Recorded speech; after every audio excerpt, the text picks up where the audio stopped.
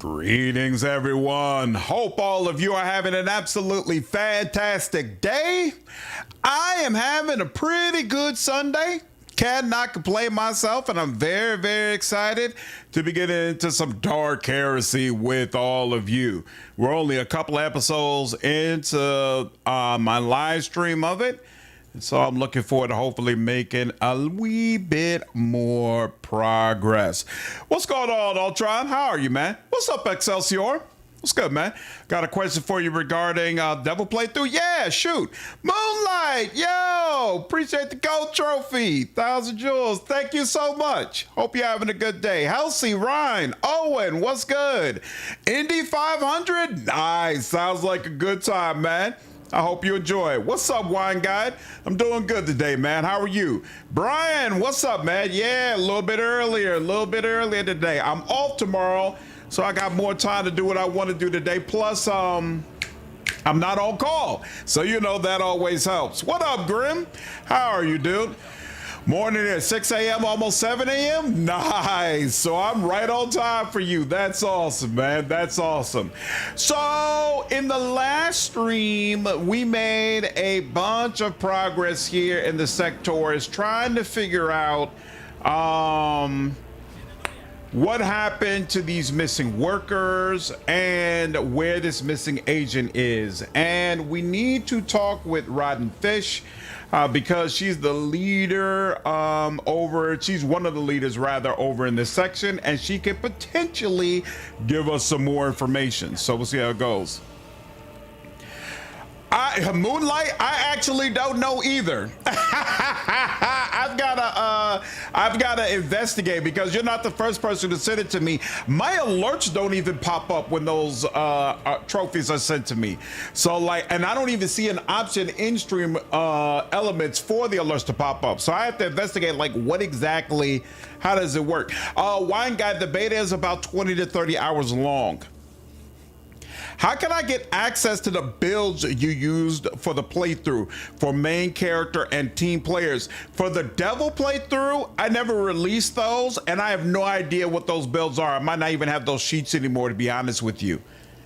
I want to use those builds for my playthrough.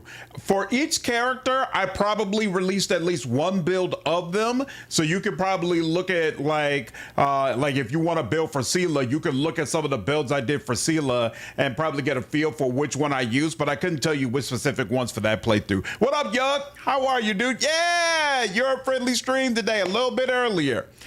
Trying to think for Druid and Rap, what subclass is good for a damage dealer with good crowd control? I seem to remember that I just use standard Druid. In Kingmaker, there's a version of Druid that is better against Fae, and I really like using that subclass, but I think in Pathfinder, you might as well just go base.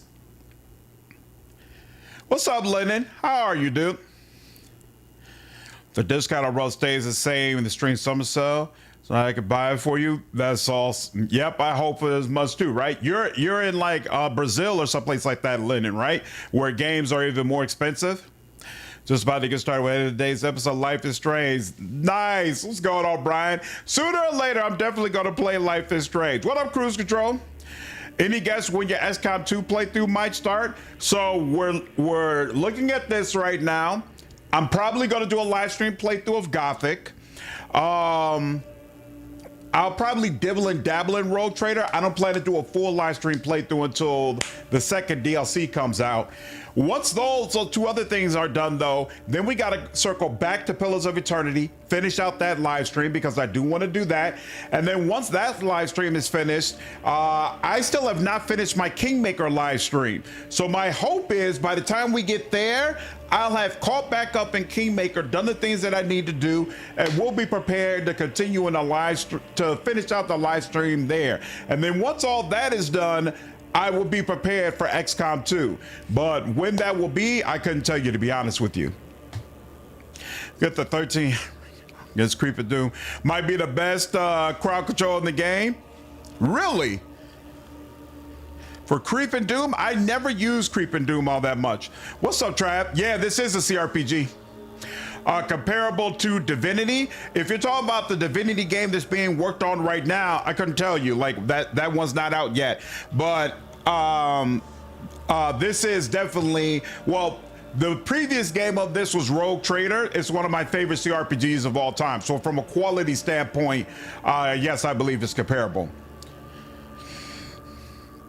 Nate is kind of like seeing your teacher at the ball. What's up, Quintek?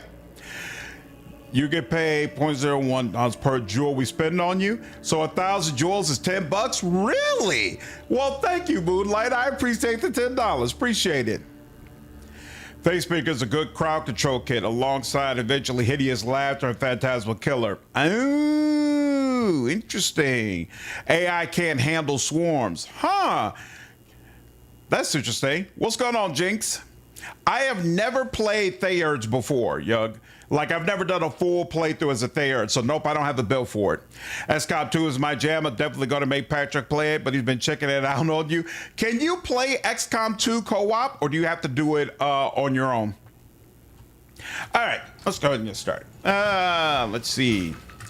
The building is assembled from the scraps that even the beggars refuse to take. The people who live here are the most wretched inhabitants of Merasportum. There is no one lower than them. Damn. Two hermits are leaning over a corpse stripped of clothing and with a gunshot wound in its chest, clearly trying to think of the easiest way to drag it to the sea. Another hermit, an old woman with a malformed appearance, stands nearby, muttering something in a vehement voice. Grumbo, what's going on, man? Appreciate you signing back up with me over on Twitch. 10 months?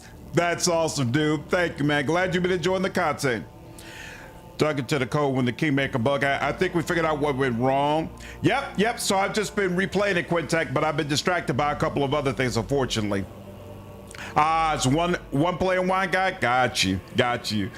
Thanks, Grumble. Appreciate you, man. What's up, Coconut? Is there any info on which acts does the new Rogue Trader DLC focus on?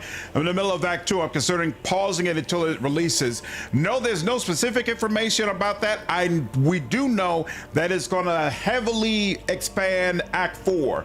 But what I don't know is how much is going to be dibbled and dabbled throughout the game as far as things you can experience, new weapons that you could get, the new enhancements or augmentations, which you'll probably have access to even if you're late in the game. That's the kind of stuff I honestly couldn't tell you anything about. What up, Top Boss? How are you, man? Florian, how are you, dude?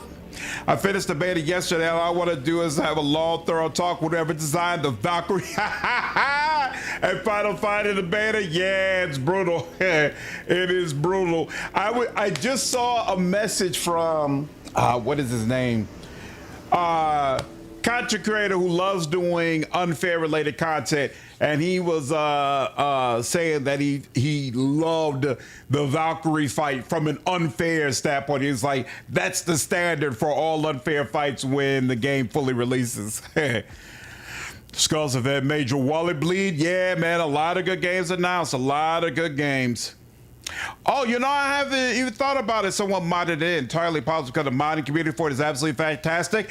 I'm going to investigate if you can play XCOM 2 co-op, and if so, I might see if a couple of you all might want to join in.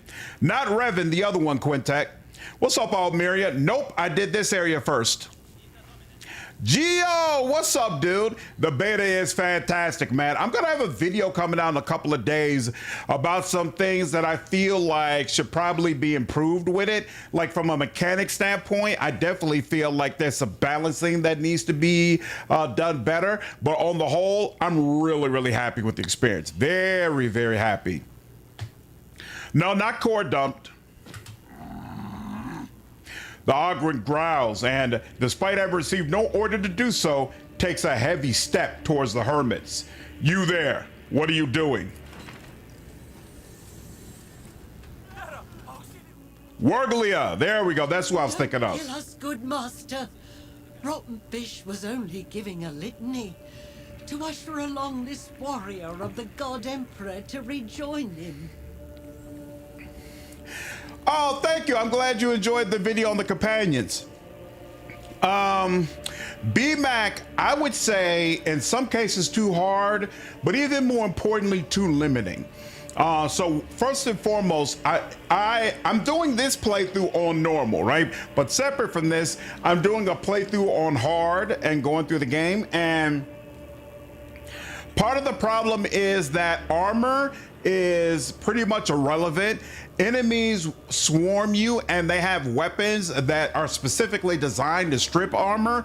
And so consequently, it makes Dark Heresy almost feel like Wrath of the Righteous, where heavy armor really isn't the way to go. I mean, that changed recently with some of the Mythic Path adjustments that Outcap made, but for the majority of the time Wrath of the Righteous has been out, if you wanted to make the tankiest character possible, you wore light or no armor and went heavy dexterity and used that to pump up your AC so you didn't get hit in the first place. Trying to strap on the heaviest armor possible and kind of wade into combat was not a good way to protect yourself. And Dark Heresy pretty much has the same setup where enemies will shred armor. So your hope is, so what you really need to do is get your defense stat as high as possible so that your attacks miss you and they don't hit you in the first place. That makes COG an extremely poor tank on the highest difficulty levels because he has very poor defense that you can bump up to some degree, but his survivability is really just in the tank. His armor, even if you take the talent that makes the damage against his armor cut in half on the first round, he still gets just absolutely shredded because his ability to defend himself is all based around having high armor. So with that being irrelevant, it doesn't do anything. I feel like there's not enough opportunity for crowd control. So they have the assail telekinetic power in the game that you can use to stun enemies. And there are a lot of cool things that you can do with that, but that's kind of it. You know, like everything else, it might reduce enemy stats, but as far as trying to actually like stop them, immobilize and things of that nature, that's pretty much it. And I feel like they could really stand to be a little bit more variety from that standpoint. There's also an issue on the hardest difficulty where enemies get way too much morale. Like there are some fights where enemies will get 5 to 7 points of morale every round, and if they hit 10, they get a heroic act. It's damn near impossible to be able to deal with that and figure out how to work around it. So it's stuff like that Outcat is going to have to look at and try to figure out how to make some adjustments to make things more equitable.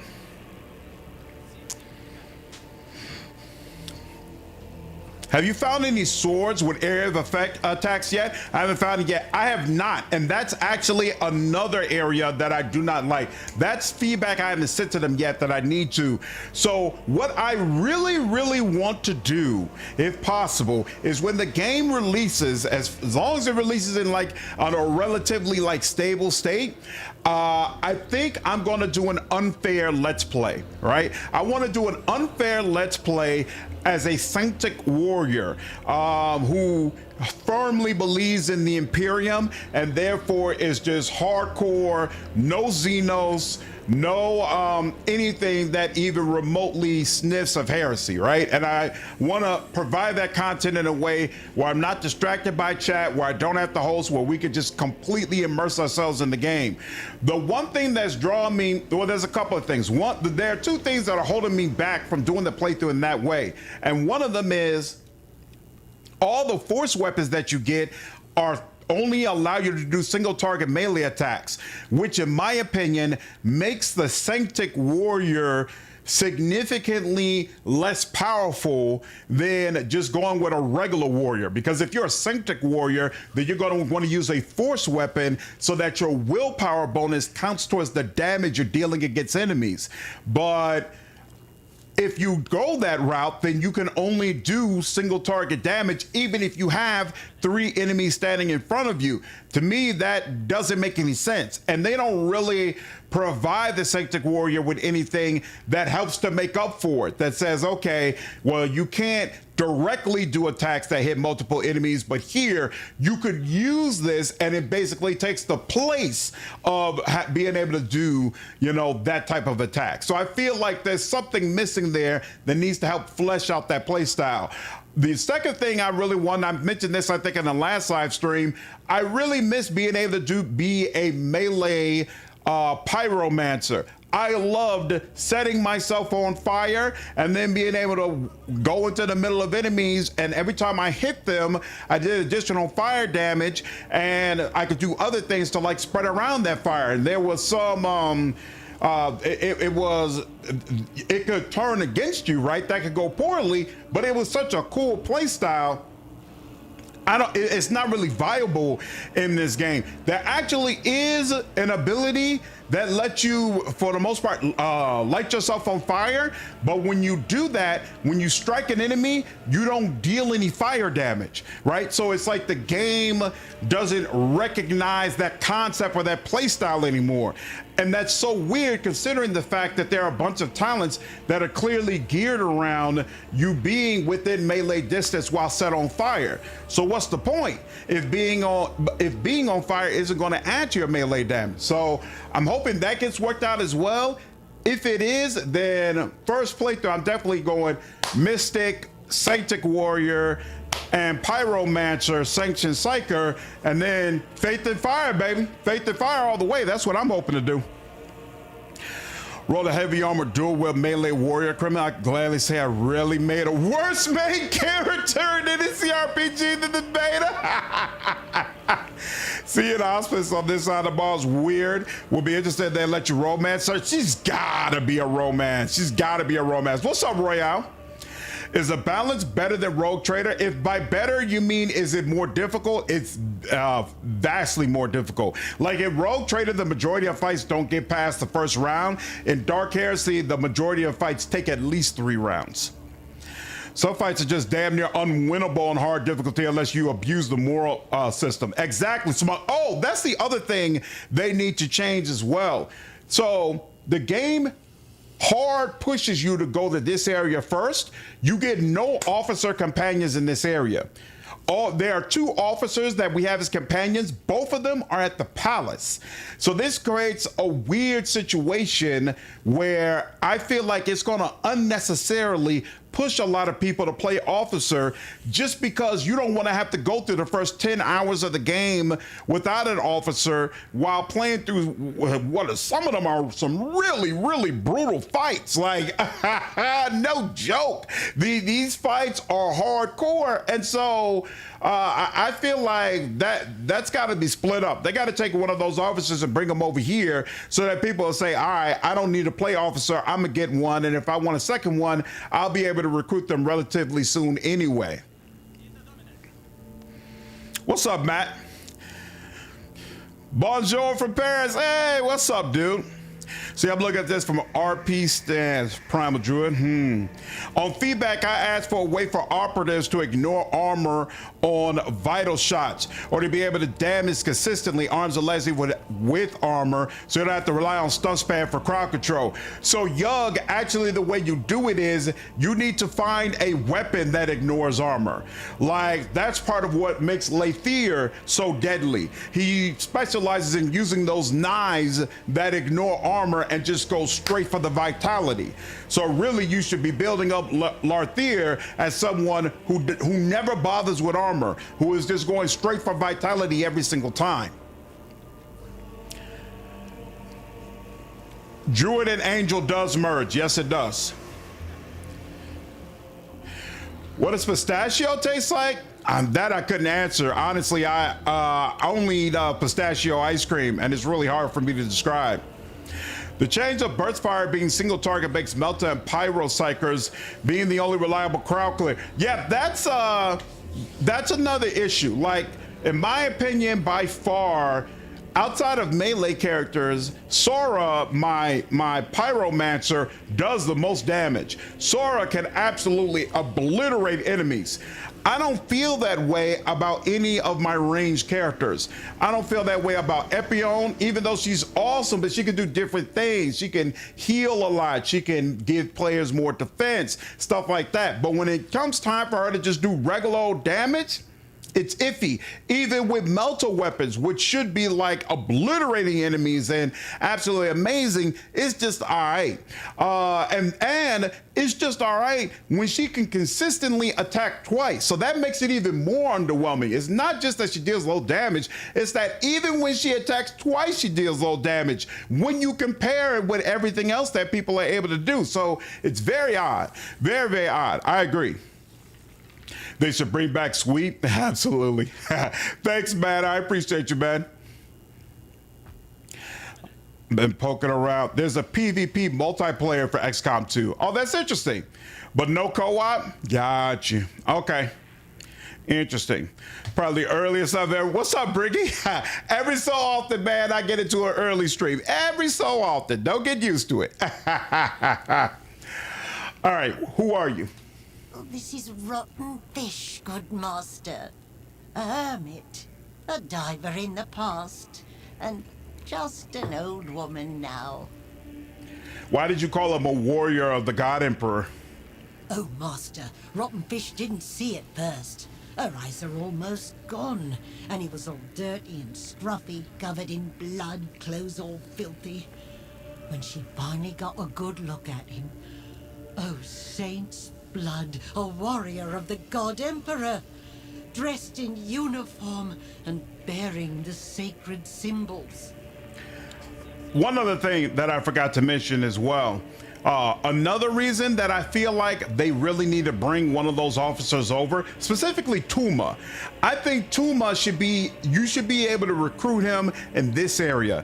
And the reason why I say that also is, if you're gonna play as a hardcore dogmatic character in this game, you are going to have to go into at least 2 brutal fights, short one companion, right? Because you're not going to have Ra'akti or Larthier in your group.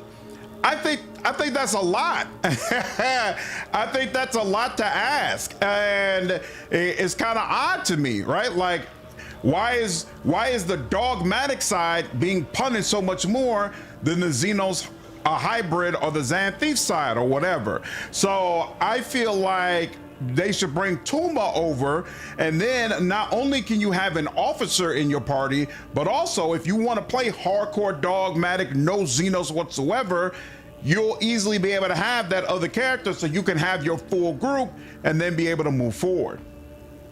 Examine the body.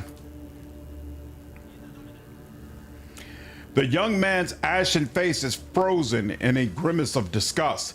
You notice that the muck on the body is relatively new, and his neatly cut hair suggests that the deceased could afford to tend to his appearance.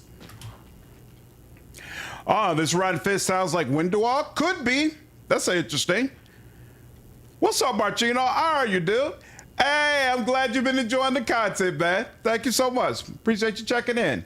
Sorrow makes the sign of the Aquila and lowers his head, whispering a prayer, and probably a requiem. Examine the gunshot wound. The edges of the wound are slightly charred. The man was shot with a last pistol. I would like to note the presence of blood in the cadaver's mouth and nostrils. The primary wound, clearly inflicted by a low-power last weapon, did not result in immediate death. It was the victim's subsequent wounds that caused their internal bleeding and eventual demise. Look for identifying features. The man's forearm has tattoos, some of which signify his affiliation with the Astra Militarum. Step away from the body. You take a step back, but the slightly sweet smell of decay follows you. What happened here? The warrior came already wounded. The fish wanted to make a seaweed poultice, but he didn't let her. He shouted, brandishing his weapon and cursing us. And that's the way he died. May he meet the God Emperor on the eternal battlefield. Yeah, I agree, Gio. It's nice to see Sorrow fleshed out. I'm looking forward to them doing the same thing with Hypatia. That's just like Sergeant Ollie. He came here himself and then died, just like that? That sounds suspicious. Could it be that it was you who shot him instead? The fish has never kept a weapon in her life, good master. Except for a knife when she was young. Where would we get weapons? We're not allowed to have any. I don't mind consequences for going with dogma. You know, that's fine, Yug, but I feel like the consequence also is you miss out on the mechanics from those companions. I don't feel like the consequence should be like you being short for the whole team. Like, because what's happening on the other side? That's just odd to me. That's odd to me. What's up, Zarko? Yeah, I do think he's going to be a demon host. I do think he's going to be a demon host. There's heavy hints about that towards the end of the beta. Very well. Let's say you didn't kill him. The fish never would have dared, good master. Why is he undressed? As soon as his spirit departed, people took everything he had. That's just the way it goes, noble master. So don't be angry. Why let good things go to waste? Cog, do you recognize this man?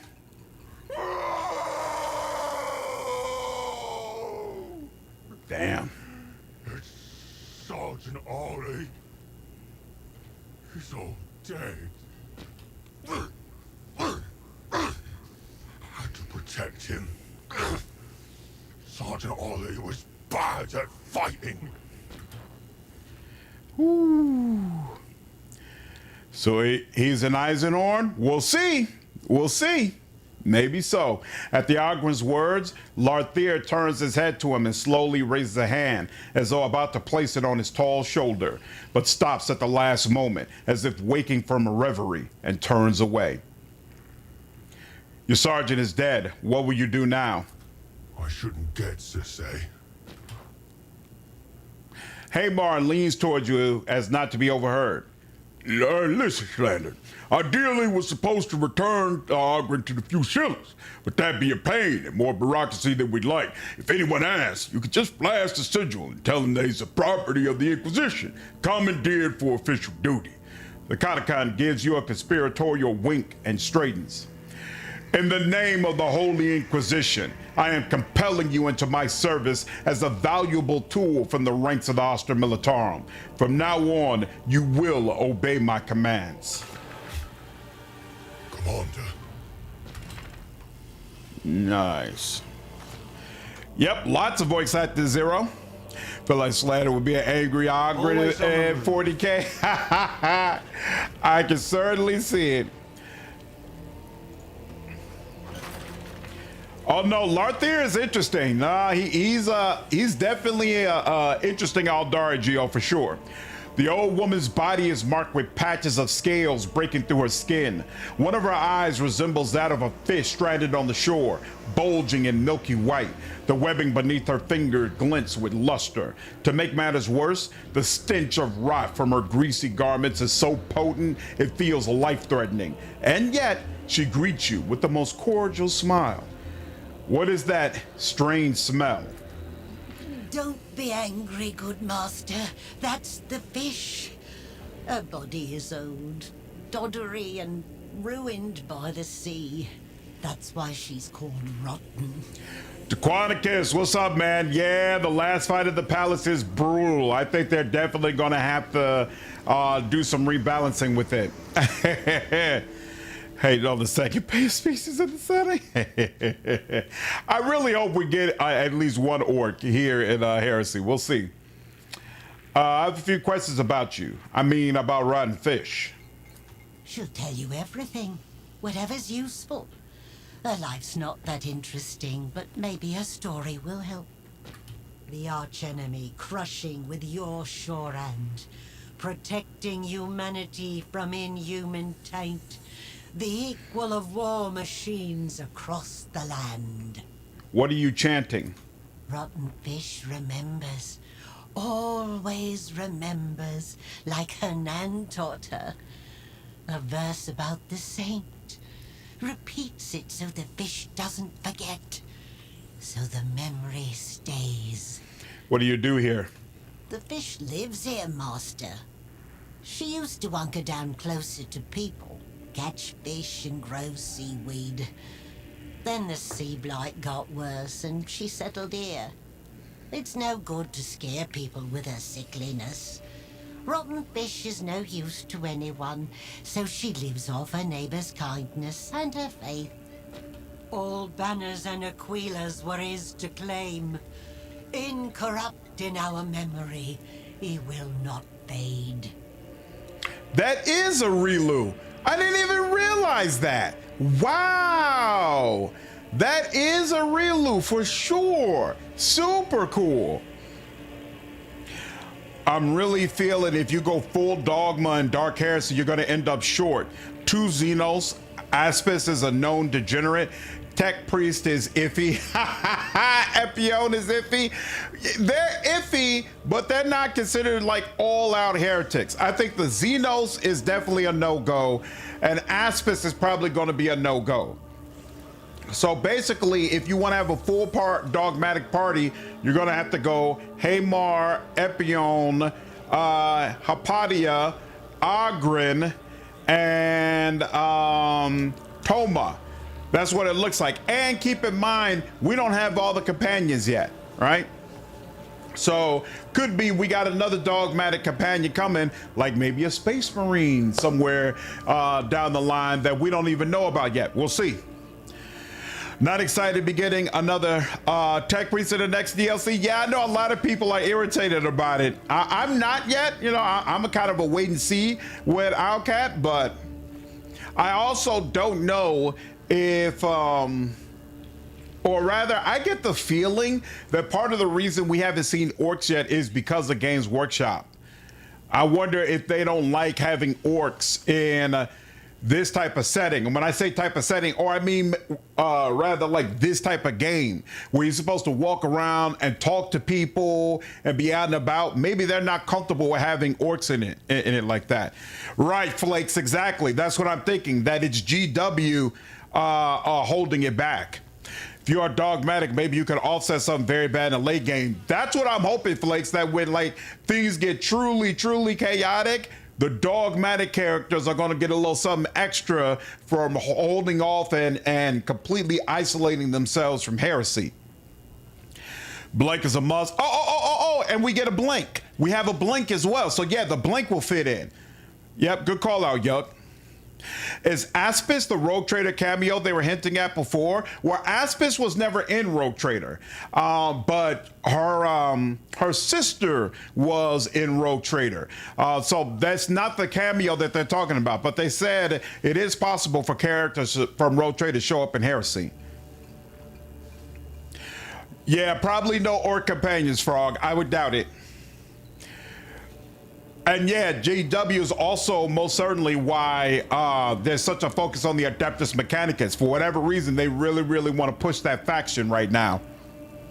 Were you and your fellow divers born this way? No, Master. It's the sea blight. You catch it and it gets worse with time. That's our lot and our service to him. Anyone can become a diver. You just need to learn from your own folks and carve the scriptures into your body and dip yourself in the sea before getting a suit. It will hurt so much you'd rather crawl out of your skin. But after that, it's easier to go out for a catch. And those who don't perform our ritual, the sea takes them much faster. Dequanicus, that's Chorda. So Chorda is Aspis' sister. All right. And so Chorda, and in previous conversations with Chorda or with the priest that follows Chorda around, they talk about Aspis and basically make her sound like a heretic. And that part of the reason Chorda is so hardcore dogmatic is because she's trying to make up for the person her sister was. See, is it because of the miniatures? Because I mean, at the end of the day, GW can sell miniatures of anything, right? So like if we got an orc companion, couldn't they just sell orc miniatures? If your character in Wrath was a paladin, would you recommend a two-hander or dual weapon? I would recommend a two-hander. Well, it depends. It kind of depends. If you are going to have Sela in your party, I recommend a two-hander because there's a special sword, a long sword that you can get that you can steadily level up to become like this, one of the best weapons in the entire game. Somebody should have that because I'm pretty sure you're good aligned, right? So if you're good aligned, somebody should definitely have that. It's Sealers in your group. Sela should probably just go ahead and use it, and you can use whatever two-handed you want. If Sela's not in your group, then I would say you should go with longsword, and you could go longsword and shield for dual wielding if you wanted to, your choice, but that's the way I look at it personally. Right, Incendia Chorda, yep. It's the hairstyle. I thought they are sisters. I'm pretty sure, aren't they family? Either sisters or cousins or something like that. I swear they're family. But I think it's like an advertisement campaign like with the Arbites. You know it, Thor, always the owners. This so-called blight is a mutation caused by contact with contaminated water. Advanced stage. I assume younger divers managed to conceal their ailments, but she is no longer able to due to the extent of the damage. It is not contagious, as far as I can surmise, but I still do not recommend touching her. That'll be all for now. She told you. Not much to talk about. Tell me about this place. Rotten fish will tell. She likes to pray. That's why not everyone likes her. What can you tell me about Merisportum? A blessed place. Sibelius the Infallible was buried here. And we, the unworthy, live and toil in the name of the God Emperor. Life here is hard. The sea's cruel, the land's dry. But that makes it all the better. You feel that it's all for a reason. Back then, simple but hard-working folk lived here. Some fixed the drains, others, like the fish, went out to the sea. They made rations from fish and seaweed. Over there in that building that's gone now, washed away. The sea fed us, but then the God Emperor grew wrathful, and the sea rose from its shores. It swept away many things, dragged many people into the water. Our divers, they're used to it, but a lot of the common folk perished. Well, no matter. We're managing for now, as long as the sea's calm. Sorry, Zero. I know I interact a lot with the chat. I'll try to make some more progress in the game. Do you know anything about Confessor Asirmus? May the God Emperor watch over him. Of course I know, Master. Ursimus has lived here with us almost since his childhood. He came when he was still very young. Spoke beautifully, told us about Saint Sibelius just the way it's told in the teachings. Then the flood happened. Ursimus got hurt badly somewhere, and he started gathering the flock around him. It's a good thing, but oh, they've all grown so eager now. But folks are drawn to them. With each passing day, there are more and more of these troubled souls. There's a barely concealed tone of pity in her voice, as if Ursimus and his flock are doing something wrong. Sibelius the Good became a traitor's prey. His flesh our hopes rent asunder by villain's knife. It seems to me you're not telling the whole story about Ursimus. Forgive old rotten fish, she is to blame. She holds pity in her heart, but pity doesn't suit his faithful servants. Ursimus once honored Sibelius the Infallible, but after he returned from neighboring Abzone, covered in wounds, his faith grew stronger, yet something's just not right about it. It's not for foolish old fish to judge sermons, but back then he used to speak of unity and faith. And now it's all about pain and suffering. Those who listen to him torment themselves too. It's frightening even to look at it. Devoted they may be, but rotten fish pities them deeply. Each day there are more of them. Those poor, soft-headed folk. After all, it doesn't take much wit to whip yourself. How do you feel about the Baron? He used to be the head of the local bandits. Not the worst kind. When the sea came, he took all the power for himself. He struggled for a long time trying to set things right. In the end, he started taking the sea sludge from us and using it somehow. In exchange for us harvesting the sludge, he's been protecting our children and giving us some food.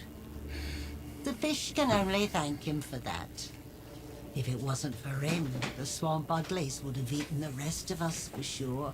You can choose where you go first, and my understanding is there's reactivity to both choices. So I've seen what happens when you go here second. I haven't seen what happens when you go to the palace second. So I'm definitely looking forward to that in this playthrough. Swamp uglies, what do you mean? Not long ago, the uglies came from the swamps. Mutants. Like people, but with beaks.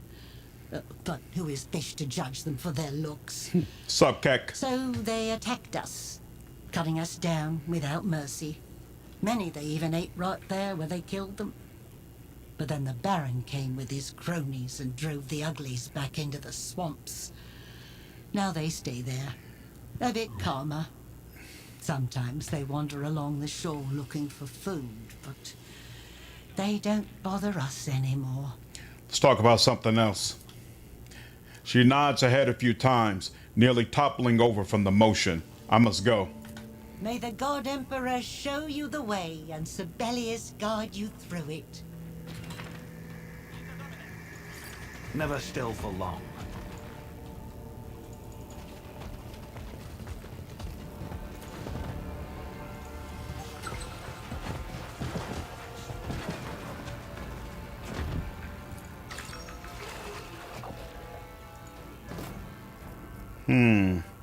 Boots of the Pain Drinker. Whenever the wearer inflicts a negative effect on a target, the target must pass a metal test, or if failed, lose 1 morale. Interesting.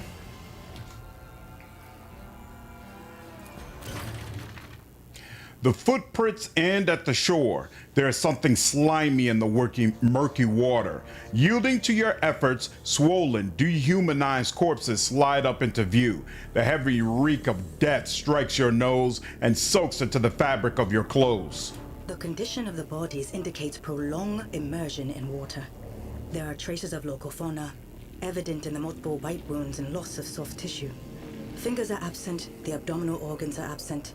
Note that the bodies have decomposed far less than would be expected under these conditions.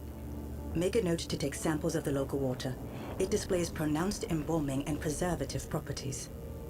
What's up, Carter? I'm enjoying it thoroughly so far. How friendly is it as someone who only started playing CRPGs recently? Got a few hours in Rogue Trader enjoying it, although, bro, complex. If you've already played Rogue Trader, then yeah, you should be able to jump into this for sure. What's up, Cardinal? If you play full dogmatic, are you going to hold to facts in the investigations, even if it harms Empire's interests? Yes, I am, Geo. Inspect the remnant. Well, actually, you know what? I'm not sure. We'll see.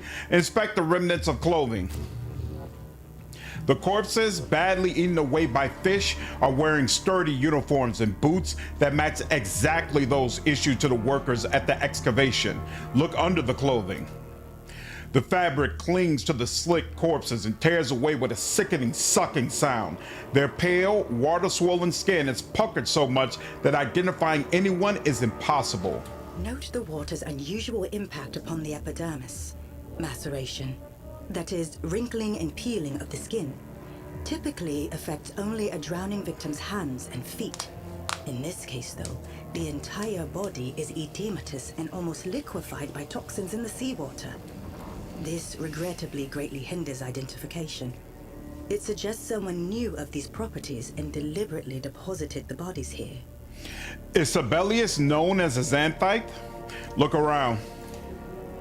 The drowning site is secluded, yet it remains fairly visible from the nearest islets. Their inhabitants may well have seen something. Step back from the bodies. The wrinkled, wretched bodies lie exposed along the shoreline. No sense in delay.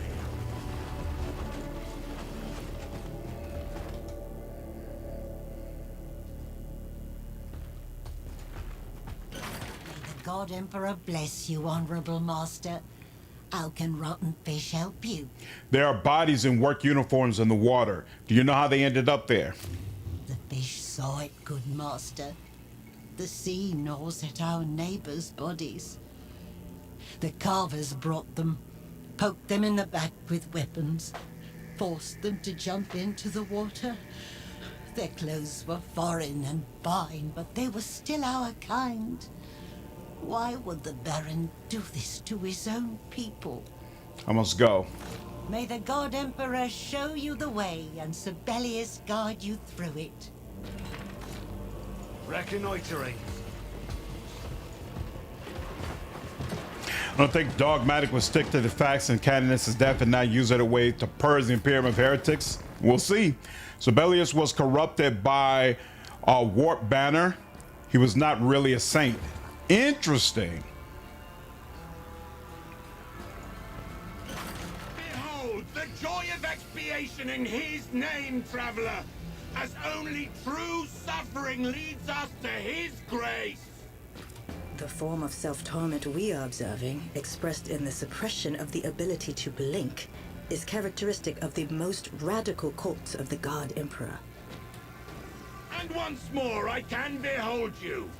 Have you, perchance, found those guilty of the slaying of these poor souls? Who are you? The lowliest of the God Emperor's servants, who cherishes pain and suffering within himself to cleanse his defiant mind day and night. What are you doing here? With my sleepless eyes, I behold the deeds of the wretched fishermen who call themselves divers. Lost in their heresy and abomination, they commit the crime of offering sacrifices to the marine depths. They cast blooded bodies into the sea and watch their sinking with vile delight. I wait to accuse them at the very moment their wrongdoing is completed. Let's put you to the test. I want you to quote from the Imperial Creed. Kill the mutant, burn the witch, destroy the Xenos. This is known to every pure heart and faithful mind. One could endlessly interpret these lines, but that is a trap. For the truly faithful, the knowledge carried by the creed is enough. You do not interpret, you believe. Anyone who has ever listened to a sermon knows these words of the Imperial Creed. If you pass that Lord Heresy test, it would tell you that even the ways in which he says it wrong, it's clear only a person who actually knew the doctrine would have been able to manipulate it or change it in the way that he did. Address sorrow. How does one identify a servant of the ecclesiarchy? Sorrow smiles bitterly. That is a most simple matter. The man with the implant recoils, yet you see that instead of terror, pure, unbridled hatred surfaces on his face. Not mere fear, but righteous fury. Before you stands a zealous servant of the ecclesiarchy, thirsting for my execution. Sorrow takes a glance at the man. Temper your hatred, for by powers far beyond ours, I have been deemed worthy to atone for the crime of witchcraft through a lifetime of service in his name. You have given yourself away, Durkis. You are a trained preacher, and there can be none other in this hole. It is true indeed. I name myself the wretched Durkis, and am wholly in service to the most holy sister. Why didn't you admit it right away? To my greatest sorrow, amid the rabble that inhabits this land, seeds of heresy and discontent toward me have begun to sprout. They imagine that through my humble efforts, I do not bring about the cleansing of their wretched souls, but deliver only pain and suffering. Durkis glances around nervously. Go to Septima. Got you, scum. Now you're coming with me to Sister Septima, and throne help you if you even think about dragging your feet. I hear ire in your voice, traveler. But tell me, by what cause have I earned it? Was it my zealous devotion to him? The penitence of my own flesh? Or could it be that you are as faithless as the wretched denizens of Maris Portum, who refuse to suffer in his holy name? I will leave you for the time of your visit to the zealous monkey. We will reunite once you have finished your business there. As it is, this matters no longer. I have seen the banners fluttering above the filth and refuse, yet I dared not hope that my benefactress herself resided within that very camp. If the righteous warrior has descended into this valley of sorrow and iniquity, it falls upon me to deliver unto her the blessed tidings without delay. Come now, Holy Herald, let us not tarry even for a moment.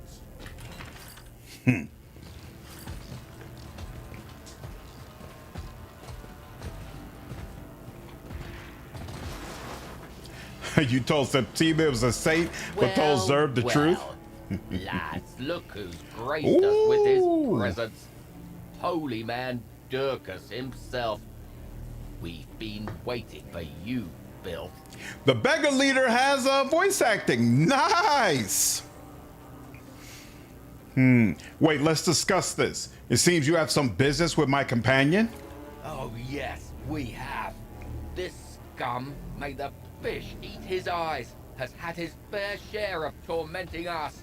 Every time he shows up alongside his penitents, someone ends up tortured. They'll flay the skin off someone's back or gouge out their eyes. We've had enough.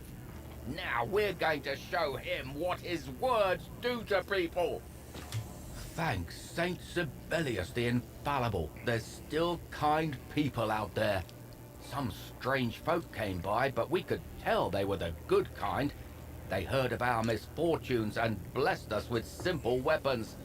They told us to take no more mercy on that scum Durkus.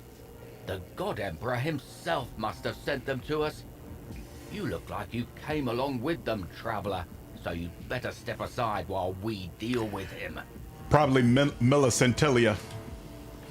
Whoever the people supplying the poor with weapons are, they clearly have considerable resources. In Marisportum, there is only one gang wealthy enough for that. A band of fighters well equipped by local standards approaches you.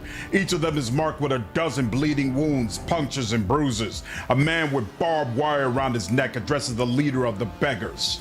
Come to insult Brother Durkus again. You should be following your daughter's example.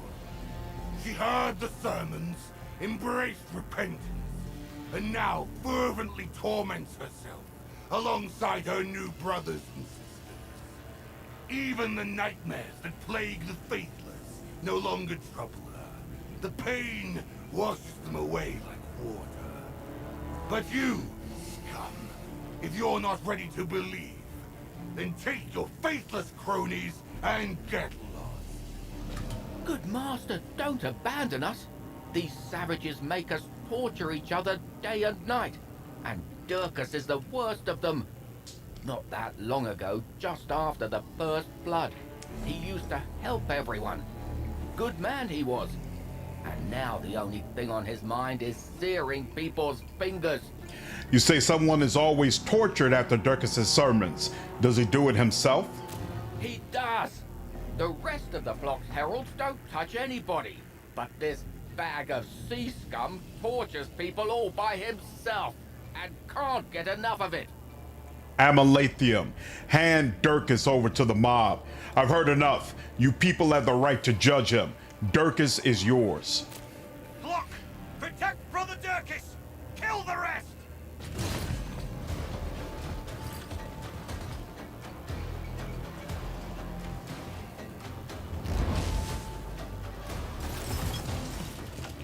And the battle begins. Let's see. You're gonna go first? Well, we could put you right over here, I suppose. You can deal with them, and you. Where can you go? Not you. You.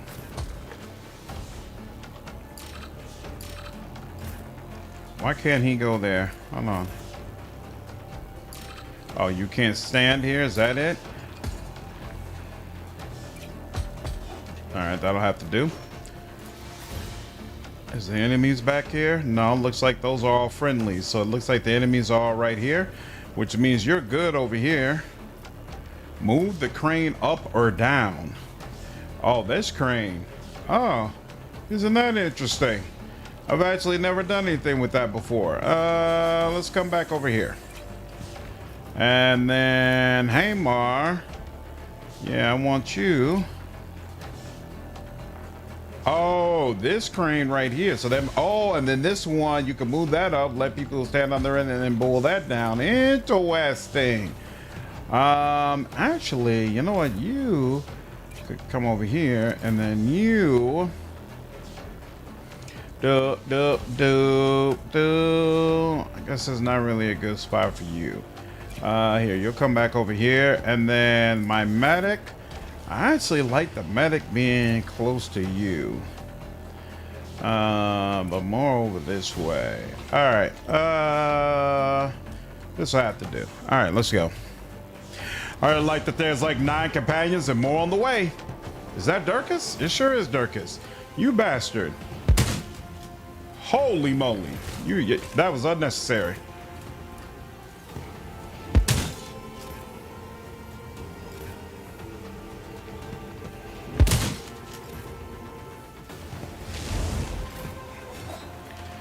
Okay, interesting. So could throw a, how much do these grenades actually do?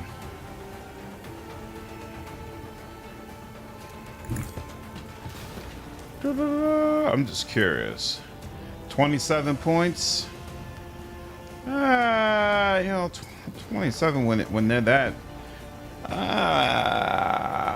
You know what? I am gonna go for it. I haven't thrown a grenade all playthrough, and it's bothering me.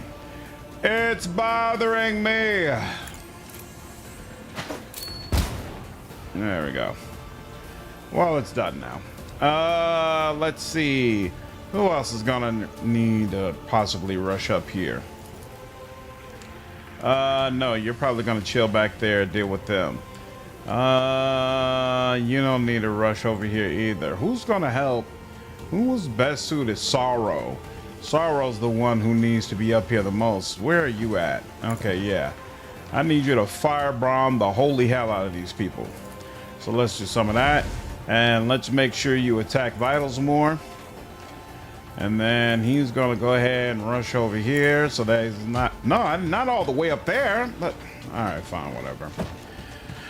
Whatever. The game being a bit shorter, there's more fleshed out. We'll see. We shall see. Hamar. Hamar, do I already wait? Oh, they won't let me walk over there at all? Come on now, are you kidding me? Fine. Actually, let's see. Oh, I don't even need to walk over there. Fine, I'll do it this way. Let's do some of that first. Do.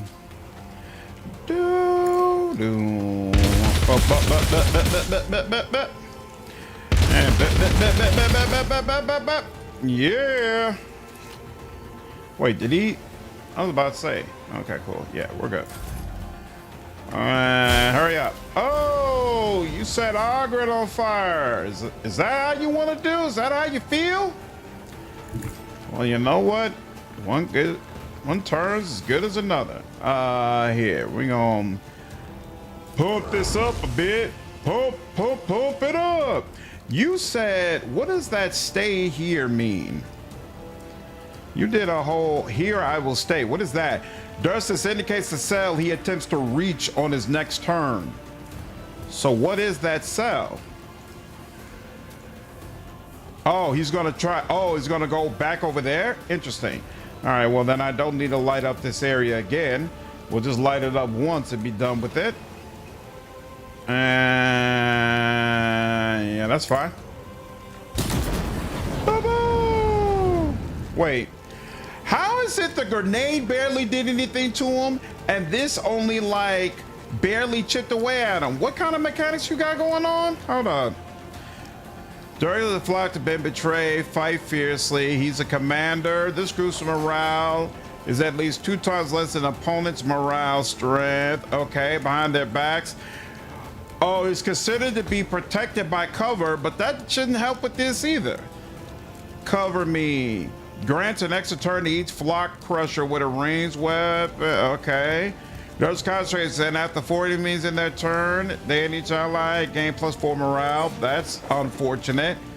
Start of his turn, 1 morale, protected by face. Suffers no damage from allies' area effects. So what? Each adjacent ally counts as cover. Okay. When leaves combat, each unit of flock gains +6 morale. Interesting. And you're okay, but you at least are on fire. So here. Bam, give you a little extra. There we go. And then let's see, you can get up here.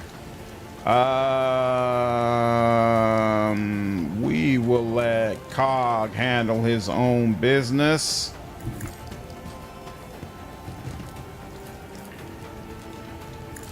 Because I need, actually I had, how much does it take? Oh yeah, this still takes 2 action points. So yeah.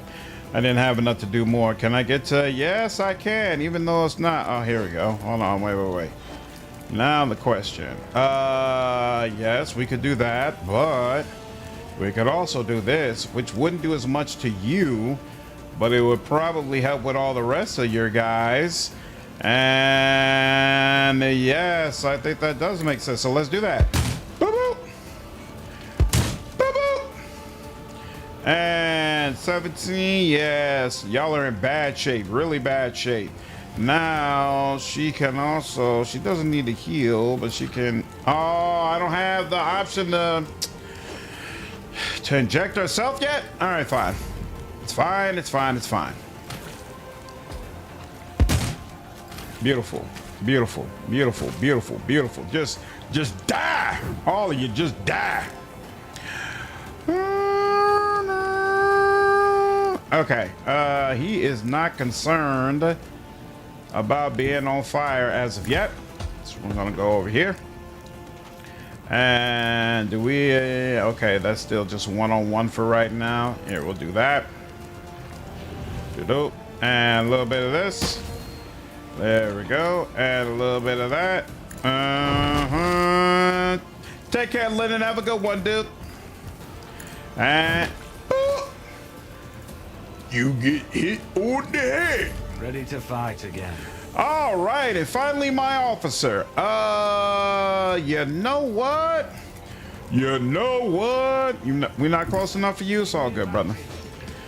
He has cover buff that each ally count as cover.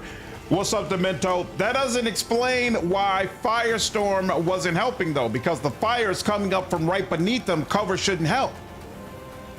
And with the grenade was being thrown into the middle of the group. Cover shouldn't help with that as well. Let's see, +2. Ba-boo! And then a little bit more. Ba-boo! And let's see.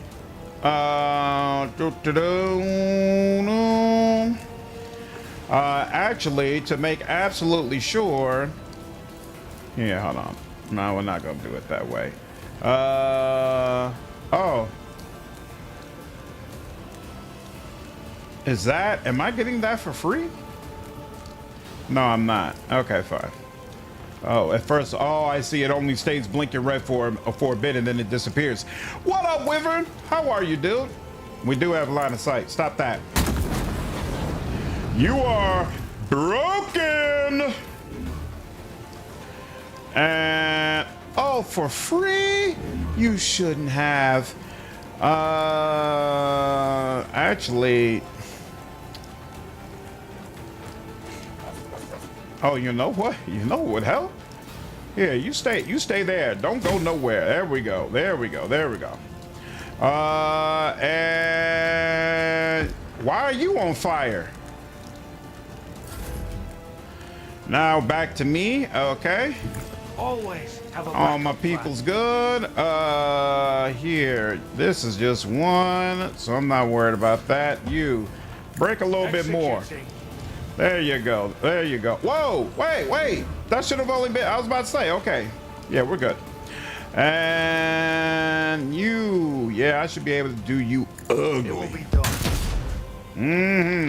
Immobilized. I'm about to say, do something. Yeah, how are they not giving up? They definitely should have given up by now. But it is what it is. We need to clear them out. We're gonna go ahead and clear them out.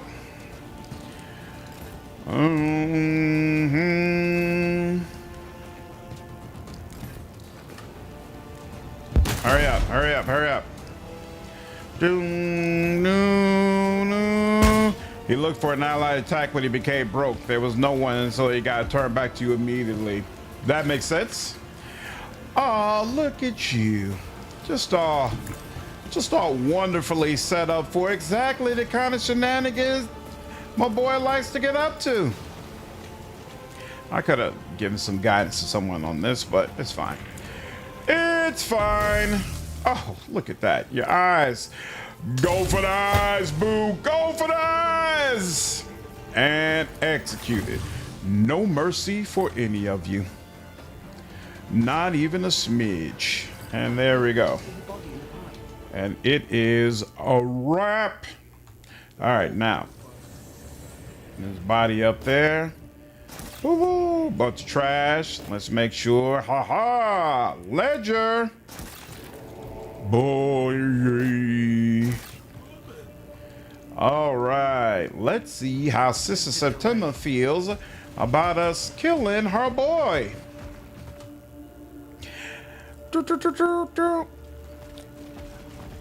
No, you're all good, yo. I do not intend to show my face to the white-haired one. Join you after you visit her camp. No problem. I heard the sound of fighting close to the camp. My people reported that both you and Durkis were present there. Where then is my servant at this moment? He turned out to be a traitor and a sadist. I allowed him to be executed. Have you presumed to judge my people before I did? Your haste has denied us the chance to extract a confession from Durkis himself.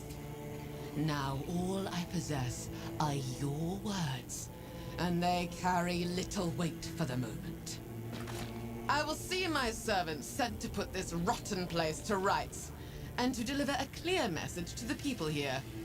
Any transgression invites inevitable punishment. Talk to them in the only manner they understand. Yeah, Sister September's definitely frightening, Flakes. One big improvement I've noticed is that mobs that support you actually contribute to the fight. Yep, they do. And if nothing else, they serve as good fodder. What up, games? Can you make a melee pyromancer psyker? Not from what I've seen. You can set yourself on fire, and there are mechanics that will count because you're close, but it doesn't appear that the fire is added as damage to your melee attacks, at least not as of yet. I share your anger, yet to strike those who already have nothing is no solution. Leave the lowly wretches alone, and they will serve our purpose. There is truth in what you say, Acolyte. Let us leave the examination of this festering sore for another time. As you know, I have come to this disgusting place on the most sacred of errands. I must find where Sibelius the Infallible lies at rest, and you are to assist me. Seek out these stonehead and rotten fish. God Emperor, forgive me. And extract from them everything they know of the shrine. Abandon all mercy. This mission is more important than lowly heretics whose very existence is a mistake. I take it they remain alive. The last surge did not claim them, we can be sure. And there remains time before another arrives. Excellent. All right. Moving. So now, go ahead and save. And then let's look and see. The inhabitants of the Mare Sportum despise Durkis for his lust for brutal torture. The Baron's gang forced a dozen well-dressed people to jump into the sea. The tracks led to a place where the workers drowned.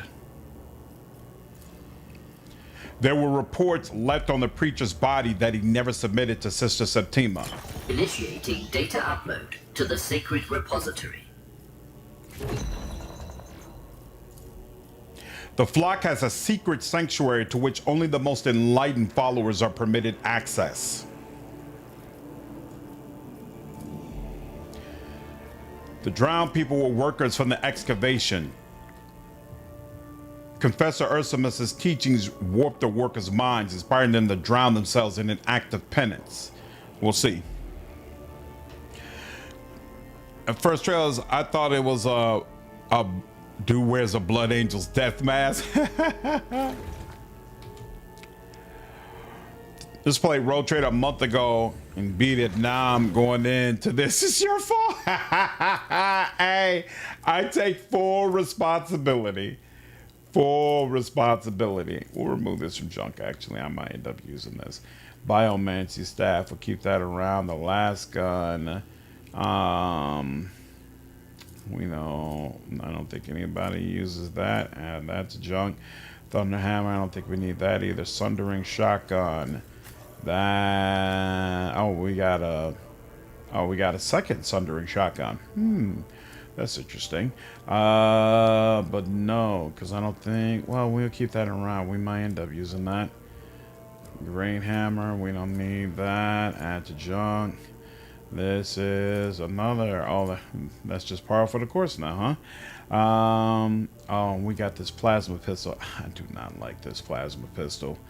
It is not doing it for me. Let's go with let's go a little bit of flame for now. And then Executioner's bolter. Nope, don't need that either. That's all trash. This is probably trash. Yeah, and that's trash as well. What's this? Heavy armor? It is. Add that to junk. Unbreakable armor durability. That's no longer useful either. And this is regular flak armor. And that's not useful either. Crude. Lore Hive. You should. Who has the highest tech use? So 50, 65. You've got 65 on tech use. I like this for you as well, but no, we'll switch that out for now until we get somebody better for tech use. Attacks of opportunity, hidden enemy. We don't have anybody who could really make use of that. Negative, inflicts a negative effect on a target. The target must pass a metal test or lose morale. This actually isn't bad for you. +3 movement points. You're going to be hanging around the back, so that's not quite as good for you. So we'll put that on you. And then how we look at medkit and something. Let's do this for you. You would never use a firebomb. Do I have you in medium armor yet? I do not. So for right now, we'll double up on this. And then you would probably not throw a grenade anytime soon. You could potentially throw a grenade. It just feels right you having one. You are all about the healing stuff, so let's focus on that. And then you, grenade unlikely. But you might need a repair kit. Yeah, we'll see how that works. All right. I do like meatloaf. What's up, Santino? When it's well done. Truly allowed. I already talked with her, right? Yeah. I'm not the type of person who likes, just meatloaf any way I can get it, but decent meatloaf, I'm good with it. Let's keep these at 10. So let's see. I'm short on that, short on this, and I'm short on this. For people who did pilots before Mare Sportum, how much reactivity is there for Aspis, Blank, and Apothea in Mare Sportum? There is no reactivity for the Blank in Mare Sportum because you have to finish Mare Sportum in order to get the Blank in the first place. As far as Aspis and Hypatia, I don't remember feeling like I got anything crazy. I do not know any of Meatloaf's songs. Wait, didn't they do a WWE song? I feel like that name is familiar. Are they the ones who did Triple H's theme? The wearer has not attacked this turn. They gain +5 damage reduction. Yeah, no, he's always attacking, so that's a no for me. We'll deal.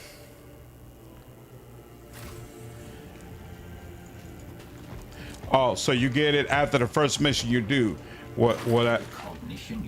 Not from my experience. In my first playthrough, I did the palace first, and when I finished the palace, I did not get the mission to get the blank.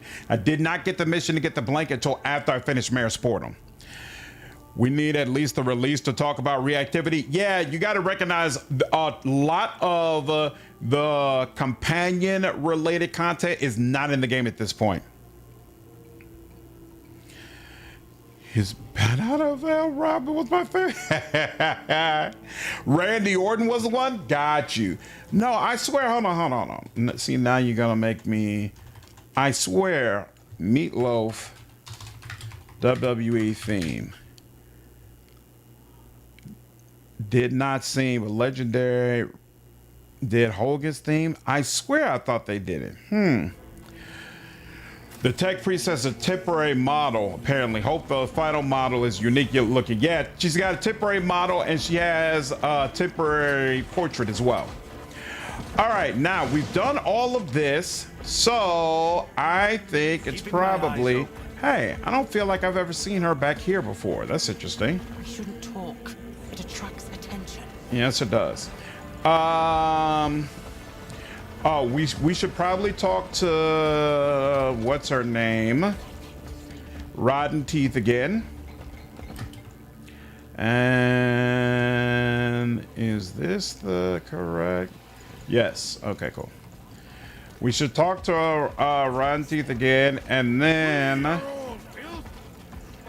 we can go.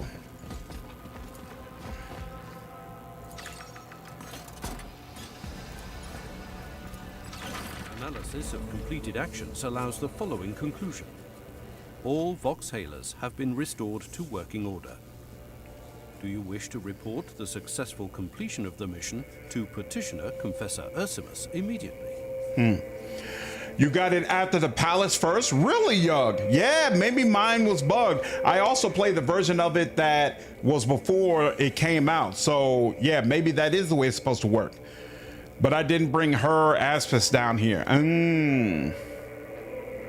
Oh, sorry to hear that, Obsidian. Hope you're able to get some relief soon, man. Oh, Motorhead. Okay. Yeah, let's go to Ursimus. The servo auger is ready to indicate the shortest route. Nice. So we'll go talk to him. Then we could go talk to Stonehead. And then we will be ready to head over to the marshes, where a couple of brutal fights await. Soon everyone will understand us. Keeping my eyes open. We already did that, right? Yeah, we already came over there. Cool. Oh yeah, Nate, I've reported a lot of bugs. And I do have Monday off, so I plan to stream on Monday as well. What pain have you come, my brother? About your request, Confessor.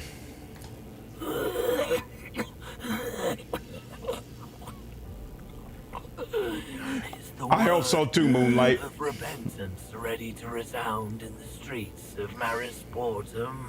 Yes, Confessor, I've repaired all the box hailers. Exalted be the God Emperor and his scourging hand. You have done well. You have proved yourself a worthy brother.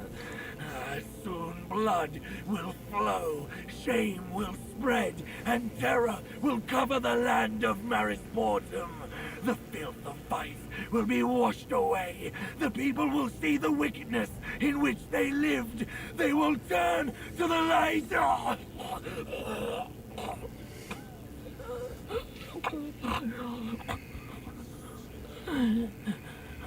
Come with me to our humble home. From there we will carry the glad tidings of despair to the people. That voice actor puts on a clinic every time we hear him. Good Lord, he stepped his foot off into this role. What up, JT? Yeah, man, I'm having a great time with the beta as well, for sure, for sure. Like that they running this one? Oh, yeah. I guess we do kind of move faster than we did in Rogue Trader, right? And Flock's Refuge. What's the ship like? The ship, the way it looks, it's not really all that much to it. It's just a series of rooms where you can see all the companions and whatnot. It's meant to get you from A to B. It's not going to give you like that Normandy Mass Effect feel, if that's your question. A statue of the Emperor, assembled from scrap metal. Dried blood is visible on its poorly finished edges and spikes.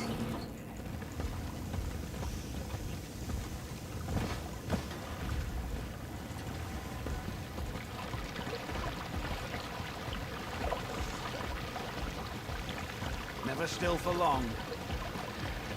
Yeah, I agree, Altmarion. He's incredible. The bodies all bear a multitude of wounds and mutilations, but the cause of death is a slit throat.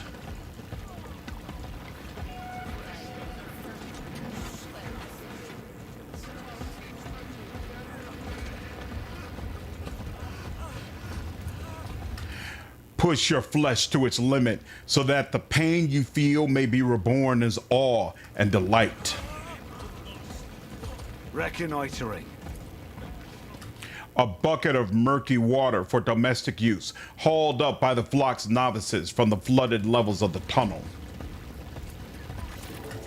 A roster of the Flock of Repentance's congregation. Those who have ascended in his service are marked separately. The number of names is staggering.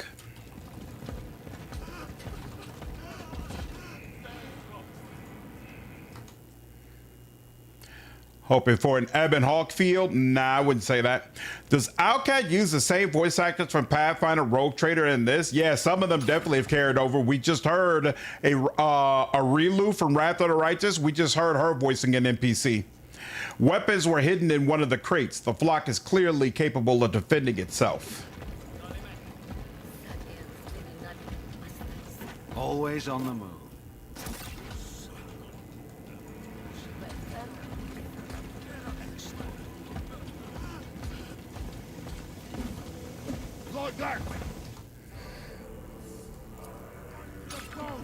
Judging by the tool marks, the tunnel dwellers dismantled the walls to construct their humble dwellings. You see, the blood is flowing. The smell of scorched flesh crawls up your nose and coats your tongue. This is where the Flock burns its dead.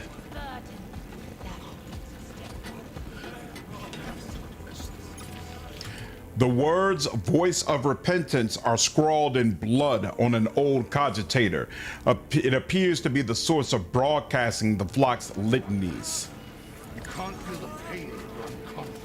Woo! No sense in Crazy! There's some crazy shit going on in here. With our pain and our torment, we shall glorify him, brother. I rejoice to see you in our abode. What's up, Benjathan? Yeah, I can show you my build. Give me a minute. What is this place? A refuge for those willing to walk the path of suffering. Here, we strip away our skin together with our foul thoughts. Once the lost and the faithless dwelled here, but they departed when they beheld the fervor of our faith. Do I understand the truths of our teachings correctly? Suffer and ask nothing in return? Our true path is not for all. but you have earned the right to know it. The torments we inflict upon ourselves do not merely cleanse the soul, though every man has need of such. The true reason for our suffering is that our pain is pleasing to him, brother. Nothing in this world happens without his command and will. You yourself have seen the despair and horror that afflict the people in Marisportum. It cannot be that the God Emperor does not know of this. It means he wills it. He wishes to see our torment. The preacher's voice breaks and he is seized by a bloody cough. Several drops of dark blood spatter onto your boots. Not all his servants suffer alike. Some bear more, some less. But we who live in filth endure most of all. This is the purpose and burden of our lives. By our pain and torment, he is sated. And while we writhe in the mire, others may live in contentment. Should we find hope or cease to scourge ourselves, he will cast trials and deprivations upon his upper-born servants. So, if we would save the city above us, we must embrace our agonies. Should we find hope? And don't you dare hope for better. You speak with confidence, Confessor. But how can you be so sure? I have seen his will with my own eyes, brother. I was granted the gift of suffering, and in that moment I grasped his truth and his desire.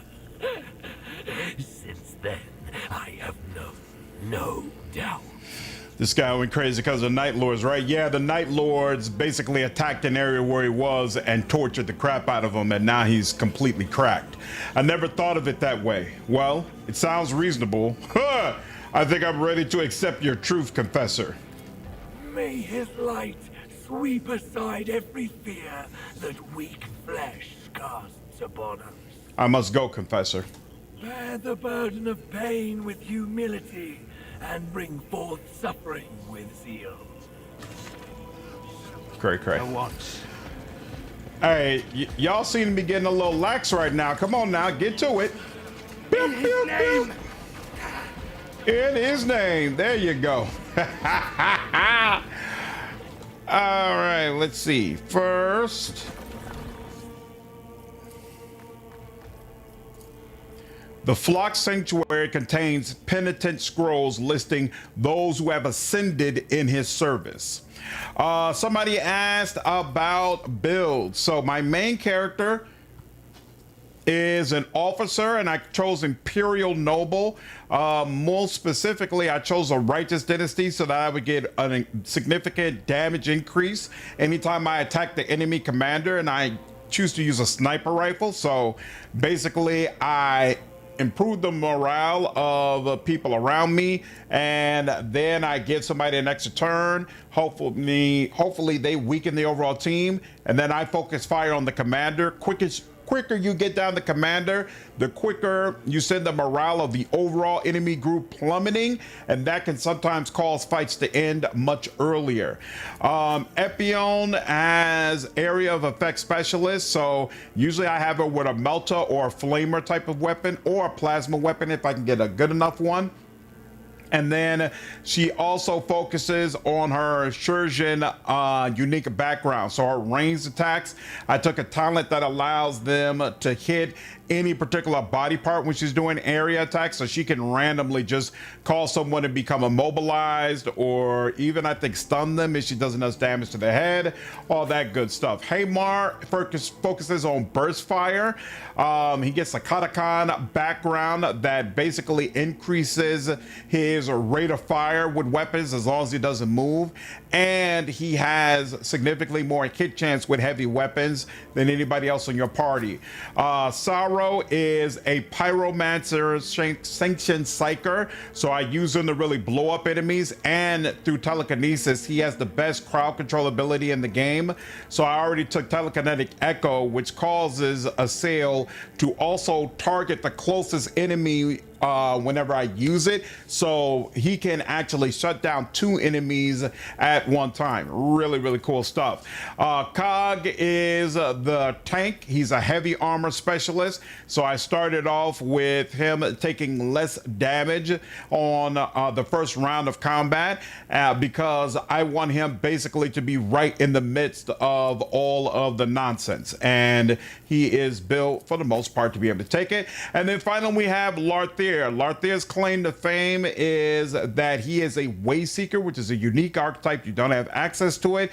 It means he has psyker abilities that are special to him, and he loves using knives, so he's very good at attacking enemies' health directly, bypassing the armor that they use. And so there are some enemies that he's going to take out way faster than what would usually be required from your team. And that's it. That's my group. All right, now, so we just got into his domain, but he still has not told us all the information we need to know. I think it's time for us to go ahead and go to the marshes. Let's check out the marshes and do one of the most annoying fights in the entire game for me. I might turn this all the way down to easy. This is horribly tuned. Owlcat has got to change this nonsense. To mess with people's heads some more. Get out of the Baron's territory. Who's talking to me like that? Oh, they're talking to each other. Yeah. Okay. The God Emperor's will. Reconnoitering. Okay.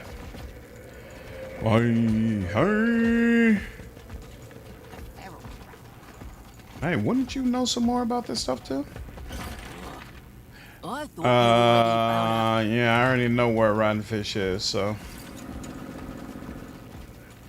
Remortis! What's up, man? How are you? Happy to be in port today. Nice and enjoy the Dark Heresy beta so far. We're going to take more time before I post anything for it, because I don't know when we import again. Yo, that's awesome, man. I'm glad you got a chance to check it out. I hope your tour has been safe and uneventful thus far. Master. How can Rotten Fish help you? Have I ever tried to get Raakti before Cog? The reactivity is great. No, I haven't. That's interesting. What makes it different? Do you think they'll ever make a game like Road Trader Dark Heresy where the Xenos are the main characters? No, because I don't think Games Workshop would allow that. Yeah, the tree, Aldmerian. I'm looking for Sibelius's tomb. They say you often tell the locals about the saint. Perhaps you know where he was buried. But how could she know? Rotten Fish knows he lived here and was buried somewhere around here. But any fish in the sea can tell you that. And if she did know where his grave was, she'd have told everyone by now, so they'd all praise him. If anyone could know where the tomb of Saint Sibelius is, it would be Confessor Ursimus. He's a learned man, even knows how to read and write. Fish's Nan, may the memory of her live forever, used to say there was another way round somewhere. She sought that sacred place too, wandering through the swamps, spent her whole life looking, and in the end, she died with a heavy heart. It was she who brought the faith to Rotten Fish. At night, she would recite the verse about Sibelius the Infallible, our blessed guardian. Yeah, Mortis, the voices have been fantastic so far. I mean, GW did make a game about the Tall. It wasn't good, but they did make it and re-released it recently. But how long ago did they make it? Their thoughts on the lore might have been different back then. She sounds like the hag for BG3. Nah, Arilu from Wrath of the Righteous. That's definitely her. She badmouths Ollie and the daddy's son guardsmen. She's disgusted at the mere thought of eating them. It's hilarious. Wow, that's actually really cool. And so our words of praise to silent grief gave way. Our holy saint now abides in eternal life. Activate Vox recording mode on the Servo Orsarium. Can you recite the whole psalm of Sibelius the Infallible? Sure, Rotten Fish will tell you. Listen. O soldier infallible, Sibelius saint, the archenemy crushing with your sure hand, protecting humanity from inhuman taint, the equal of war machines across the land. All banners and aquilas were his to claim. Incorrupt in our memory, he will not fade. For he dethroned a tyrant to rule this domain. But to our anguish unending, he was betrayed. Sibelius the Good became a traitor's prey. His flesh our hopes rent asunder by villain's knife. And so our words of praise to silent grief gave way. Our holy saint now abides in eternal life. I must go. May the God... All right. No sense in delaying. So we have a recording that may be useful to us at some point in the game. Would you say this would be better than Wrath of the Righteous? So, from a certain perspective, yes. I love mysteries. I love being a detective. I love the concept of interviewing people involved, finding clues, having a journal with all those clues, and figuring out how all these clues tie in together. So, the concept of the game appeals to me much more than the concept of I'm the leader of a crusader against demons, right? But on the flip side, this odd-looking structure appears to serve as a signpost of sorts. Danger lies along the path to the left, while the right path has been deemed safe. Detected a fading psi-active trace. But on the flip side, do I feel like from a replayability standpoint, Dark Heresy will have equal to or more replayability than Wrath of the Righteous? I seriously doubt that. Seriously doubt it. Or I'll have to explain it to you in your own language. I'll die because of my own mistake.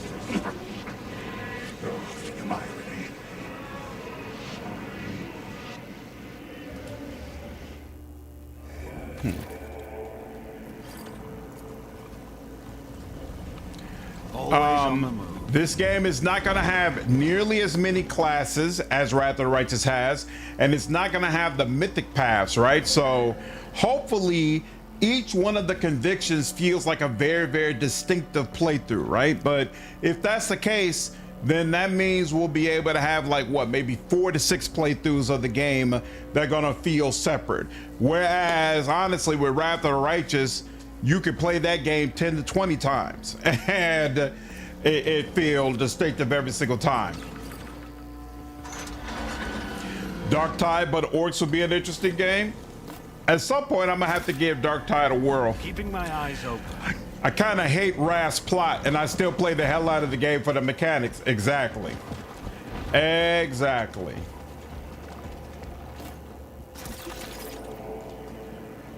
Data slate.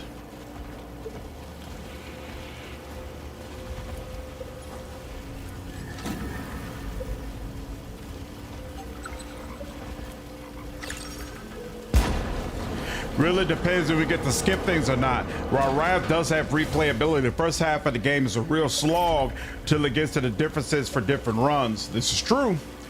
This is true. I don't disagree with that. What up, raccoon? How are you?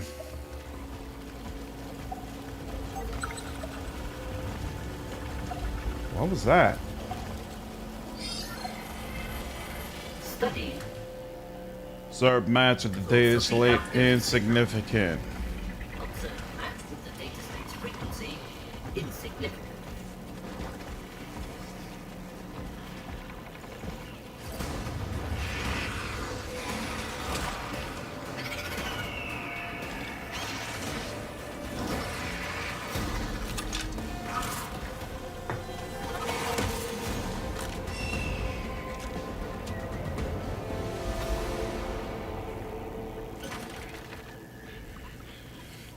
Currently bouncing between this and DOS 2 games. Nice. Two good games for sure. The tall, pale-skinned Xenos slowly lowers its weapon, tilts his head to the side, and studies you intently. Carefully, without any sudden movements, the creature tears a strip of raw meat from a hook on its belt and offers it to you. This is a symbolic gesture, a sign of goodwill among the crew. The Xenos is sharing a piece of prey with strong genes, offering you the chance to absorb its strengths. Offer the Xenos a ration in exchange. May you feed on your enemy's crew. I am slandered. The Xenos emits an approving coo as it accepts the gift. Lowering the cloak at its throat, the Xenos points a claw at a clan marking, a red cross above three wavy lines encircling its neck, and then gestures at its beak and silently opens it. Are you unable to speak? The Xenos nods with a visible relief at being understood. Then it gestures toward the surrounding swamp, waves a hand towards a lone tent on a nearby rock, and points to itself again. It seems this crew is surviving in the marshlands without the support of its kin for some reason. Why did your kin attack you? The Xenos clenches its hands into fists.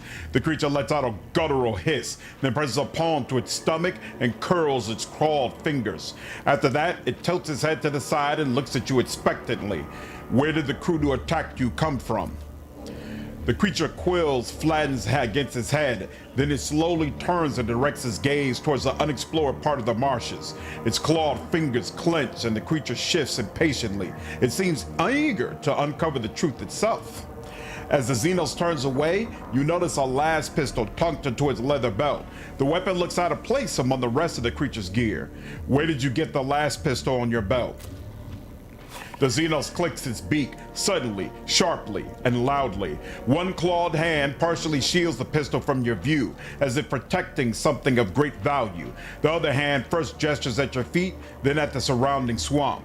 Well then, I won't refuse a guide. Come with me. The Xenos hesitates. Finally, the creature slings its weapon over its back and straightens up, making it clear that it is ready to move. Nice. She's not actually recruited yet, though. What up, K-Man? How are you, dude? Never still for long.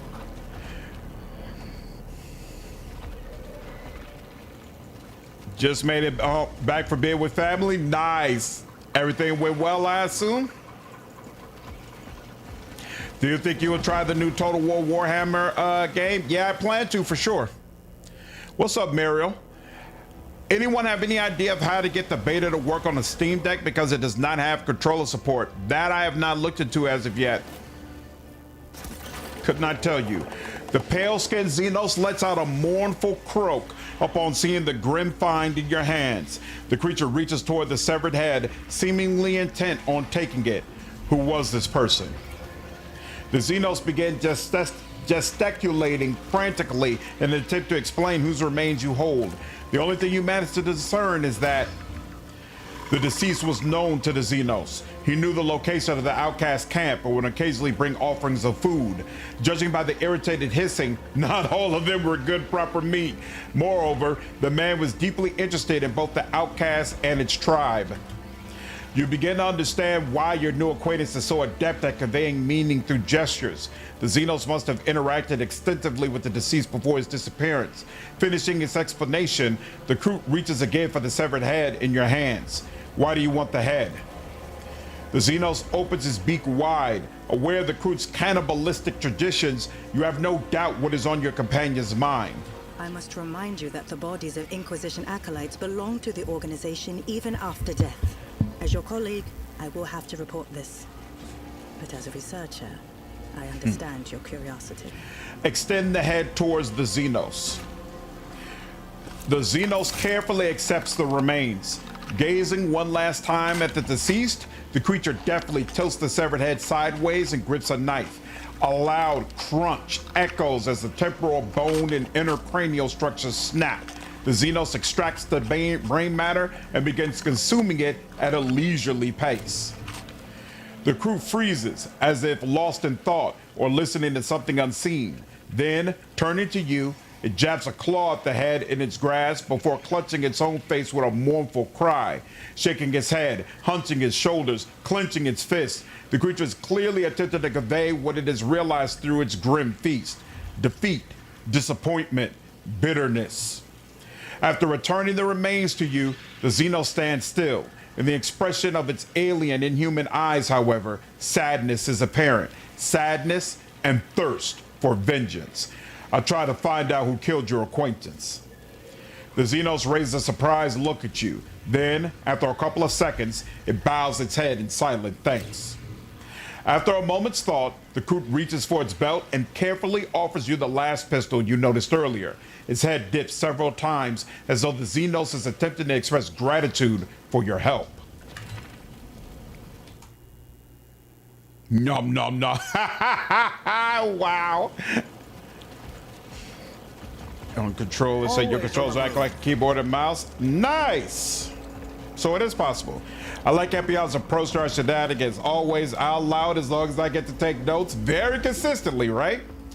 Deep gouges are visible on the swampy terrain, dug by the claws of a predatory beast. Muddy red puddles of stagnant blood testify to a fierce battle. He was really buying. Marks on the marshy terrain.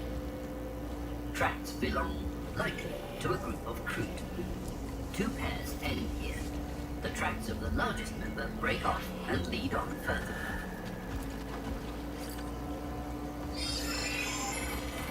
Analyzing the data. Calculating the Never still subsequent for long. trajectory of the unknown subject's movement. Oh, there's another way to find the head. That's interesting. Analyzing the surroundings. Further Okay. trajectory I've actually is never impossible to tracked count. those footprints over there. Cool. So they do provide something that would direct you towards the head buried there. Very nice. This rusty piece of metal with clasp serves as protection for someone. Judging by the marks, it did a poor job. Inside the crate, plastered with bandit symbols, a skeleton with broken fingers sits curled up in a forlorn ball. Inside the tent lies a pile of bones with deep marks from a massive beak No and sense claws. in delaying.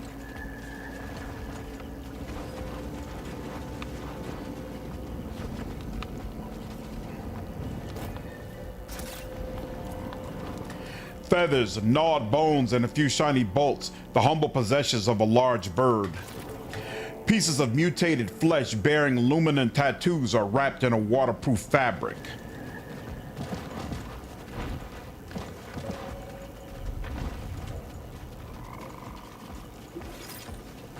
Keeping my eyes open.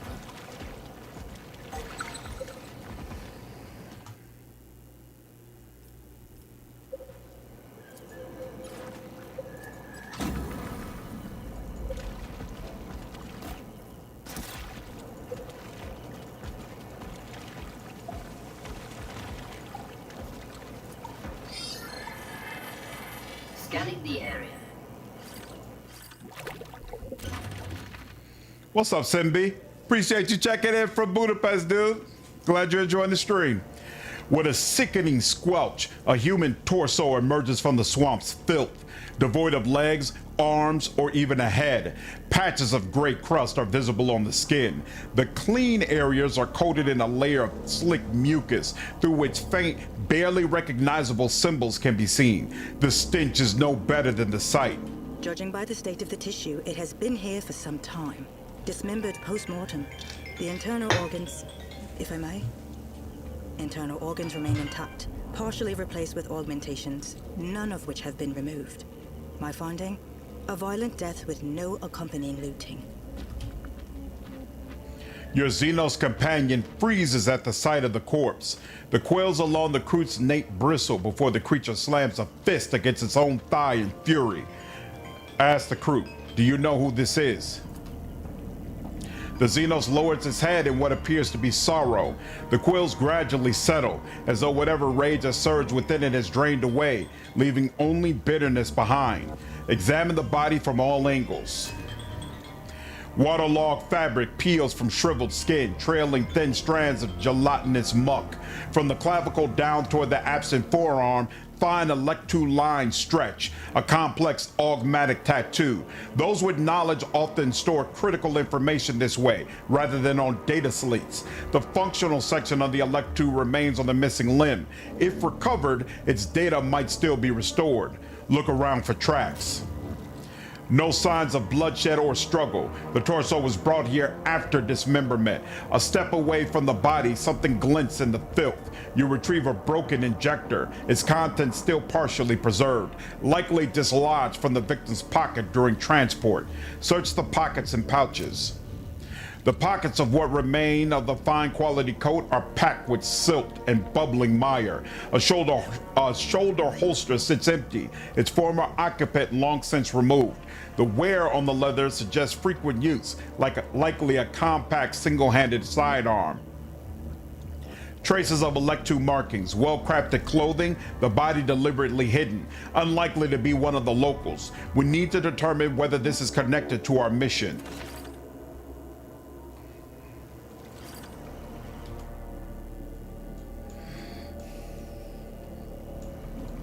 Yeah, I gotta buy a Steam Deck at some point so I can play around with it and be able to answer some of the questions like that. And in preparation of the Steam machine coming out later this year that I definitely plan to play. Let's see. So there's you. Examine the terminal. The terminal is ancient and its design peculiar. There are no keys for inputting a password, no recognizable control levers, power cables, or generator batteries. Most of the mechanisms is likely buried deep within the rock, and its activation will trigger a process with unpredictable consequences. Look into the hole. Through the dirt that has thoroughly clogged up the roughly finger-sized opening, you manage to catch the glint of the metal spikes that serve as contacts. Step away from the terminal. If you put your finger in there, it becomes broken permanently until you use a medikit to clear it up.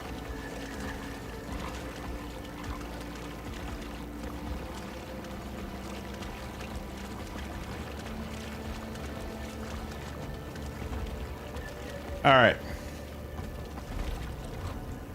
So now,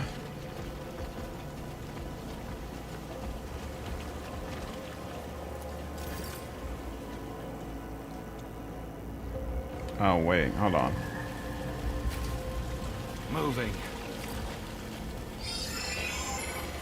Analyzing the data. Calculating the subsequent trajectory of the unknown subject's movement. Analyzing the surroundings. Further trajectory is impossible to calculate.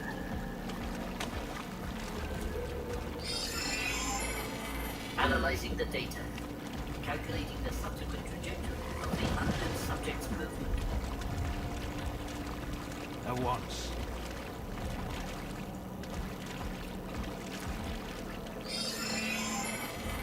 Registering. Remains matching the Kroot Xenos species in the ecosystem. A faint smell of chemicals and something sour emanates from the heap of Kroot remains.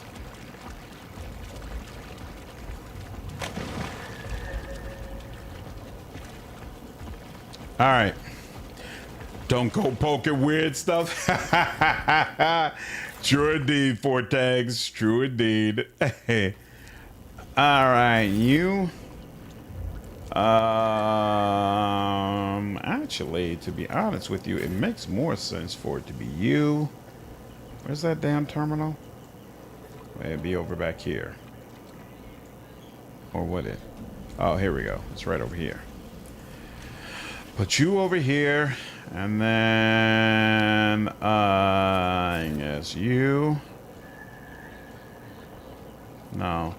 Who has the best movement? Probably is you. So yeah, you can go over here. You two should be the ones. And then I always land on my here we go. What up, Fury? How's the beta shaping up compared to the alpha? It's definitely impressive. The companions are really cool. A lot of interesting things you could do. I think the cases are amazing. Definitely excited for full release. The unfamiliar mechanism regards you with a hollow stares of dozens of extinguished side sockets. You hear, or rather sense in the air, a faint hum. The machine spirit slumbers softly, murmuring its tech hymn. Amidst the tightly interwoven cables, a small vid screen flickers. Examine the mechanism. From the trunk, enshrouded by dormant servo skulls, dozens of mechadendrites spread out across the sodden ground. They burrow deep into the earth, anchoring the structure securely. A grim-covered vid screen glows dimly with protective glyphs. Within this faint radiance, you discern several cogita ports. Awaken the machine spirit. You input several commands. The glyphs on the vid screen shift. Warning, access to internal prayer protocols requires a reset of the servo congregator's operational cycle. Warning, resetting the cycle would terminate the hibernation of the servo congregator's security units.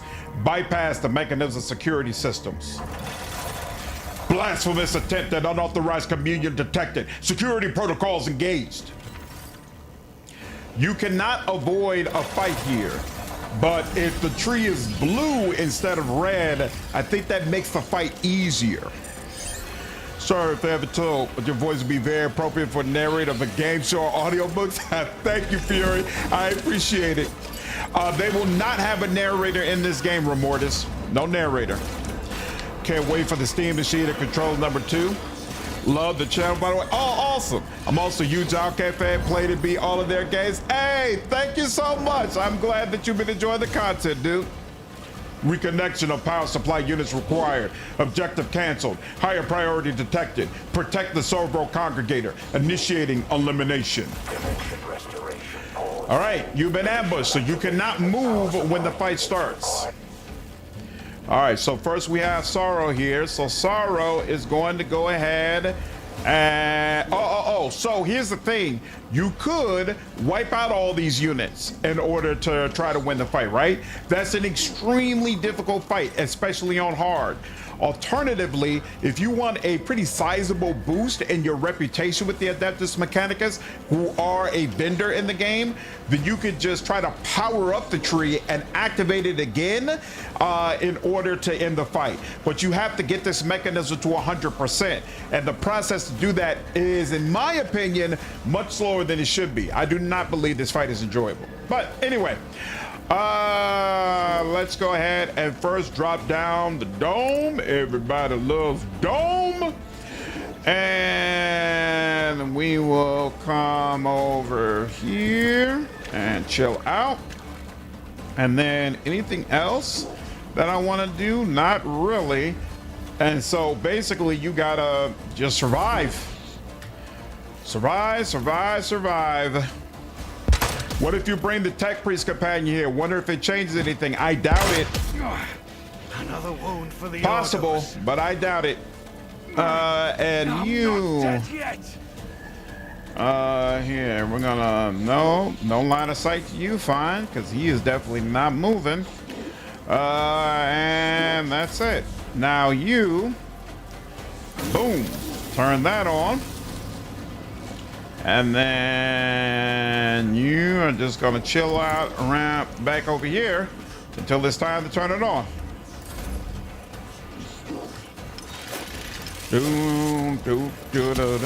I like that. Narrator in BG3 is great, but I feel like it removes you from the role you're playing. Love how they're doing the voice acting in this game. Honestly, blown away by the beta. Me too. Me too. I'm definitely a fan of it. I feel like what we've been able to see thus far is really, really strong, and I hope that continues.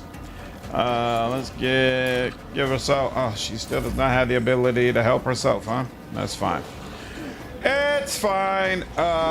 You are here, and you should not be directly in front of it because if you die, I don't want you blocking it. This will have to suffice. You can always knock the slumbering guardians from the tree, and it won't be an ambush. Oh, yeah. You know what? I didn't even think about that, but you're right. You could kick the fight off yourself. That's true. That's true. That's true. That's true. Oh my! This is my officer. Giving people extra turns doesn't really make sense, so we're just gonna chill out. And they're gonna start ripping people apart soon. Ooh. Hello, Deborah. Love you, Deborah. Have a good one. Take care. I hope the month goes smoothly. I hope the month goes smoothly. Yep. Let's see. So, okay. So yeah, each one of those terminals that I activated will give the main terminal 15% power. So basically you have to wait. You have to stand around and wait for 4 rounds for this thing to activate, which needless to say is freaking annoying. And yeah, this is not gonna work. You're gonna get destroyed. The way I did this on hard was placing a guy near generator, team near the other, turn them on both, turn one, and then stall to my life. Start a fight by turning on the generator with a single guy. That doesn't really matter though, because the generators don't kick in until the end of the round anyway. So it's not like by activating a generator up front, you're gonna get a jump on anything. You. I probably shouldn't have done that, but I did it, so it is what it is. Let's make sure y'all can do. Oh, that's right. We can only choose one. That's fine. Yeah. Doom, doom, doom, doom. Here. You are not built for it. No, no, no, no, no, no, no, no, no, no, no, no, no, no, no, no, no, no, no. No, and cover. There we go.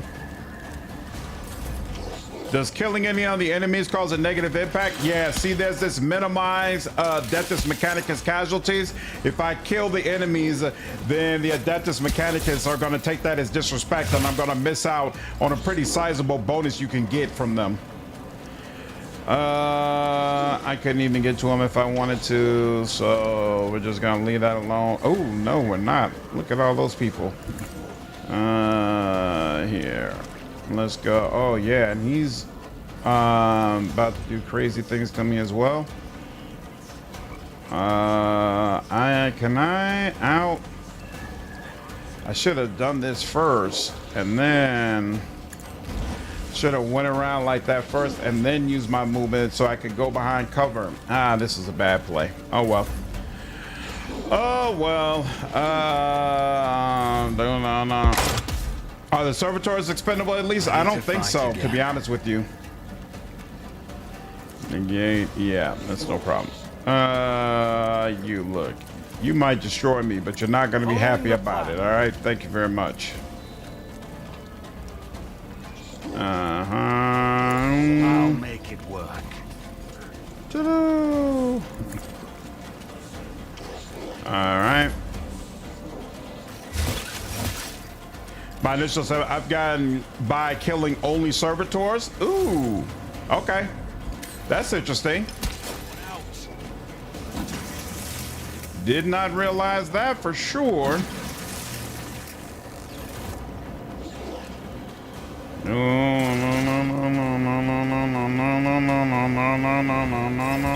Hurry up.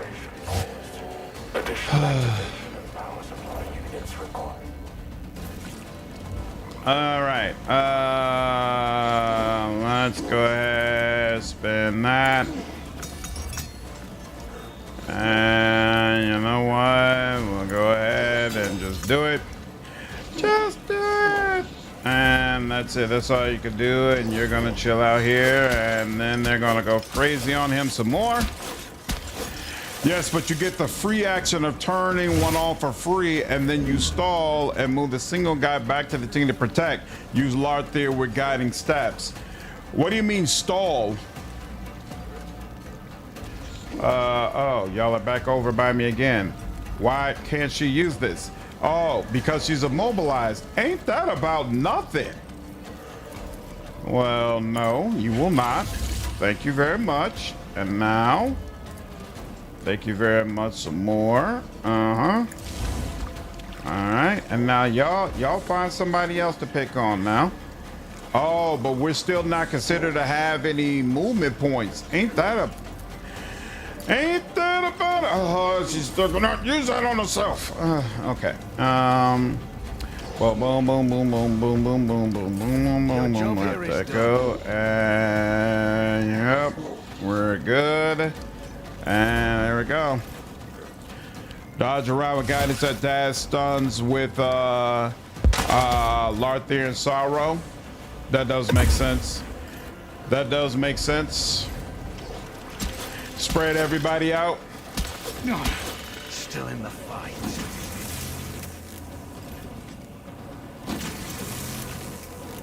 All right. Almost. One more round. One more round. Dimension restoration. You keep starting Rustalkers and the Skatari Prime so it doesn't buff. That, ooh. Yeah, this is getting dicey. That does make sense. Man, it's very dicey, in fact.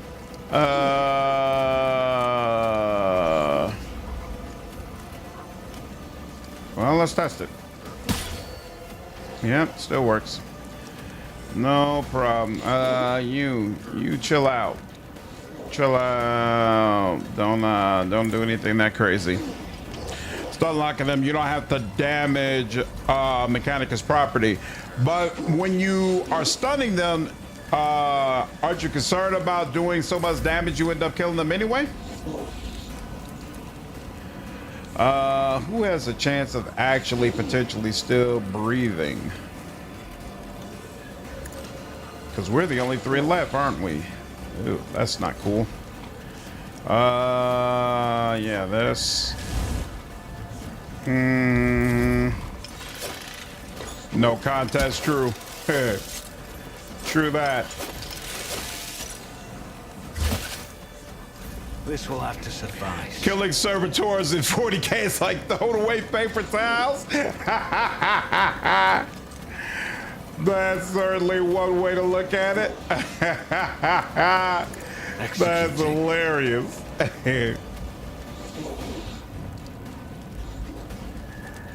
Always have a backup plan.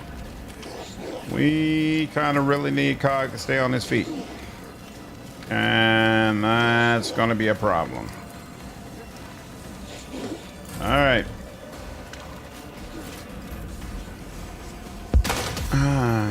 Yeah, super crazy, Geo. Fabricate Jetta's what arrogant fellow will you meet him? Base cast scout seem tame. All right, here we go. So it can now be restarted, but will I get a chance to restart it? This is the question. I shouldn't have had Cog hang around in front of it. That was a mistake. This complicates things. Because now, are you serious? This is untimely. Right when. Well, this is unfortunate. There's no way I can get to it. Your job here is done. Damn. Right at the end, right at the end, right at the end. I shouldn't have had Cog stand right in front of it like that, because now they're all, I forgot about that. Oh, that is annoying and unfortunate. Do I have a way around this? I don't. I don't. There's, because, oh boy, yeah, he's dead. This is the most brutal fight, like you said, it's not enjoyable. I think I've done all the fights, and this is the hardest one, even more so than the one on the chandelier. Yeah, it's not enjoyable at all. Then attack them with anything after stripping armor. Oh, not with a sail. Okay, just kill servitors and range guys. So the range guys are not considered to be part of the property. That's interesting. So here, yeah, let's. I want to spread this out a little bit. You're in the right place. You can chill out over here. Ooh, I want you close enough to lay down. Yeah. This would also be easier if I had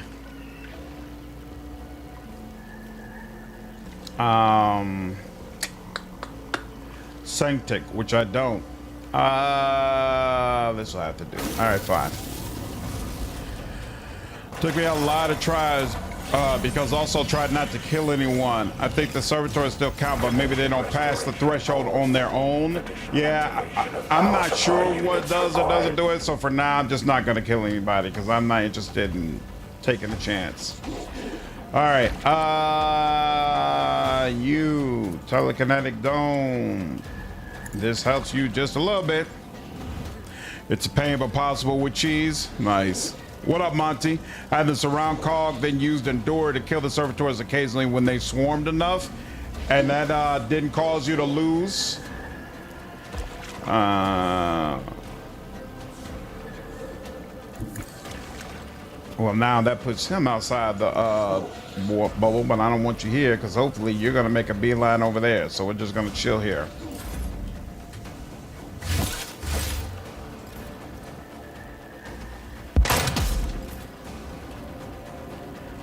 You already turned on yours. Hey, Mar.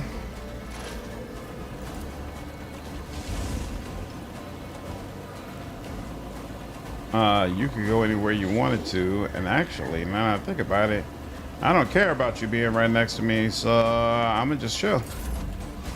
And then you turn that on, beautiful. Oh. Huh. You know what? She could just chill out over here now that I think about it. Here. I wonder if she's up over here. Will they come all the way over here to try to get to her? Very curious about this.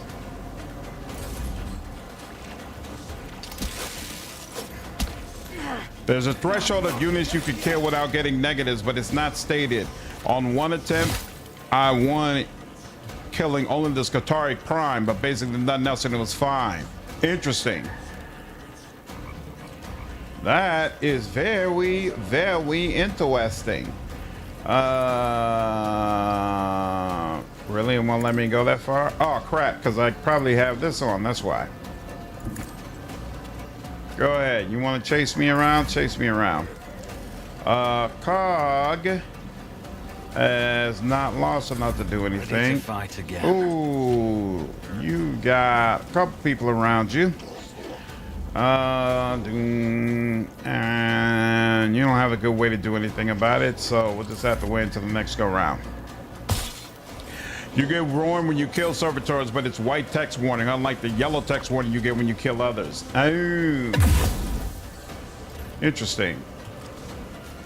I should have known you wouldn't be able to resist. There we go. That's one. And that's two.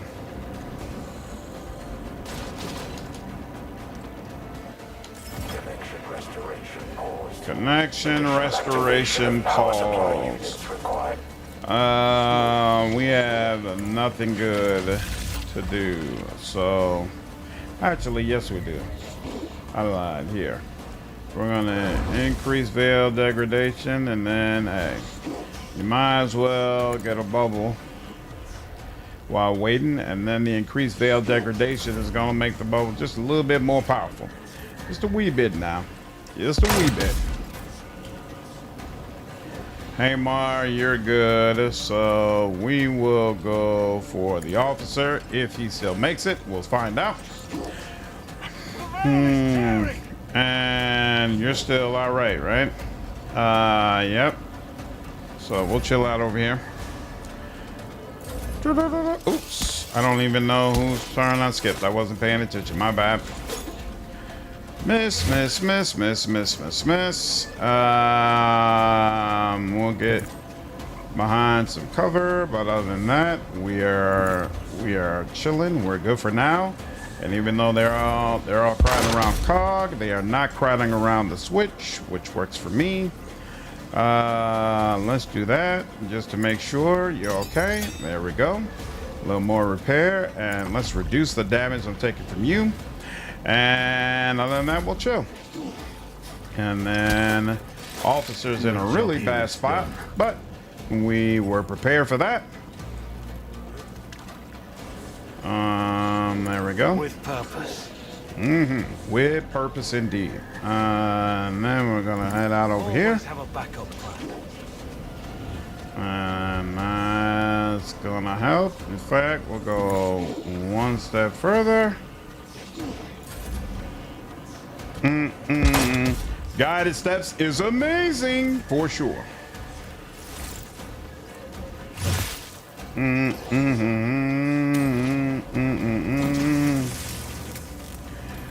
15, and round 3. And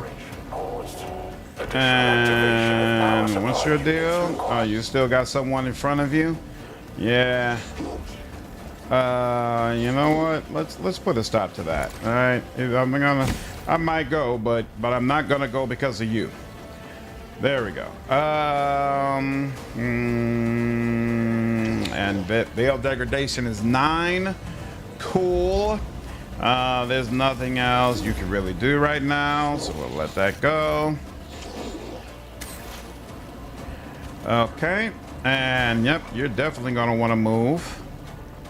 In fact, honestly, let's see. So I'm gonna give it to you because oh no, it's not even next round. Not even time yet. Damn. So who's gonna really want to move? Probably. Haymar is good. We could move you, but honestly, you're probably about to die. Oh yeah, somebody else is concentrating on you now. Ain't that about nothing? They just don't want to let you go. You know what? On the off chance you live, we're gonna go ahead and do that, and then do that, and then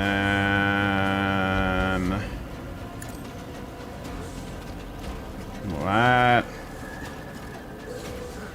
and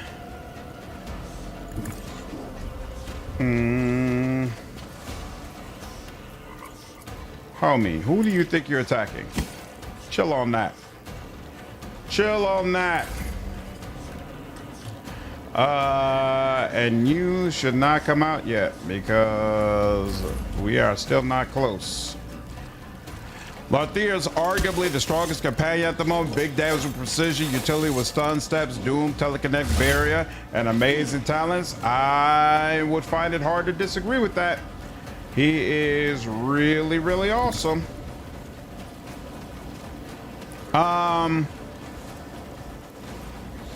I kind of feel like the Blank is the strongest companion, but I think she needs a little bit more micromanagement, a little bit, it's a little bit more difficult to get her there.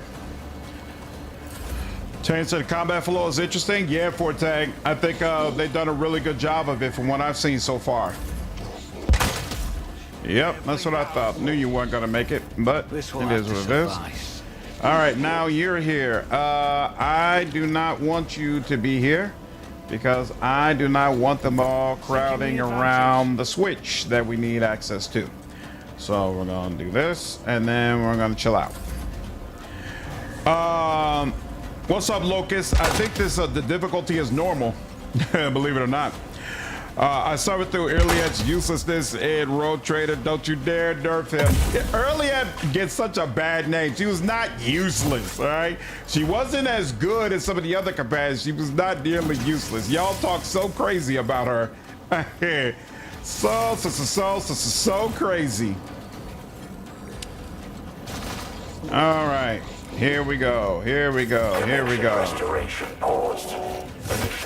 And somebody's got a heroic act and they're going crazy with it. All right, now we got you.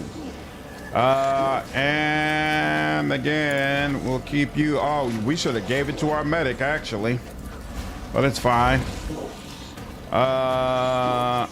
You're the one who's about to try to do dastardly things here. Chill out.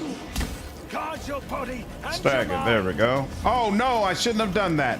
Dog it. I should not have done that. Because now he can't move.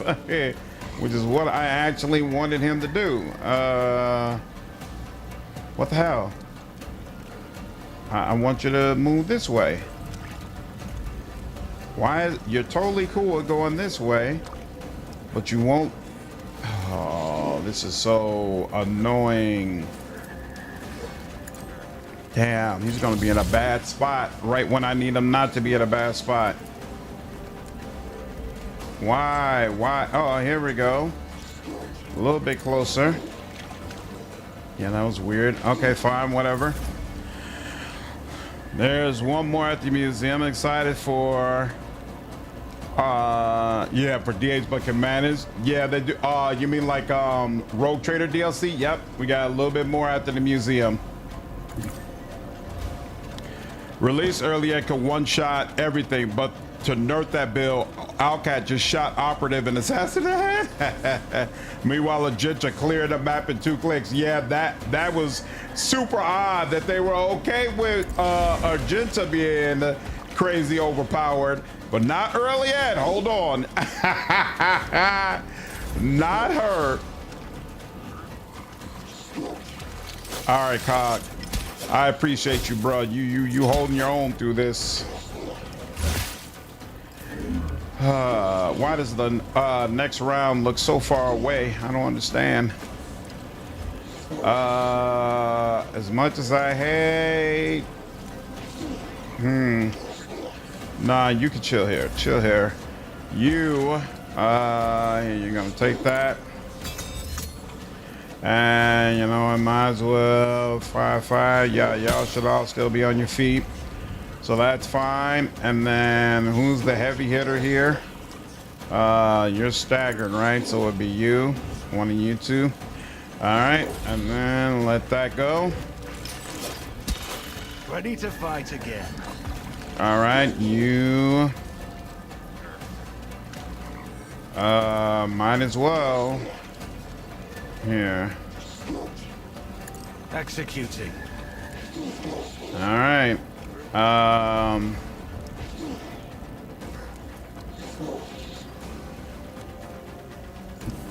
Making haste. All right, there we go. Defended by the dome.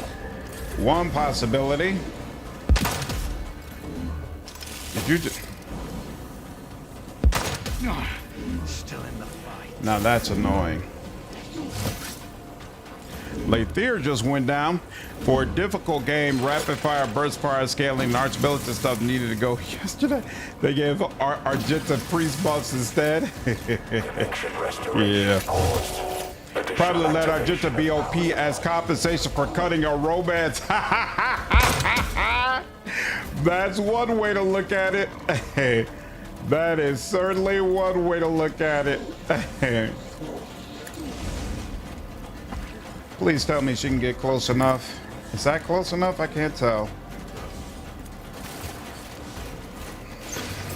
Finally. Good Lord. Resetting elimination protocols. Transferring control to the Fabricator General. There we go. Fabricator General Contis Hecat's Prime on the line. Yeah. Congregator cycle reorganization completed successfully. I saw your little mitts. What is this? It's like Snack mix.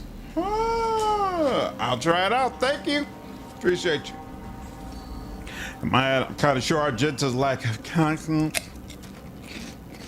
I'm kind of iffy about the settings. I don't exactly like the appearance and tolerance to Xenos, but at least there's one route where you can treat them with some respect. Yep.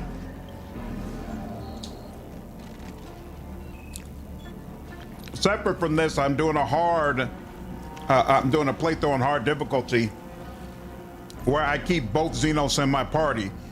The report back to the Inquisition was very interesting to be sure. What up, James? Detecting physiological integrity of security units. You have exercised commendable caution in handling property of the Adeptus Mechanicus. Authorizing reward. Your biometric parameters have been recorded in the registry of reliable laypeople. So, for those who haven't played the game yet, plus 30 is a pretty massive boost. Present the sigil. I am an acolyte of the Holy Inquisition. Your security units attacked me. It is pleasing to meet a servant of the Holy Order. The layperson's actions have triggered the server congregator security protocols. The security units are not designed to recognize laypeople's facial features, including those of low-ranking servants of the Inquisition. Requesting a verbal exchange of identification data. I am slandered. With whom do I have the honor of speaking? Connection with this server congregator has been established by the fabricator General Catisiacus Egertus Prime. Due to the actions of the layperson, semantic links have been reactivated. Initiating transition to exchange of material information. That will do for now. Woo! All right, let's go ahead and save, because I do not want to have to do that again. So we are now at level 5. Level 5! Cool. Now with a proper save. Hey, you know what's a brutal experience? If you don't manage your veil degradation properly and you summon a demon in, this fight will end when you get 100 and you hit the switch. You'll have this conversation with the general, and then once the conversation ends, it'll pop you back into the fight and you still have to defeat the demon. Doing that on hard, beyond annoying. It took forever, because like demons have way buff stats on hard. It took forever to finish that. Forever. Detecting repeated presence of an Inquisition servant. Initiating layperson greeting. Oh, you experienced that, Young? Yeah, it was whack. Whack, whack, whack. Bro wanted to end the call. He probably realized whose authority you're operating with. Exactly. You mentioned that I helped restore the connection to this machine. It seems I have done you a service. You owe me. Calculating recompense. For a moment, it seems as though the entire structure is about to power down. Instead, several of the mechadendrites part, revealing a concealed storage compartment and more faction reputation. Look at that. As you claim your reward, your attention is drawn to an object deeper within. Upon closer inspection, it proves to be a severed human arm marked with an inactive electube. I have a few questions. The agreement between the Holy Order and the Priesthood of Mars permits the exchange of secret information within acceptable parameters. You had a demon that stuck in one of the 2 generators and had to kill something that wasn't targetable? Damn! That is annoying. That is annoying. So as Outcat passes their game, they become easier than beta testing?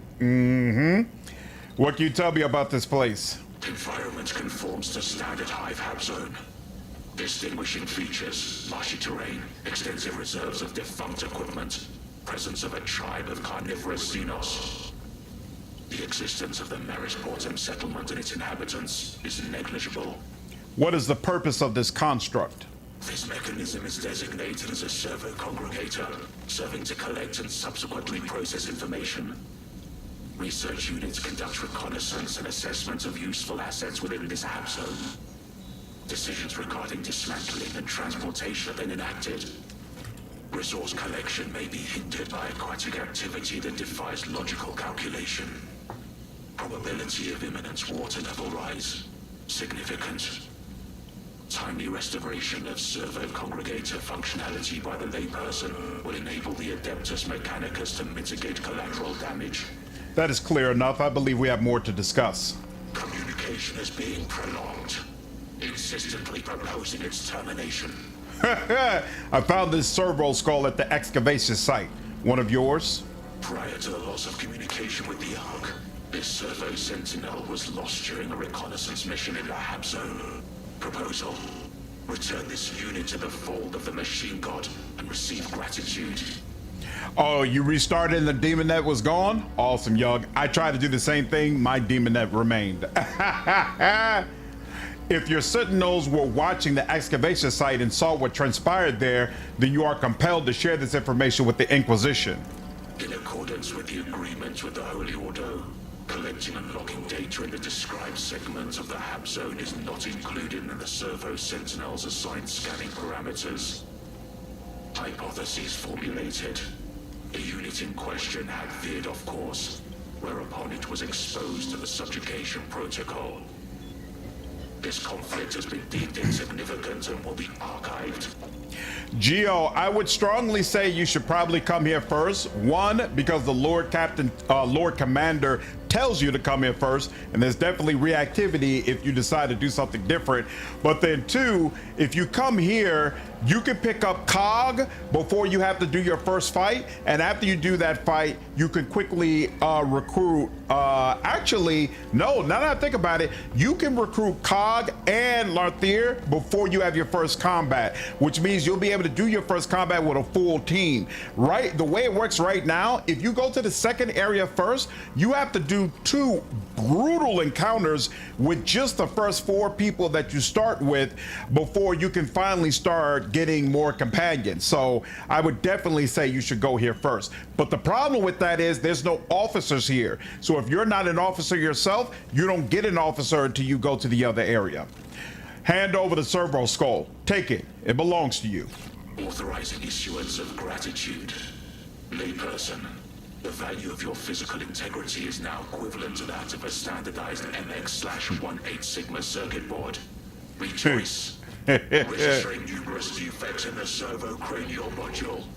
The damage matches that caused by the impact force of a primitive blood tool typically employed in the barbaric tactics of local bandit groups. Hypotheses formulated. Unknown individuals have violated the integrity of the Servo Sentinel and used it for their own worldly ends during excavation. May the Omnissiah punish the unworthy. I found a mutilated body in the vicinity of the cogitator. Did your sentinel see anything?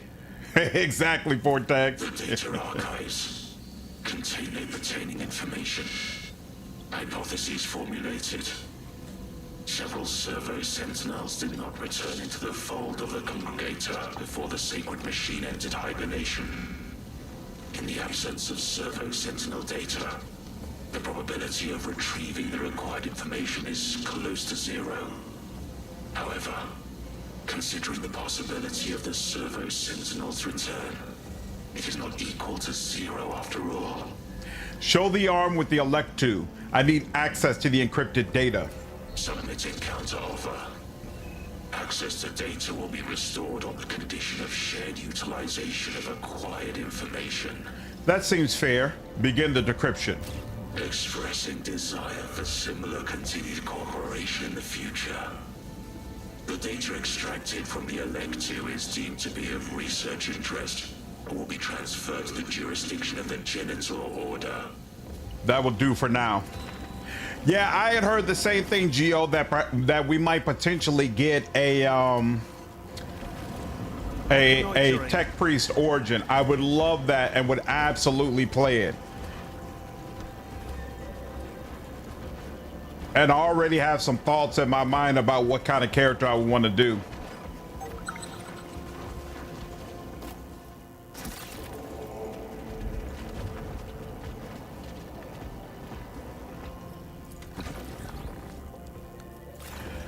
All right, so let's first.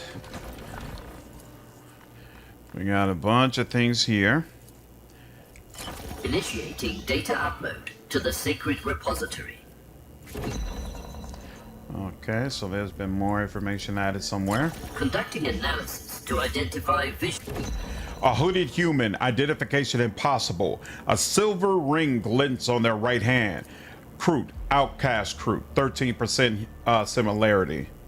Encrypted data is likely stored within. A suitable data stick is required for extraction. The signal from the data slate led to a body in the mire. The device's owner was dead. Identifying key features.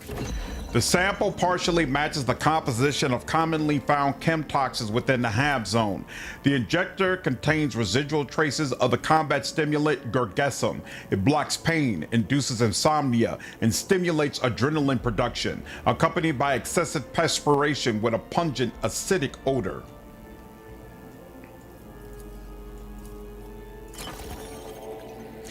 Strange trajectory. It seems he was firing at someone significantly taller than himself. Death was unexpected for the monkey. His final sensations were astonishment and vexation. What's up, Hermit? You feel like they have to do a tech priest origin? It's in the tabletop. Some people were telling me they felt like it was a conflict in the lore to have a tech priest inquisitor. Is that true? Melted rock on the outcropping reveals a trace of an unusual shot. A shattered data slate was discovered nearby. The trajectory of the shot suggests the shooter was aiming at an opponent who was significantly taller than himself. Before falling, the individual in the vision experienced surprise and regret, as if not expecting such an outcome. Activating analysis. Activating.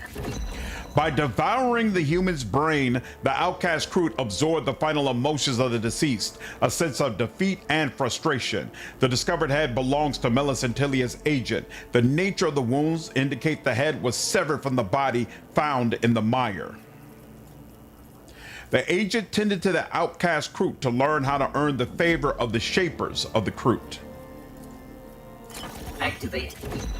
The last pistol features a unique modification, a portable plasma generator. Each shot leaves behind a small plasma residue which continues to burn for several seconds. A good quality last pistol kept by the solitary Crute. The handle is engraved with the initials RS. The last pistol fits perfectly into the holster found on the body in the mire. Analyzing. Judging by the absence of any signs of struggle around the corpse, the individual was killed and dismembered elsewhere. The empty holster found on the body is designed for a compact one-handed weapon. Said weapon was not found in the vicinity.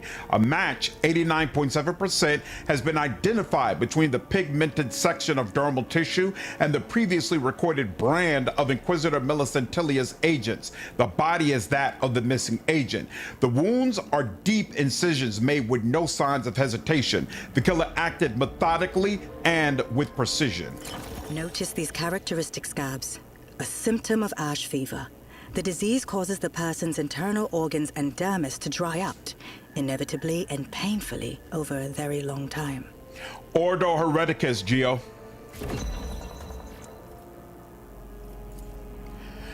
A bone amulet was found near the remains. Initiating data. A faint acidic odor of chem solvents and stagnant urine emanates from the remains.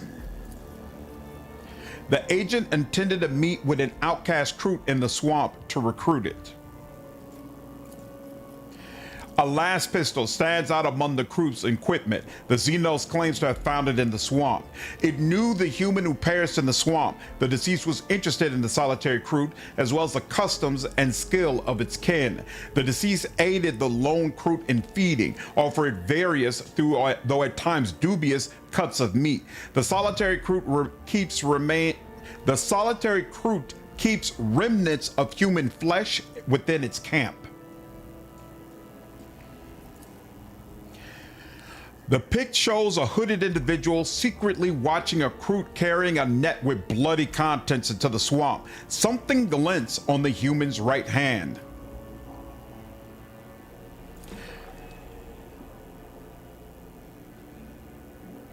Net content, submerged remains of the Kroot.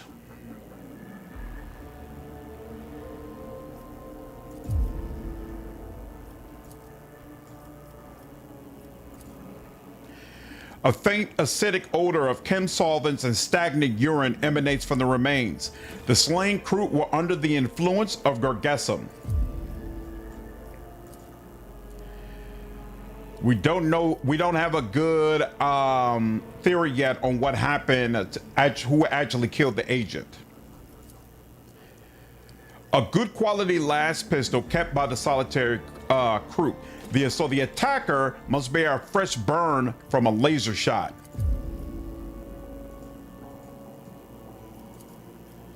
The attacker bears a fresh burn from a laser shot. Was the lone Kroot wounded by the pistol shot? We know it wasn't her who attacked him, so we got to figure out somebody else. Identifying anomalies in visual. Dermal tissue exhibits an uncharacteristically pale hue. Healing scratches observed on the right forearm. Fresh crawl wounds on the legs. All right, so that's all the information we can gather from the clues, but now we do have a couple of hypotheses we could provide if we wanted to. We could say that it was a solitary Kroot, the potential companion, or we could also say that he drowned in the marshes because of his own carelessness, if we wanted to say that. But we know neither one of those are true, so for now, we're just gonna say nothing. And let's also go ahead and level up. What up, Cheaper? How are you, dude? I don't think you can even figure out for certain who killed him. I feel like it's for certain. It's not. I read through all the Dark Heresy tabletop books. There's even a whole expansion just focused on the Mechanicus, Lot, Worlds, and Fleet. Nice, okay. That's 2 companions you can frame for murder. Yep. What's up, Barat? How are you, dude? Okay, I can choose a talent. Let's see. Hive World deals more damage to enemies that have no allies within their influence. The noble their allies gain Hive World. Okay, the noble allies gain 5% bonus to hit chance against non-disposable. Is increased by 15% plus how much morale you have. So yeah, that could easily be.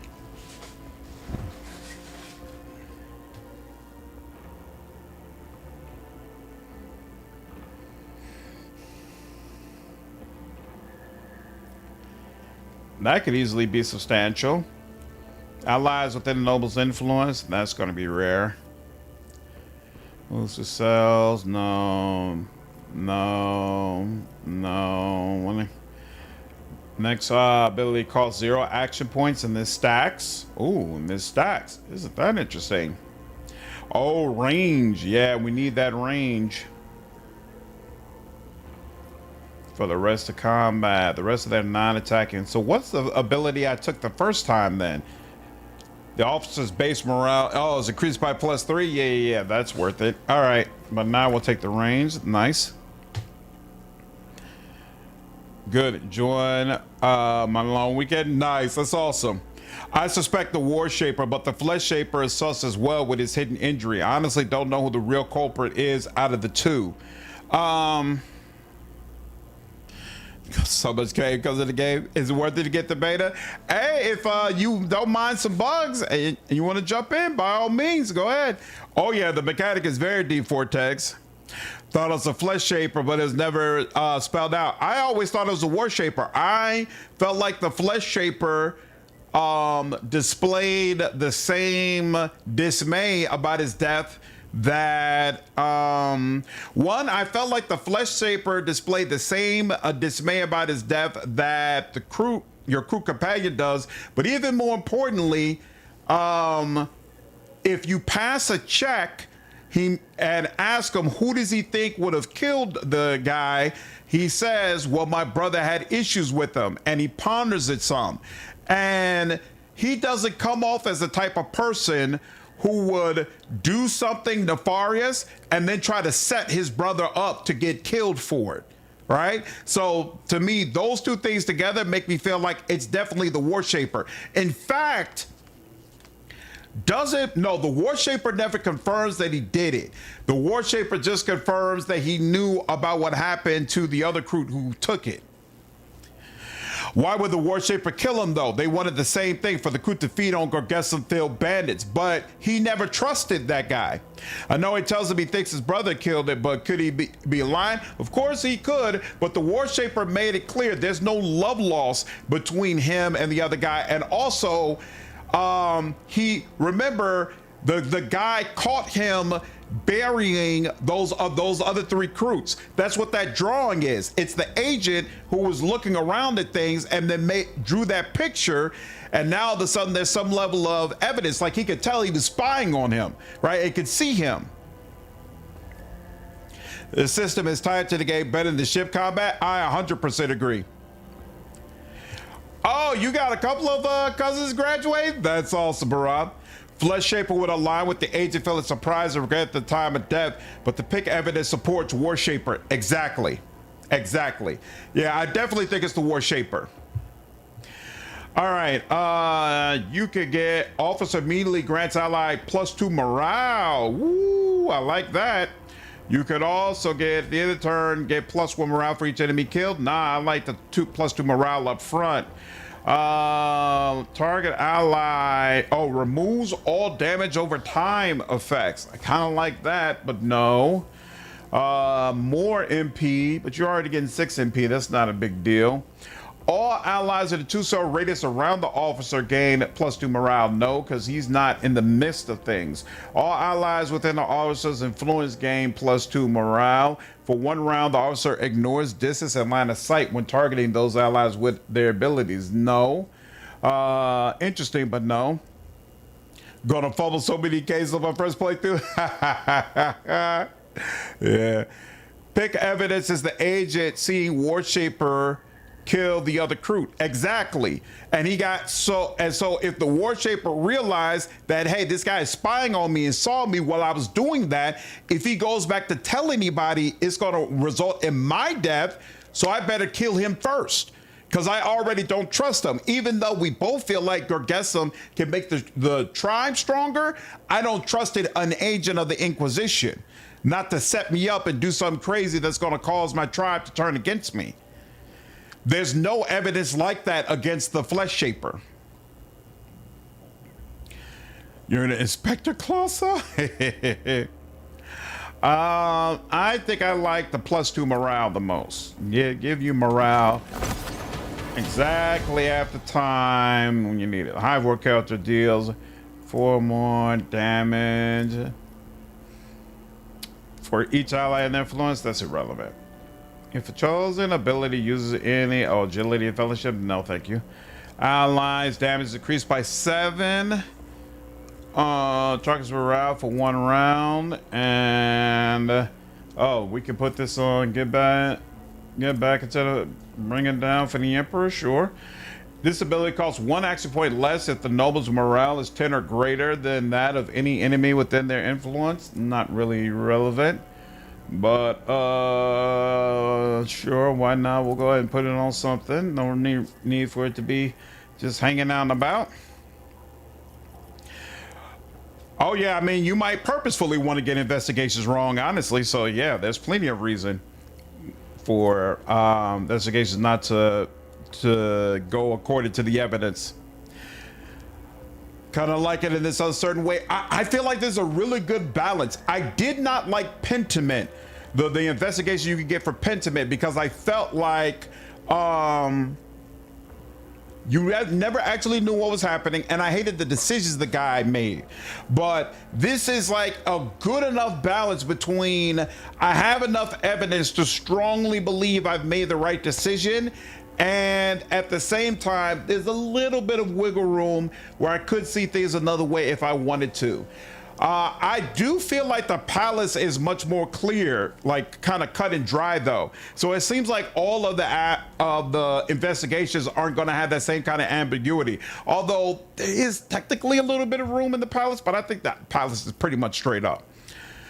Finally getting the skill to use EpiPen skill itself. Yeah, I'm gonna go ahead and go with it. What up, Gwen? I was headed on this case before a final clue fitted the puzzle perfectly. It is very cool to investigate Dark Heresy. Yeah, for sure. I enjoyed it a lot.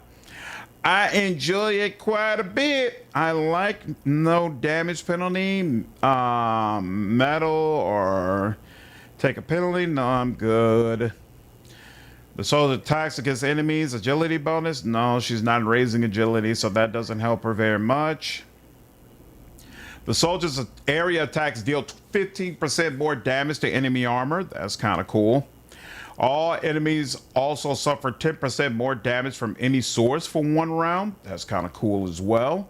But I rarely even use this. I use this 10 times more, so might as well go with this.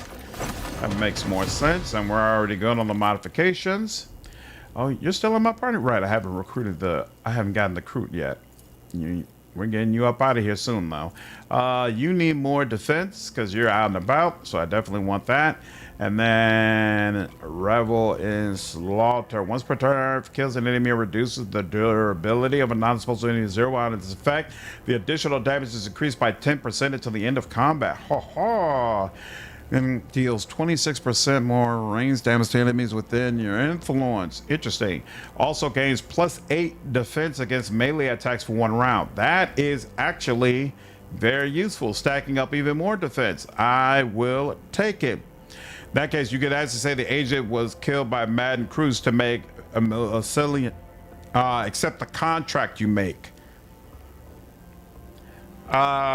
You don't even have to say that to her. She'll accept it regardless. I told her that the Warshaper killed him, and she was still good. Let's see. Rate of fire with all weapons. Oh, we don't have what we would need in order to make that happen. That's why it's sitting out there. Okay, cool. Now what's your deal? What did you already get? Randomly hit enemies with a sail, no problem. Inflicts a combat or uses a sail. The target gains +1 defense. Not all that crazy about that. This will help with some of my skill checks, but no. Oh, otherworldly gaze. This is what we need. If you have powers with range of 2 or more cells, they have their range increased by willpower bonus. That's going to help us a lot.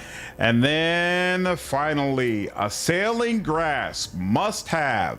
A target that misses line of sight suffers a veiled degradation penalty that reflects tenacity until the end of the combat, and this stacks.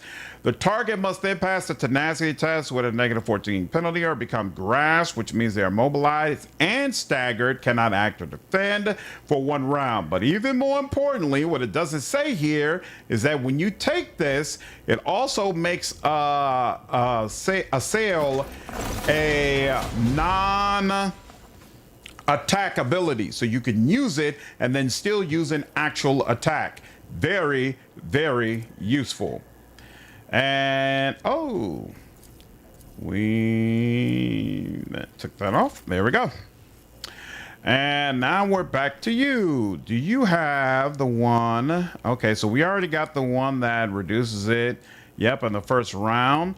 And then I kind of also like Get Behind Me, to be honest with you. But isn't there another one? Oh, here we go. Maximum armor durability is increased by 31%, and it keeps going up based on toughness and strength. Hard to let that go. Really like Get Behind Me as well, though. So I'll get that next. K-Man, what's up, dude? Appreciate the $20, man. Y'all know I love your content. Thank you for all your hard work. Hey, thank you so much. I appreciate it, man. Glad you've been enjoying the content. Plenty more to go, man. Appreciate you. Really? I told both War and Flesh Shaper, and she told me she would have the tribe exterminated. Well, here's the thing. I finished the ritual and got an agreement with them that, hey, y'all are going to work with the Inquisition. And consequently, that overrode all of that. Also, some Zerb flags are effed up. In the palace, I said it was an accident, and Zerb asked me why I blamed an influential person. Oh, so yep. Definitely submit a bug for that. Get that cleared up.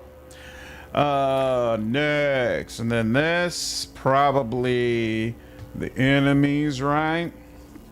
You can make it where marks one enemy or bitter enemies. Marks enemies in a 2-cell radius around the target point, and then he's gonna get that defense and more damage against them. Sounds good to me. Already did. Awesome, Yug. Appreciate it.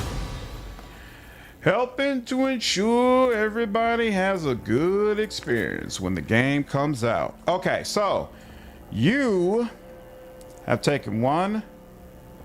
You know what? That's important as well. So I'm not mad at that. But telekinetic echo is what you really. Oh, that's right. Telekinetic echo doesn't matter until we get here. So cool. And then assailing grass for you as well. And then we got two folks who will absolutely shut folks down. Beautiful. And then let's see. We already went through the weaponry and stuff, right? So we're good on that. Nope. We got a little bit more. Hold on. Juggernaut cloak. That's definitely for you. And then what's this? The wear single shots of flame. Oh yeah, we're about to give up the bone amulet anyway. Whatever the wear increases an ally's morale, all enemies within the ally's influence must pass a reflex test with a 20% bonus, with a plus 20 bonus. If failed, their damage is reduced. Interesting. That seems like a you thing, and it is a you thing. Plus 12% for 1 round. Beautiful. And wish you could wear those goggles, but you can't. He's wearing those, so that's not gonna help either. I guess she'll take it for now. What's the other one? Oh wait, she's got the one for precise attacks. That does not help her at all. So there we go. Plus 10 awareness. We'll take that. And oh, she doesn't have any boots on. So yeah, there you go. You can take that. And then melee attack kills 2 or more enemies, where it gains morale, but he can't use that, so that's the extent of what we can do. You are missing something here, and let's get something in there. Uh-huh. Uh-huh. Uh-huh. Uh-huh. Uh-huh. Uh-huh. All right, we're good. And have you ever tried using slash with Cog? It's hilarious. Makes him dance around the battlefield. It looks so funny. No, I haven't. I figured there'd be too many situations where it wouldn't allow him to use slash properly. What is this? Damage torso. It's reducing his fellowship. So here, let's just go ahead and get this up off of him. I'll go to thank you for the straight. Anytime, Yug. Anytime. Absolutely my pleasure, dude. Have a good night. Does Larthier remove his helmet later? He does. I think I saw a pic of his face. Yeah. Once you finish his quest line here, he'll remove his helmet. Not only will he remove his helmet, but he'll also stop disappearing when you go to people's camps. So that'll be your opportunity to actually ensure Sister Septima realizes you're traveling around with a Xenos. So that conversation is interesting for sure.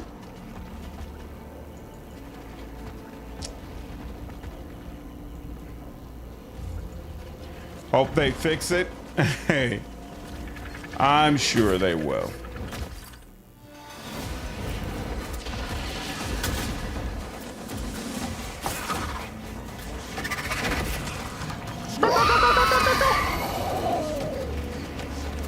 Many are wounded.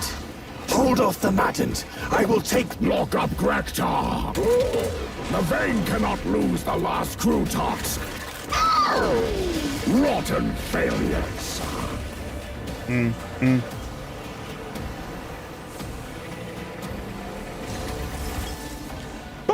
But since I recruited her real quick, she's gonna make things a little bit easier. Just a little bit, just a tiny bit.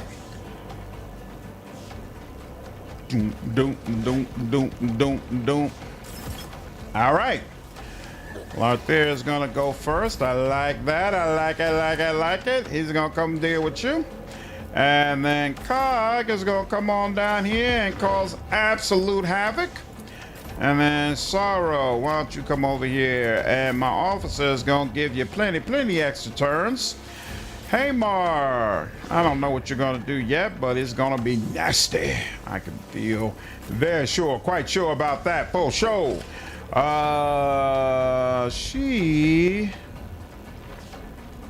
She's gonna come here. Kind of out the way, but kind of in the way at the same time. You know what? He's gonna come over here. He doesn't need to be right next to you yet. And bleep. There's all, folks. All right, you are up there with your little sniper rifle. I don't appreciate it, but we're not going to be able to do anything with that just yet. Oh, actually, here. Who's going up next? So you all the way over there. I'm not concerned about you. Not concerned about you either. Not concerned about you. Graktar, I want you to move. Okay, so the leader is going to be next up. All right, and can I shut you down? You can stop all that. All right, yeah, get on down. Get on down the road. Bam, bam, bam. And you, 13. Yes, I know. 8, 12, that's not going to cut it. We really need, damn. Oh, you know what? It will cut it. It's fine. It's fine. We'll do that for now, and then we'll do a little bit of that, and that'll do. That will do. And the voice I chose for the crew thought they'd do something similar to the Dawn of War's crew. Oh, Dawn of War. How are the voices different for Dawn of War? Man, oh man, y'all are just chilling over there, looking all vulnerable. How can I not go ahead and take advantage? Beautiful. Just beautiful. Who are you? Are you pointed at Lothier? How dare you? Can I get to you? I sure can. Calm all that down. Just calm all that down right here, right now. Lure Graktar into the pen. This will have to suffice. Let's see.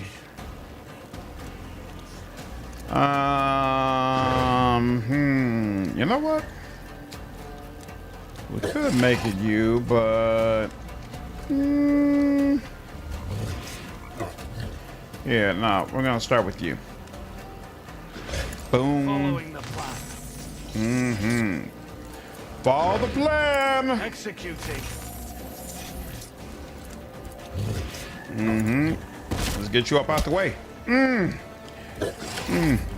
Get you clubbed in the head. You're the commander, but I'm not prepared to deal with you just yet. How much damage do I do to you? I would also potentially hit Graktar. So no, I'm gonna leave that alone. You know what? I could probably really mess you up, right? Maybe. Let's give it a whirl. Ho ho ho! That can't have been good for your head. Can't have been good for your head at all. And look at what we have here. Let's make it clear. You and me, bitter enemies. All right, bitter enemies. And now you got to go pimping. You got to get up out of here. All right. We are not the same at all. Good Lord. He's like, nah, I don't like none of that. I don't like none of that at all. Here, we're gonna go over here and do this. And then we're gonna do some of this. And how you like that, homie? Yep, pay attention to me, thank you. Now bring your mind on in here. Come on now. You can do it. We're gonna give you a little bit more extra defense. Unfortunately, it might take 2 turns for us to get this done, but sounds more bird-like, but also sound like they're inhaling. Roast chicken. That's the idea. Oh, you're not even the enemy. Yeah, so the enemies are up there. I can't really get up there. So might as well just chill over here and have a good time.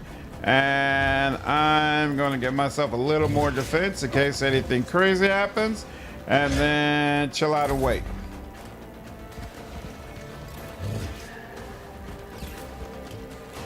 And now, whoa! You aiming at my peoples? Come on now. What are you doing? What are you thinking? Are you still? You're no longer in a bad state? We like you the way you were. There you go. Come on now. We don't want nothing from you. All right. And then I'm gonna give myself just a little wee bit more of that vital stuff. And then do some of that. Ah, crap. I was hoping I could really... 42%, you know, I'll take the chance. Ah, yeah. I deserve that. Oh, well. It is what it is. Sorrow. Can Sorrow get over there? Not quite. So he's gonna have to come down. And I'm okay with that. In fact, we're gonna take a little bit more Veil Degradation. And then go ahead and get some of that going. Oh yeah. Let's get all. We want all y'all to just chill out. And then you. There we go. None of that sniper stuff. Calm that down too. You're gonna come over in melee range. That's not cool. You're gonna come over. Yep. Okay. Why are you going up? It was so peaceful over here. And then you had to just screw it up. Here, let's do this. Calculated risk. I wish he had just went on ahead and charged in, because I'm not in a good spot to be able to do anything. But here. It's futile. No line of sight. Are you serious? Here, we'll just come on down. Fine. Out in the open it is. Out in the open it is. It will be done. You know what, Sorrow? I gotta say, man, you're a real hero. Let's see. Yeah, can you get over here? You can. Hey, look at that. I didn't think you could.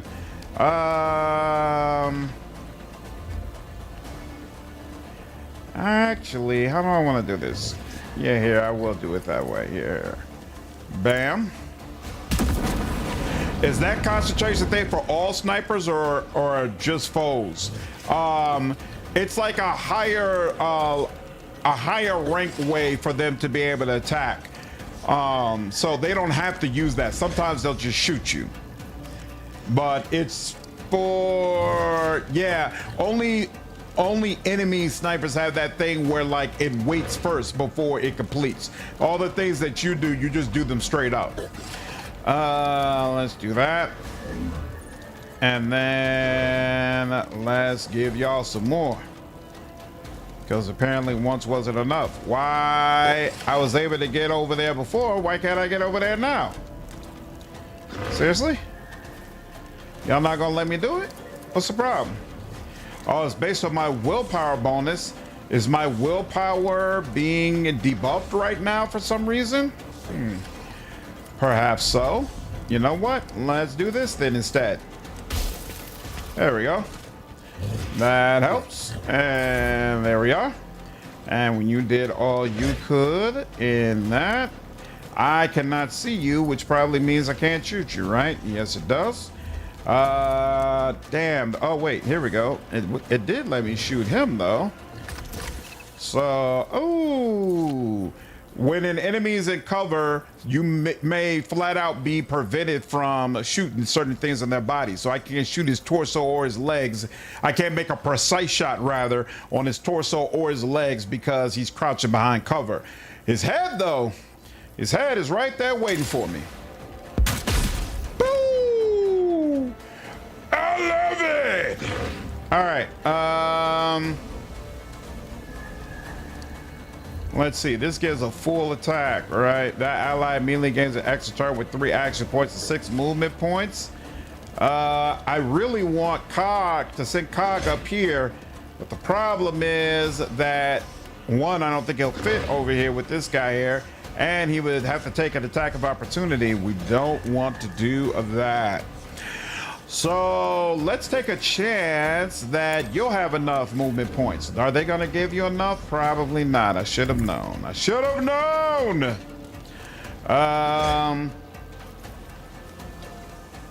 Here. Here. Yeah, you're going to need more movement. And then let's see. How far will this get me? Will this get me in melee range? Haha, I think it will. Well. Hello, sir. So much to say to you. So much to say. Ooh. Beautiful. Beautiful. Now, unfortunately, Cog, there's just nothing he can do right now. Can he even get this? Yeah, he's literally useless. A sitting duck right now. So we'll just let that go. And then she is gonna go ahead and come here. And then she'll wait, but she's gonna give herself a little bit more defense to hopefully assure she doesn't get completely wrecked by whatever old boy does. And then she is just gonna chill out. Booyah! Headshot! Absolutely, 4 tags. Ooh, missed you. Beautiful. And you missed. Beautiful. And are you far enough in? Are you considered trapped? We good? Hopefully you're far enough in, because I'm leaving. Do, do, do, do, do, and yep. Ba, ba, ba, ba, ba, ba, ba, ba, ba. You had 2 of them. Come on, man. Oh, and I forgot to turn that on. Oh, well, fine.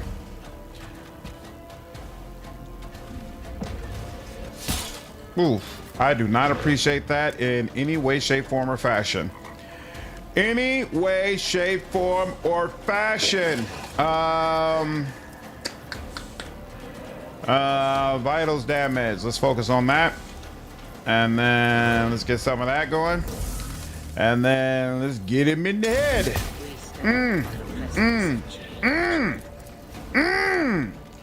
Oh, wait. So because his morale got... Okay.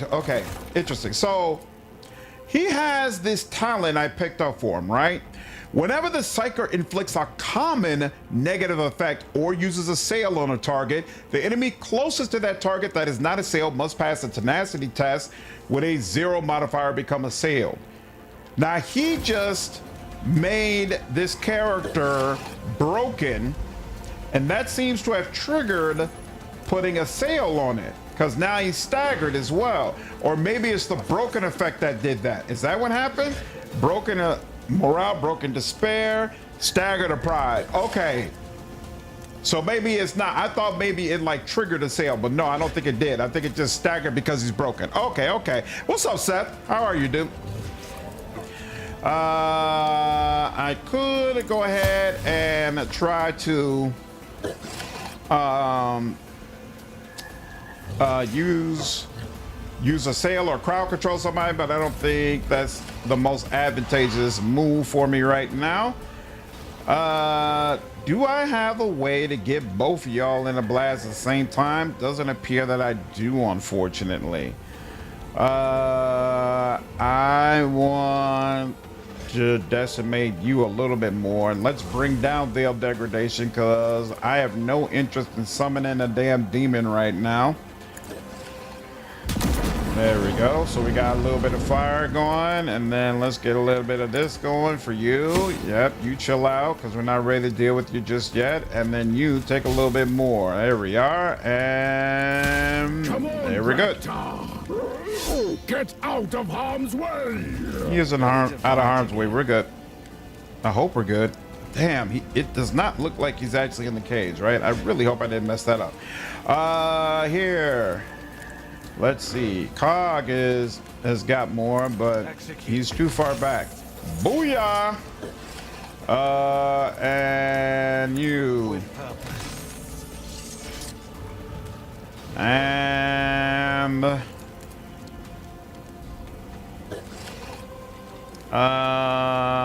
yeah, you'll be the one. And in fact, no, not like that.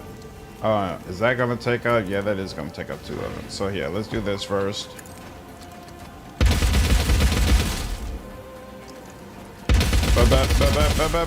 And you got 19 flame on you, so I don't have to worry about you anymore.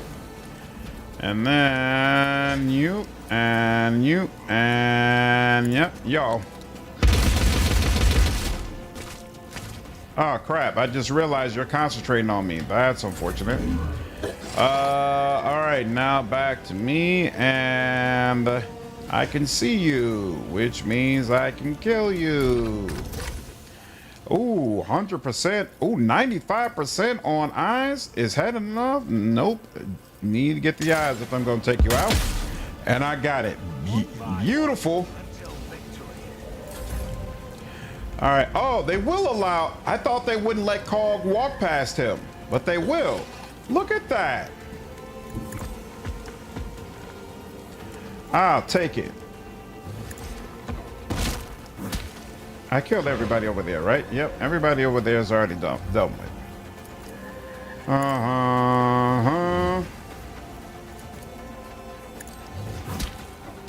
There you go. You deserve that.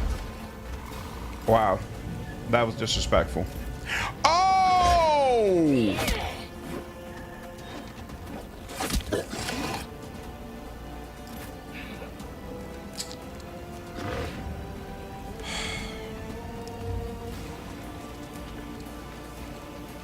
Son of a bitch.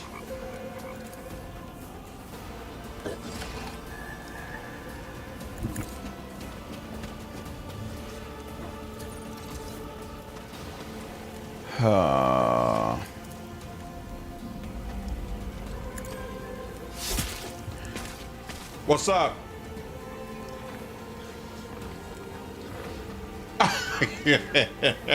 Wow. Mind your business, girl.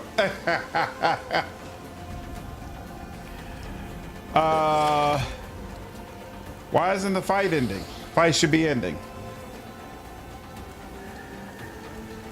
Oh, whoops. Because he's still here. See, this is what I mean. Like, the morale should have already crumbled. Stop, Oathfucker! You have crossed the boundaries of the roost. Lower your weapon, or I will strip your soft skin, and my blood will devour your flesh. Good Lord. Dozens of gleaming eyes watch you, from strange dwellings, from high cliffs, from the shadows. Kroot, carnivores Xenos, renowned for their mercenary prowess. At your feet lie many of their fallen kin, but even more surround you. Every one of them a warrior. Every one of them carries a rifle, lethal claws, and a sharp beak. The Kroot alongside whom you just fought eyes you viciously. You heard my words. You saved Grektar.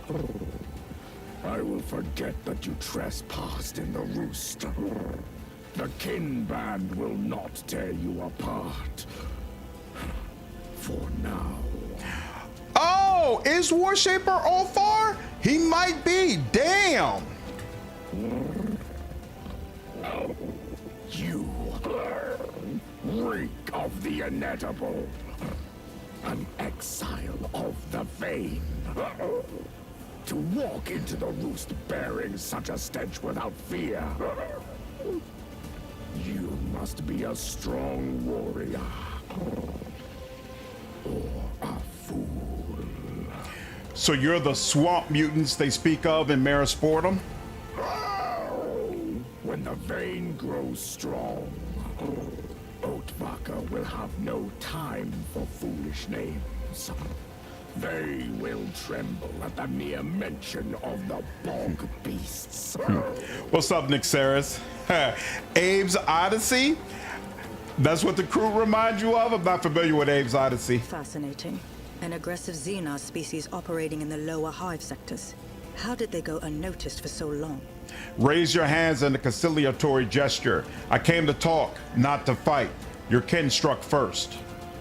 The time for words with soft skins has passed. Now, we speak the language of strength. To defend the vein from invaders. To survive. Take my brother's words as you would a storm, Softskin. He walks the path of blood and battle, and you have come at a difficult time. I am Uyatik, flesh shaper of the tick vein. Croactic is the war shaper. He is the strongest among us, but he does not trust outsiders. Even so, the Tick Vein is grateful for your aid against those maddened of my blood. They lost their connection to the roots. They could no longer hear the commands of the Shapers. And now, their flesh will rot. Their strands will decay. Oh, today, madness seized the roost. I sense it. In the air, and in the blood that was spilled. It is a warning. One the Tick Vein will heed. Soft-skinned flesh defiles our roots. Hear my word, you of my blood. From this moment forth, the Vein is forbidden from consuming human flesh. It is time to leave this roost, choked with the stench of a rotting sea. It is time to move once more through the tunnels to new lands in search of better prey and new strands. Brother, has a Gothlak claimed your mind? It was you who said that we, the Vein, must feed on strong Oatvaka. And you were right. The weak warriors have grown strong. The strong have grown ferocious. But the King Band's ferocity is not a curse of the roots. It is a sign that our warriors' bodies strive to harness the strands of the soft skins. The strong will survive. The weak will nourish the kin band. So it has always been. This is the way the leaves fall. Remove your prohibition before it is too late. What is an Oatvaka? By the way, I think the combat music is still playing because they're gonna make me face the demon right after we get through with this. Yeah, now that you all are mentioning it, I definitely hear Ulfar. Like you. A single strike and done. But you are different. Though your body is fragile, I sent the spirit of a hunter in you. That is why you survived the slaughter. That is why the Vein still listens to you. Softskins, frail-bodied, like your pack. Humans, yes. Does this mean no one else here intends to attack me and we can talk now? As I said, the Vein will forget that you trespassed in the roost. You helped. You survived. Now, stay out of the way. My brother and I have matters to discuss. I say, the Vein must remain here and continue to absorb strong flesh.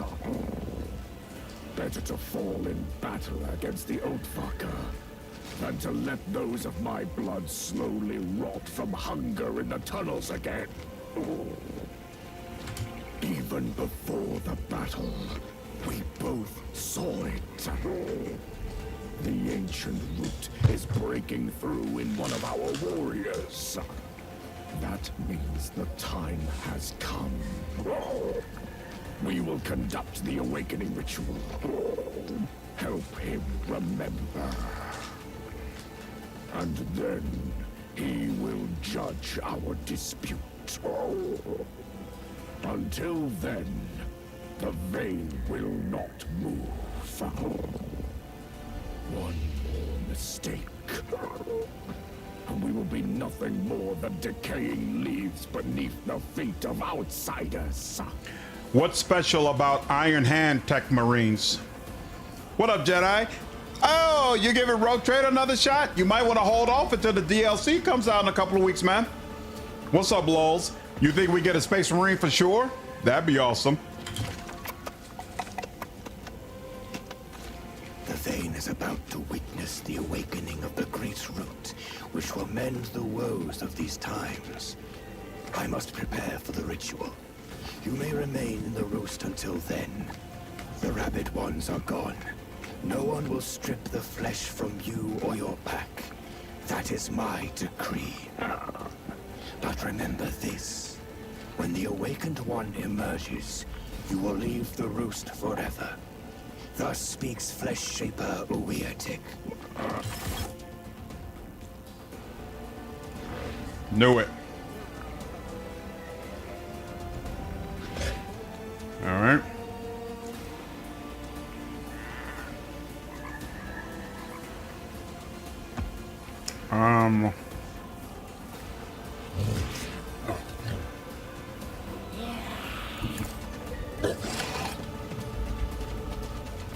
Fatal Fletches lead to a lot more cyborg stuff than other chapters. Oh, really? I would love to be able to play as like a straight up cyborg. That would be super cool. Do not recognize me as a battle companion, Gregtar. Yeah, I really hope they get this straightened out in the full version. It's super annoying. The soft skin saved you from withering. So gather your Rust strength. taught me to always hang my food. We will hunt No together. beast will reach it while you are out hunting. Great wisdom in the roots. Yeah. If the water comes, the supplies will not spoil either.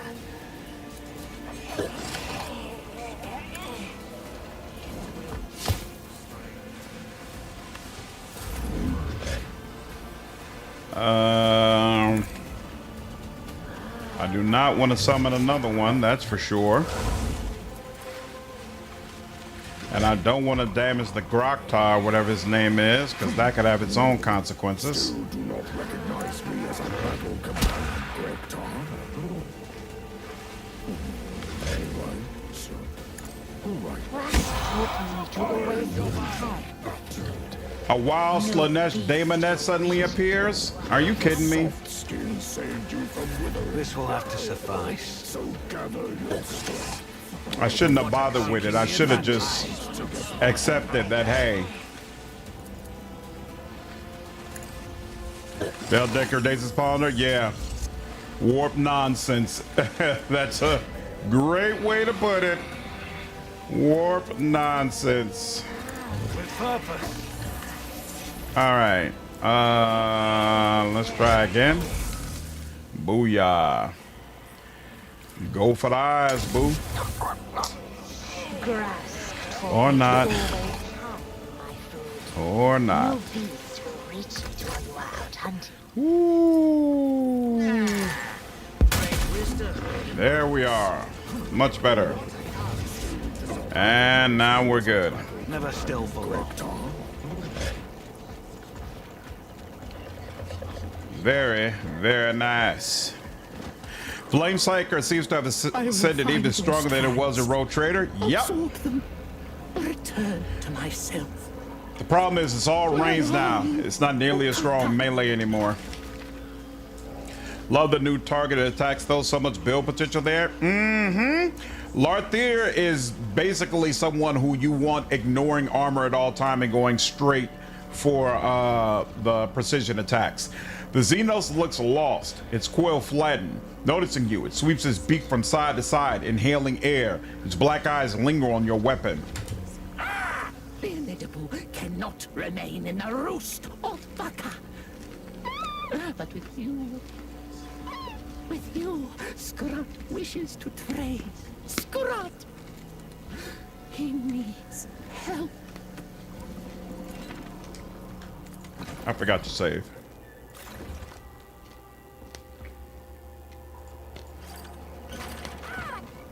Who is Skarhat? I am Skrat. Skrat has lost his mate. You know why the Kroot were fighting each other? Flesh Shaper Uetic says they of my blood have succumbed to madness. Now the flesh of Otvaka is forbidden. Consuming it would defile the roots. But once the awakened one remembers his past self, he will help the vein. Who is the awakened one? A descendant of a great warrior. Even the Shapers must listen to the awakened one. What assistance do you require? Skrot's mate has vanished. She did not return from reconnaissance. If you know, if you find Ukata and tell me, Skrot will trade. You like weapons, Otvaka. You reek of death. Skrot will give for the hunt. Where did she disappear? Ukata went with Croak. Skin band on reconnaissance. None returned. None but Croak. Croak said the swamp took them all. Why are you not searching for her yourself? Skrot went. Skrot searched. Skrot could not find her. But now the Shapers forbid. After the massacre, few of my blood remain. And it is a dangerous place to wander alone. Skrot cannot disobey. The vein is above all.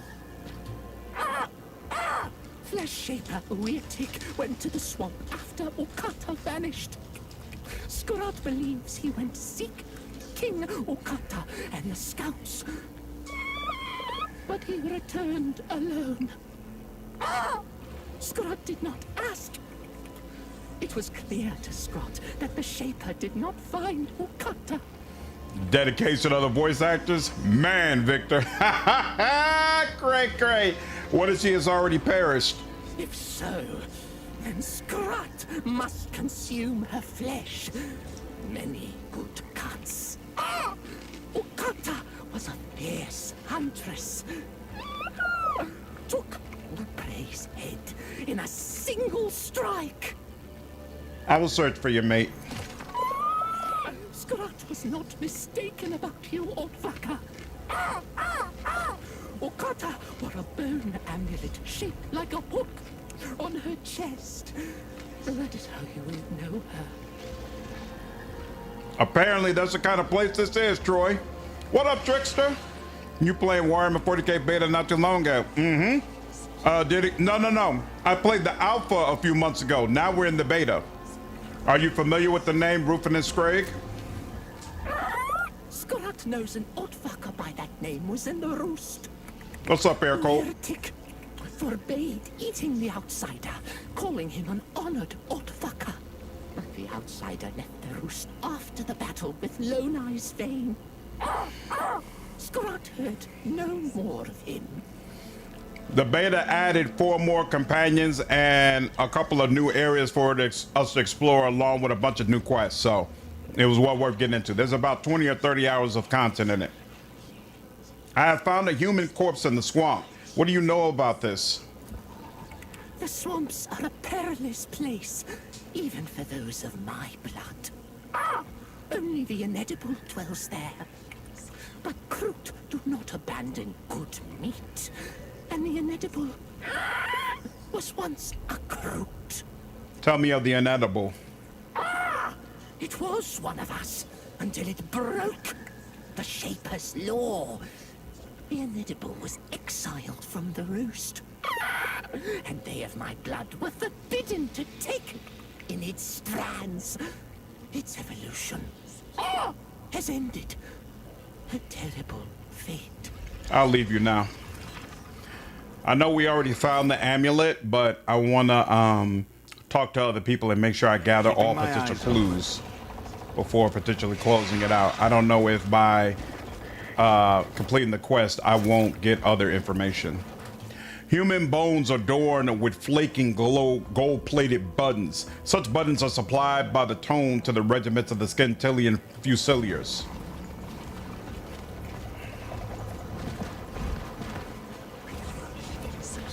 The bodies of the maddened crew are piled into a shapeless, bloody heap. The survivors eye them with barely concealed fury.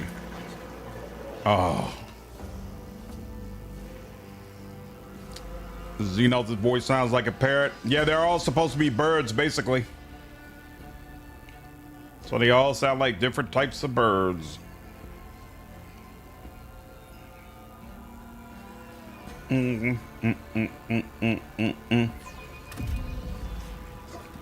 No sense in delaying.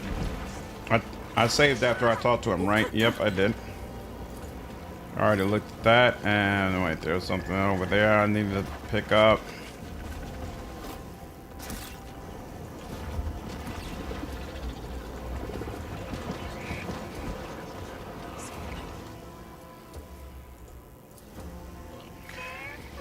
How is the arm? Ready to fight? We will soon face Lone Eye's warriors again. Rot, take the roots of the soft skins. I have been feeding since the last battle, but this wound will not heal. Respect the roots, warrior. Even those of others. The Otvaka from the filthy roost fight well. I have torn soft skin hides before, but these ones, under Baron Lone Eye's command, are as vicious as if they had eaten flesh from Igothlak. No one in these hunting grounds fights What's as up? fiercely as they. That's very nice, darling. Thank you. No. But it looks awesome. I'm glad you're happy with it. I dyed my hair blue and I'm also soaked. Nice. That's awesome, bro. I'm glad you got the hairstyle that you wanted. Silly girl. Close my door.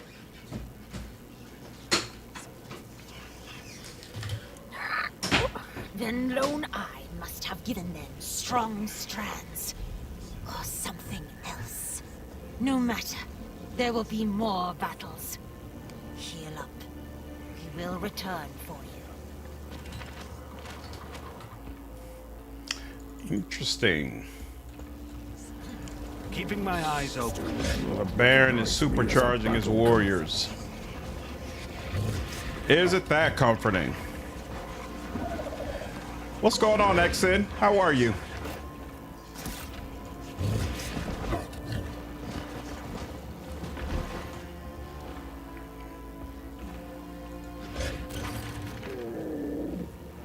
First the battle with Lone Eye. Then those of my blood went mad. And now another outsider is sniffing around. Did you also drag the inedible into the roost? Cast you both out, but you helped in battle. So I will make an exception for you. Not for the creature. The Xenos does not even glance at his mute kin. Yeah, glad you could make it. Hope you and family doing great. No complaints over here, man. No complaints whatsoever. What is that decoration in your quills? It looks like a ring. This is a sign of respect. A gift. Skrotik brought it. A hunter of the vein.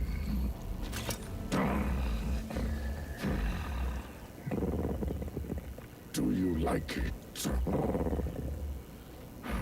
Take it, Otvaka. In the fight for the roost, you suffered blows that were meant for me. I am repaying the debt. Tell me about Groktar. We call them Krutoks. They are our siblings in war. Sup, cute? Then only one remained in the roost. Do not approach him, soft skin. Rektar is clever, but only listens to his rider. Me. So they ride them. That's interesting. You recognize these creatures. Krutoks are distant relatives of the Krut themselves. The massive beak and spiny protrusions on their bodies. It is hard to miss the similarity. Do you see this power, Utvaka? When the Krutoks smell blood, nothing can stop them. My Grektar lives for combat. But this time, he could have fallen to the claws of those maddened of my blood. But you intervened. Take this. Payment for your service. Now, the blood debt is honored, Utvaka. He does purr. It's kind of interesting, Air Cold. More like a predatory chicken.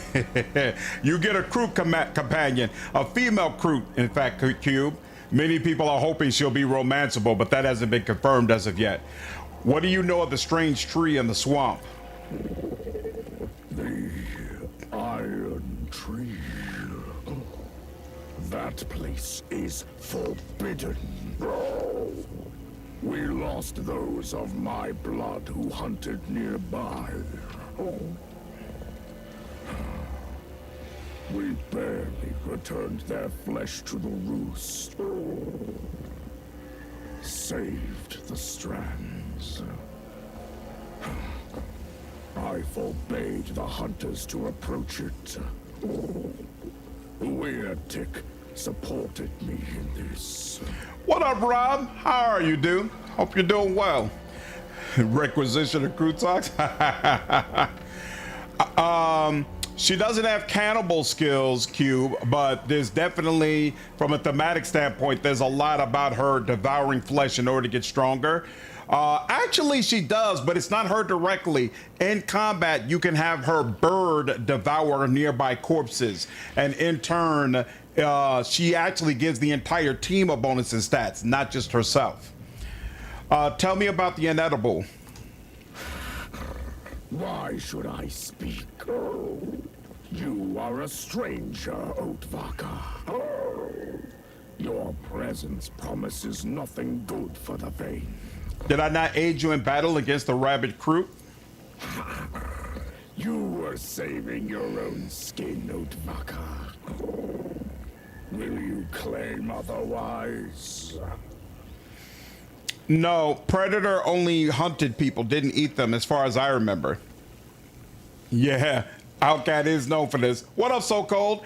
I hope the Pariah can be romanceable. It would be an interesting dynamic if your MC is a psyker trying to romance a blank. That would be interesting. Super cool. Super cool. Yeah, Rob, I need to do a video about the Lord of the Rings game, because I'm definitely excited for the possibility as well. I think in the lore, the Krutoks are Krut that were not careful in their evolutions and ended up in that dead-end evolution. Another reason why the Krut are careful in what they consume. Wow! That's actually super cool and interesting. Very, very interesting. If I do something useful for the Vane, will you speak? What could an Utvaka do for the Vane that those of my blood could not? The War Shaper suddenly pauses, tilting his head to the side in a bird-like manner. Find and bring me another big-headed Utvaka like this one for the ritual. He will become a worthy opponent for the Awakened One. This way, you will serve the Vane. Will you do it? What do you dislike about their games, Wine Guy? What up, Kiwi? Finally downloaded it. Can't wait to get into it. Awesome. Been on a Dark Heresy blackout. So you've already going hard into the VLs for this game? Oh, yeah, dude. Oh, yeah. I love it.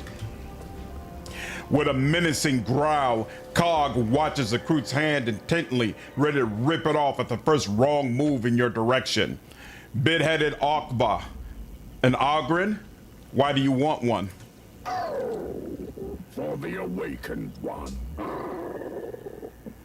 A worthy opponent in the ritual will awaken the slumbering root. A good fight will help him remember.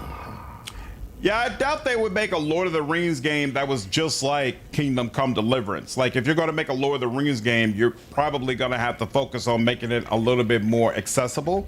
But we'll see. We'll see. Oh, if they consume corrupted flesh, they can become corrupted? That's crazy. How do you feel about the comparison, Victor? Who was the awakened one? A great warrior. One whose strands descend from heroes of the past. From the day he came to be. My brother and I knew. We sensed it. His is the blood of an ancient root. He is an offshoot of the Great Ones. We have been preparing him for awakening. All that is left now is to help him remember. He will decide who is right, my brother or I. He will determine which branch the vein will follow. What will you do if the awakened one takes your side? We will continue hunting in these grounds. Even if madness overcomes some of my blood. The rest, the strongest, will adapt. It is a sacrifice necessary for the Vane's survival. I will see what can be done, but I promise nothing. Whether you do it or not, decide for yourself. I do not expect much from you. The huntress named Ukata was missing. What do you know about this? Why should I speak? You are a stranger, Otvaka. Your presence promises nothing good for the Vane. What's up, bro? I like combat immensely in this game. It's more difficult than it was in Rogue Trader. I think they need to do some things in regards to balancing, but I'm very excited about it. I want to learn more about your clan, your Vane. Still won't speak. I found Rufinus in the swamp. I actually showed the broken injector. Do you know who this belonged to and what was inside? Okay, we'll return later. He's not going to talk until we bring the guy back. Water might cover the roost. You are lucky. You have come while it slumbers. Do not drag it out. Do not steal time from the Vane. Or we will all be swept away with the roost. Like last time. All right, we will come back once we have found a suitable sacrifice.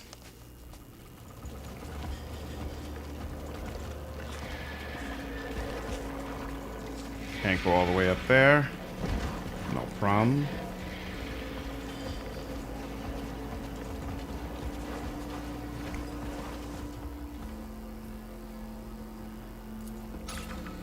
The crude lines from a schematic yet surprisingly accurate map of the surrounding lands. These are not idle drawings, but a means of recording useful knowledge.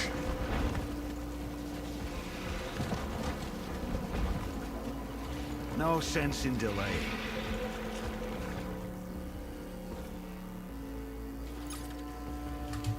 Among the pile of meat, one can notice parts of the bodies of the crew. These Xenos waste nothing.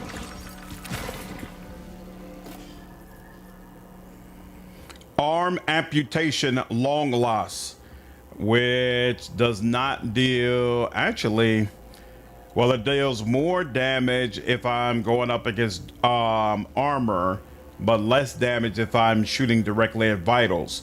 Sharpshooting. Precise shots with this weapon force the target to make an additional test to avoid a critical effect. The target must make it even if its armor durability is more than 0.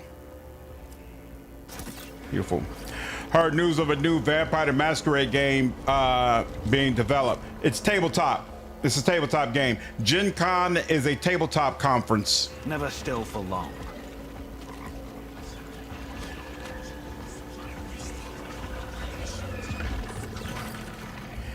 A whole swarm of soft skins is wandering through the roost. What is that pack doing here? That cunning soft skin who spoke with the flesh shaper must have brought them. If it is a fight they want. No fighting! This pack has helped us, and the cunning Otfucker fled after the slaughter with lone-eyes warriors on the far shore and never returned. Perhaps the swamp has taken him. Unfortunate. The flesh shaper needed him for trade. The Vein has no need for weak allies.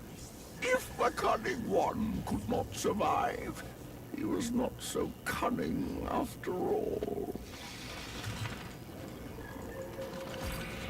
Always on the move. Raise your head, Chinook. In this dark hour, you give the Vein hope. What do you remember? Flesh and bones crack in the beak. Poison winds swirl in the quills. Who am I? Your memory is still weak. It is normal. Go, help it unfurl. Fight, shoot, eat. It should help.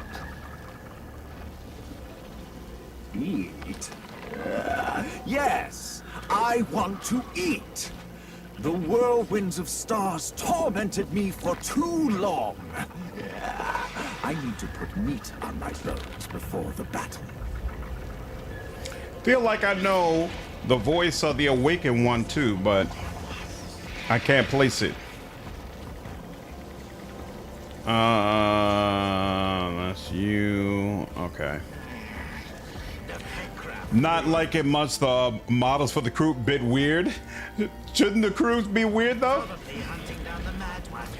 Water of memory is for the awakened one. Why does Touch it, and you will anger the roots. Yeah, it could be possible they're announcing something digital. I'm not expecting it though. Created my Dark Heresy character last night, trying to make a sniper build. You feel that's a class that can be strong in Dark Heresy? Absolutely, yeah. So my character is a sniper officer. He could definitely be nice.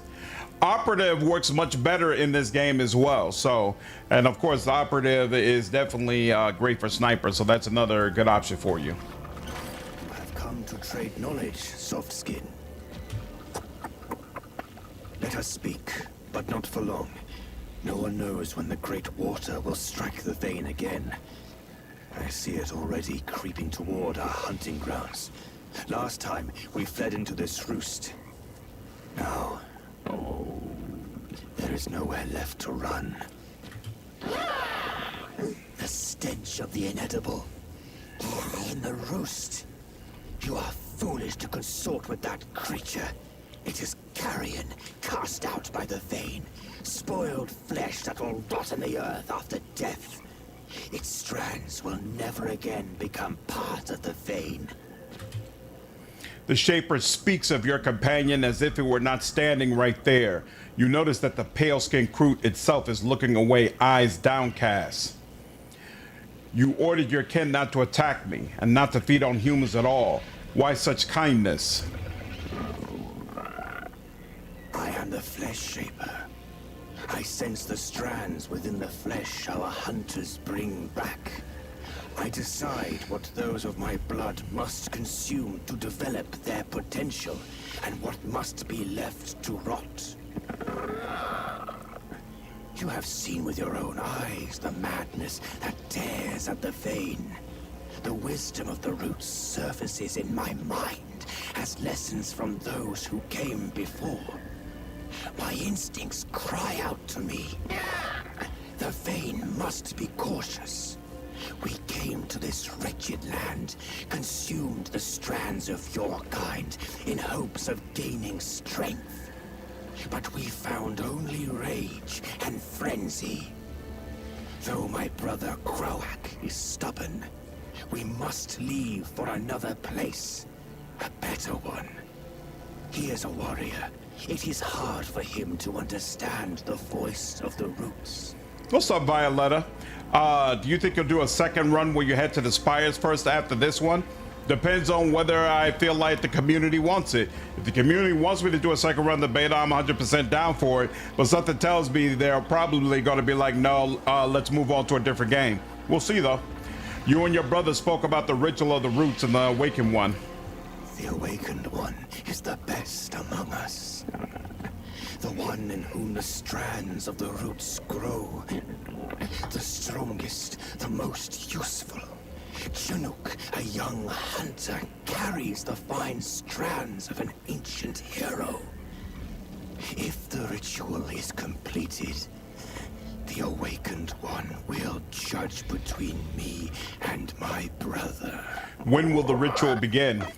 When you tell me you are ready to leave the Tick Roost, Softskin. Forever. Until then, those of my blood have time to mend their wounds, to prepare. What's up, Tech Priest? How are you, dude? I'm having a great time, man. Nice to hear some voices of the game now. Yeah, they've added a lot of voices in the Sectoris area. It's really, really cool. The awakening of an ancient hero? That sounds impressive. May I witness the ritual? You have aided the Tick Vein in its battle against those maddened of my blood. You saved Graktar, our kin. And yet... The Shaper falls into deep contemplation. No, Softskin. I cannot allow outsiders to witness the birth of a great root. The Vein would not understand. You would not understand. We'll talk about it later. Why is your brother against the migration? We arrived in these hunting grounds recently, during the last migration. Before that, we wandered through the tunnels of the Otvaka Roost for a long time. Those of my blood grew weak from lack of food. Weakness bred fear. Fear bred desperation. When we emerged into these lands, those of my blood fell upon the fresh flesh of the softskins who lived in the swamp. Then on the others. Further, in houses of stone and steel. But we were weak. Under Loneye's leadership, the softskins drove us back into the marshes. And so we began eating the dwellers of the rotten sea, whose flesh is foul. The Vein lives only as long as it feeds on good flesh. We need strong strands, or the Vein faces oblivion. We will lose our adaptability, ossify, and join the ranks of beasts that know neither What does ossify mean? Growth. This fate is worse than death in battle.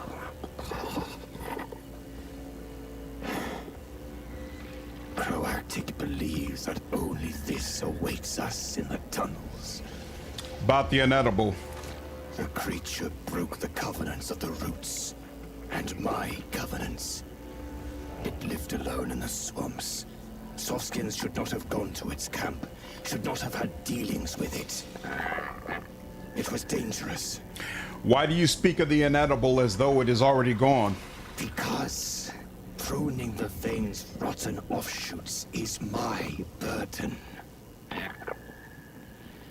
The creature will not return to the roost. To us, it is the past. No, Cube. I've never seen the TAW in the game before outside of... yeah, no, period. I don't think I've ever seen a TAW in the game before. So this is a human-controlled place. So I should be afraid of the inedible?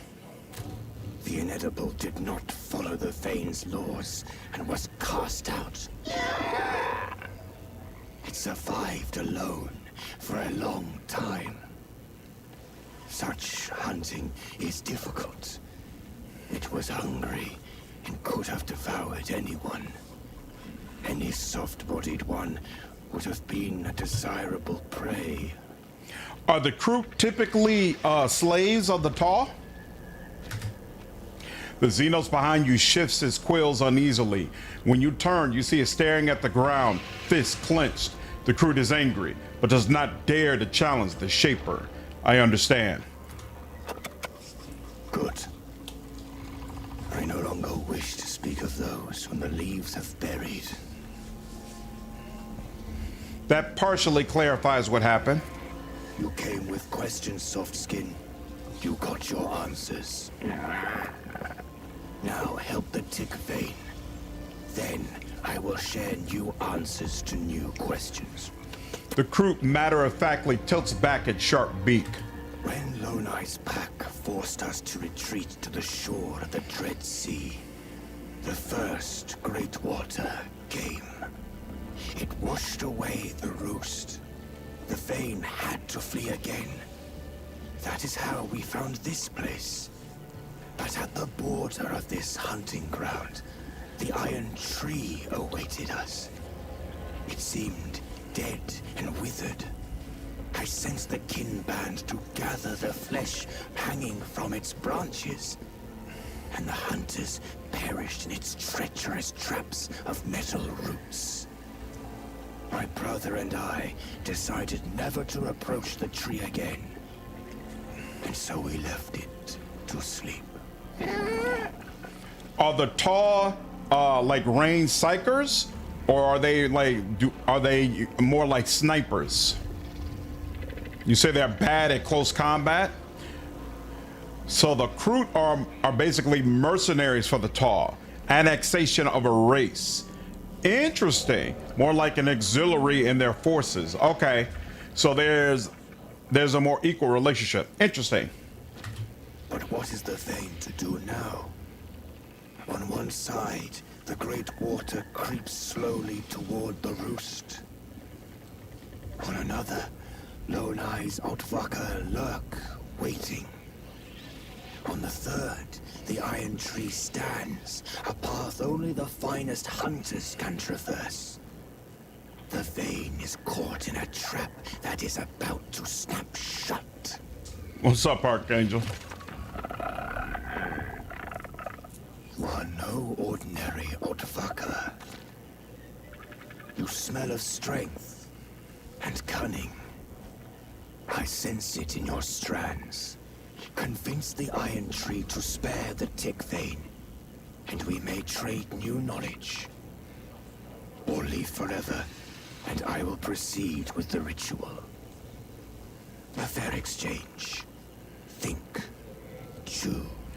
Oh, so the TAW are robots? Oh, they're the anime robot dudes. Oh, lots of high, long-range, fast mobility tech. They have mech suits and range infantry mainly. That's interesting. Wow. Now I understand why so many people were asking for them to be a rogue trader. A robot should be much easier and more acceptable to have on your team than like a flat-out Xenos. They're split into castes, with the Psychers being the leadership. Okay. They use mech suits. Thai have super rail weaponry, but do indeed fall short in melee combat. The crew can come in many forms depending on what they eat, up to giant things they can ride. Interesting. Interesting. The pet craft flew over the swamp again. Probably hunting Skin of the crew, like many of its kin, is covered in extensive burns. mad ones who fled there. Why does good My ship head. seem to be inedible? So many thoughts. Stayed in the room. Not to think. What in the hell? Handle your business. Thank you.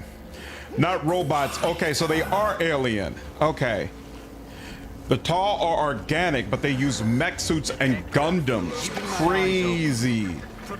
Aliens who wear mech suits. Tall, not robots though. They're fish people in mecha suits. That's insane. So fish people collaborating with chickens to, I assume, take over the galaxy. The human aliens with blue skin and no nose. Interesting. There are some in the Chaos Gate Death Watch trailer. Oh, really?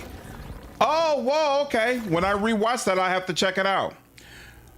Tar, very interesting because they appear to be, they're the most good aligned race of Warhammer, but things are not what they seem. They fight for what they call greater good. Huh.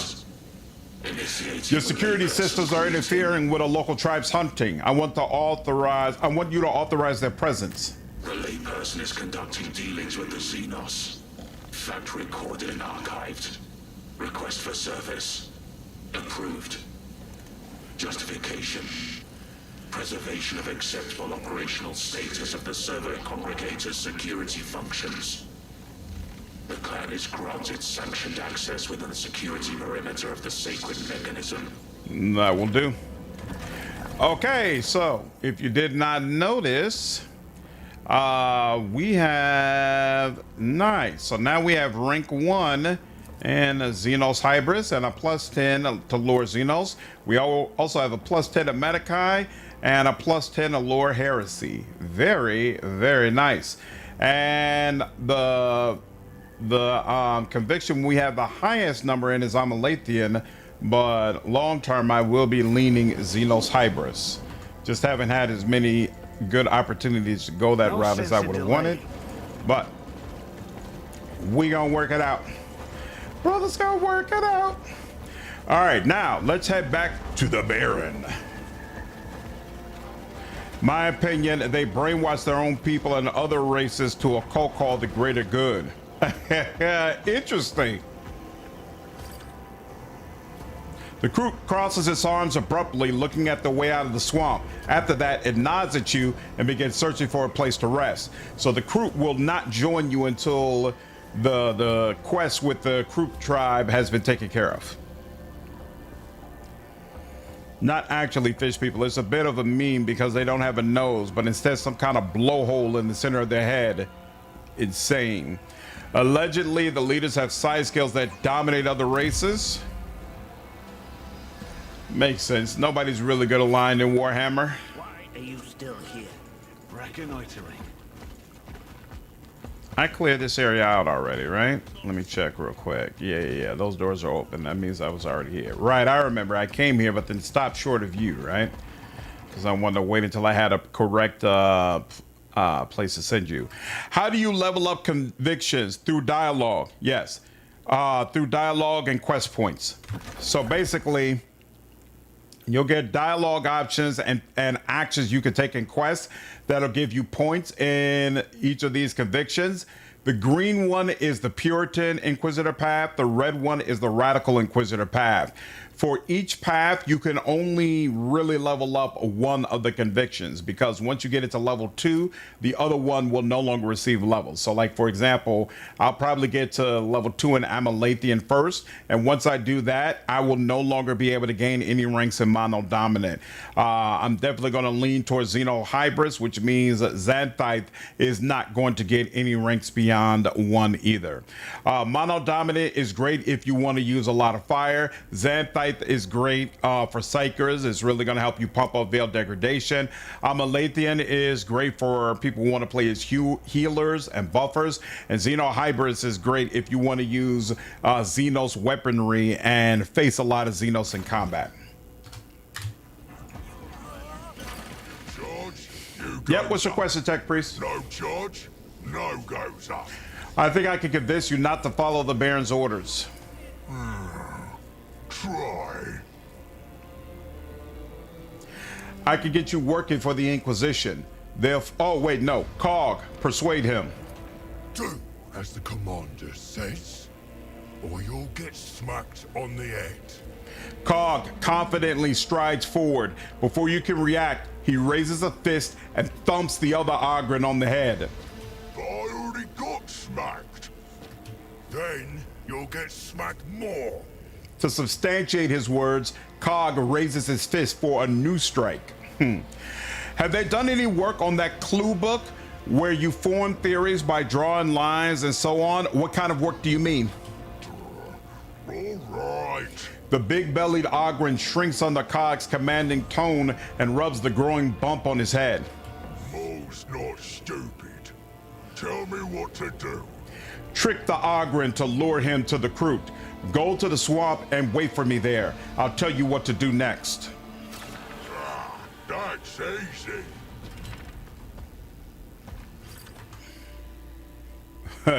Ogren diplomacy, basically. What up, Hellblade? How are you, dude? So, this is the book, the Inquisitor Journal. I'm not sure how much has changed, though, Tech Priest, from the Alpha. Not sure what changes you're looking for. I am having a good day. Hope you can say the same, man. So now we know about Hunter Skrahat, a clan hunter searching for his missing mate, a female named Ukata. Any improvement to it? It felt kind of cramped in the alpha and messy. And now in the core, messy detective kind of way. So I don't know if you realize, but you don't have to look at this as is. You can move all this stuff around. So if I wanted it to feel more clean, I could just take all of this and move it around so that it's more clear. Okay, this is where each one of these are pointed at. You know, if you want to be able to clearly see the lines and understand what is connected to what, you don't have to just leave it as is. So that might have contributed to you feeling like, hey, this is kind of cramped and doesn't seem clear and clean. You could move it around in that manner. Some Kroot have succumbed to madness, leading to a bloody massacre within the clan. The rabid individuals act unpredictably, tearing apart anything in their path. The Kroot's purpose in life is to absorb the correct best strands, genes for the evolution of their race. The Kroot devour the bodies of their kin to absorb their strands and strengthen the clan. Members of this Xenos species are often found among the mercenaries of the more radical factions of the Inquisition. Ha ha ha. What up, Silver? Can't wait to get all those clues wrong and be accused of heresy? Ha ha! That's one way to play. Conducting. Offering to the Warshaper from the clan hunter Skarak, the signet ring. A silver ring with an embedded box key to the gates of the Bastion Serpentis. It likely belonged to Millicent Tilia's agent. I did. Following the massacre in the Roost, the clan settlement, the Flesh Shaper imposed a ban on consuming human flesh, believing it to be the cause of his kin's madness. The hunter Skrahat witnessed the Flesh Shaper venturing into the swamp shortly after the hunters returned from the distant hunting grounds. He granted the agent the title of Honored Atbaka and allowed him free passage into the Kroot encampment. The movements of the Shaper's left shoulder are stiff and pained. Armor conceals the wound, making diagnosis difficult. Might have had a bug, as the window is real small for me. I could move stuff around, but it was so small they got messy real fast. But I see it's not like that for you. You can zoom in and out. So you might not have realized you can use the mouse wheel to zoom in and out of whatever it is you want to see. Don't know if maybe you have missed that on your playthrough. Would be cool if we can somehow team up with the Night Lords against Chaos, considering Night Lords aren't really fond of demons, but probably not going to happen. We'll see. I'd certainly be down for it. I thought it allowed me to do something, but apparently not. We'll look at that in just a second. The Warshaper led a scouting party into the swamp from which none returned. The Shaper's body is covered in fresh wounds, both ragged gashes and injuries from ranged weaponry, which is a note that they do not make with the flesh shaper, right? It just says armor conceals the wound. His left shoulder's a stitch, but you can't really diagnose it. But with this, we know it's from a ranged weapon. Immediately after the slaughter between the Kroot and the Baron's gang at the excavation site, the agent gathered his belongings and departed the Xenos encampment.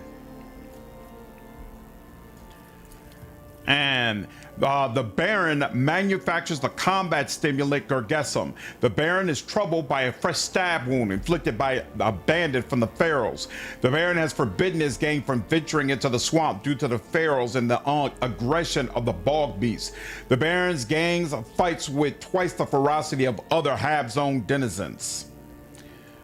All right, and then let's see, what's this? The attacker bears a fresh burn from a laser shot. Was the hunter Skarat wounded by a pistol shot? Was the flesh shaper wounded by a pistol shot? Or was the war shaper wounded by the pistol shot? Was the Baron wounded by a pistol shot? We know it wasn't the Baron. We know it wasn't Long Kroot. Could have been the hunter, but extremely doubtful. So it's the flesh or war shaper. I say the war shaper. Let's accept this for now. Body in the mire. We don't have any good options for body in the mire. Looks like all of those are most likely misconceptions. Okay. Moving.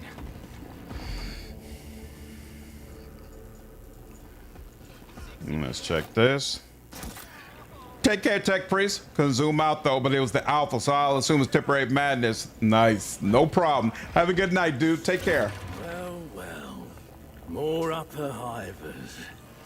You've been drawn to our God Emperor forsaken marriage sportum lately. He breaks off into a deep hacking cough.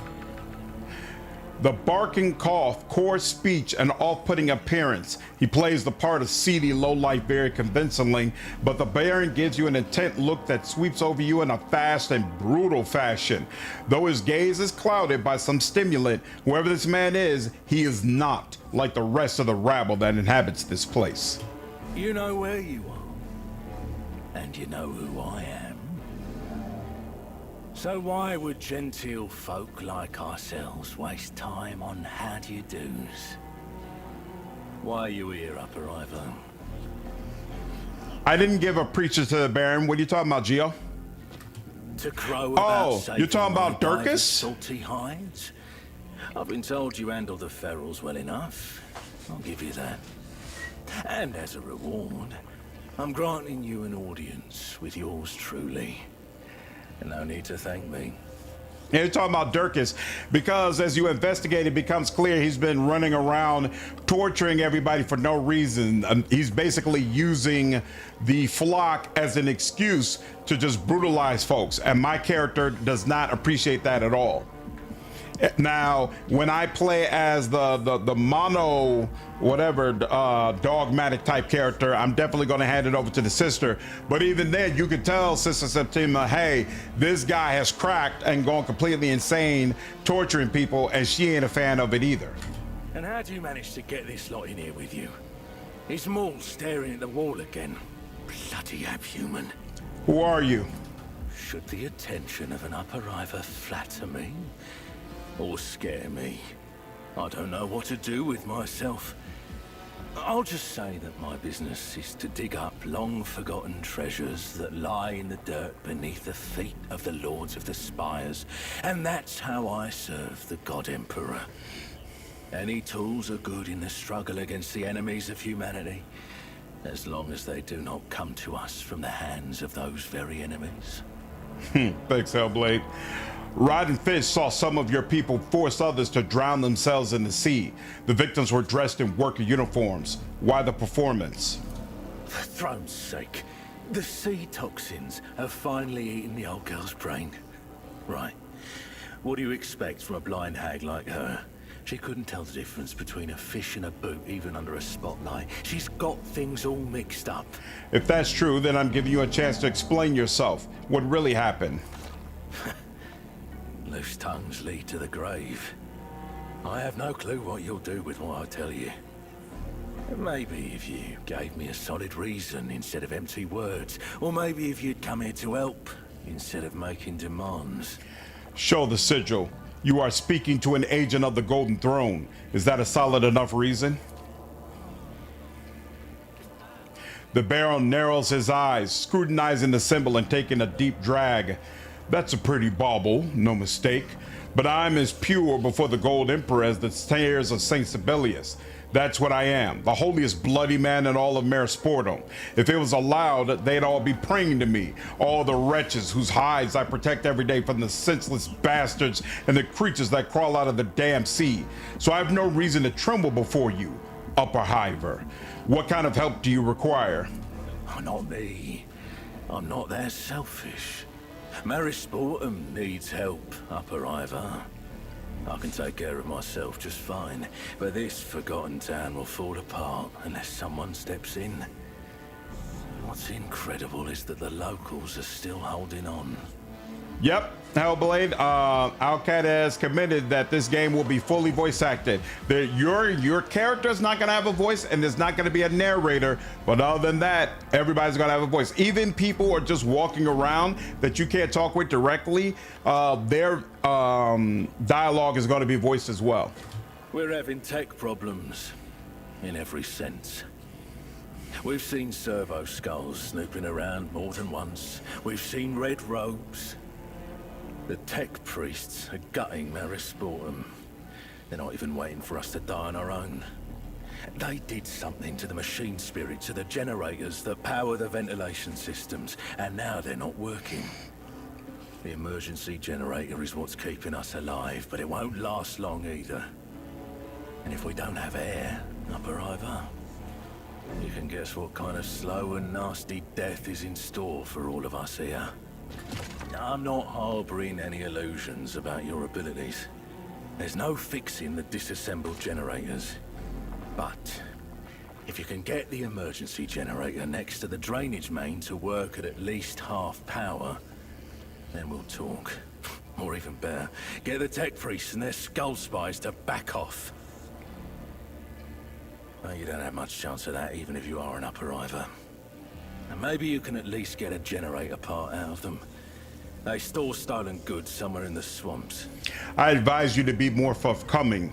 There are many strange discrepancies connected to you. What up, Davy? How are you, dude? Oh. The Baron sucks his IO stick, watching you with lively interest.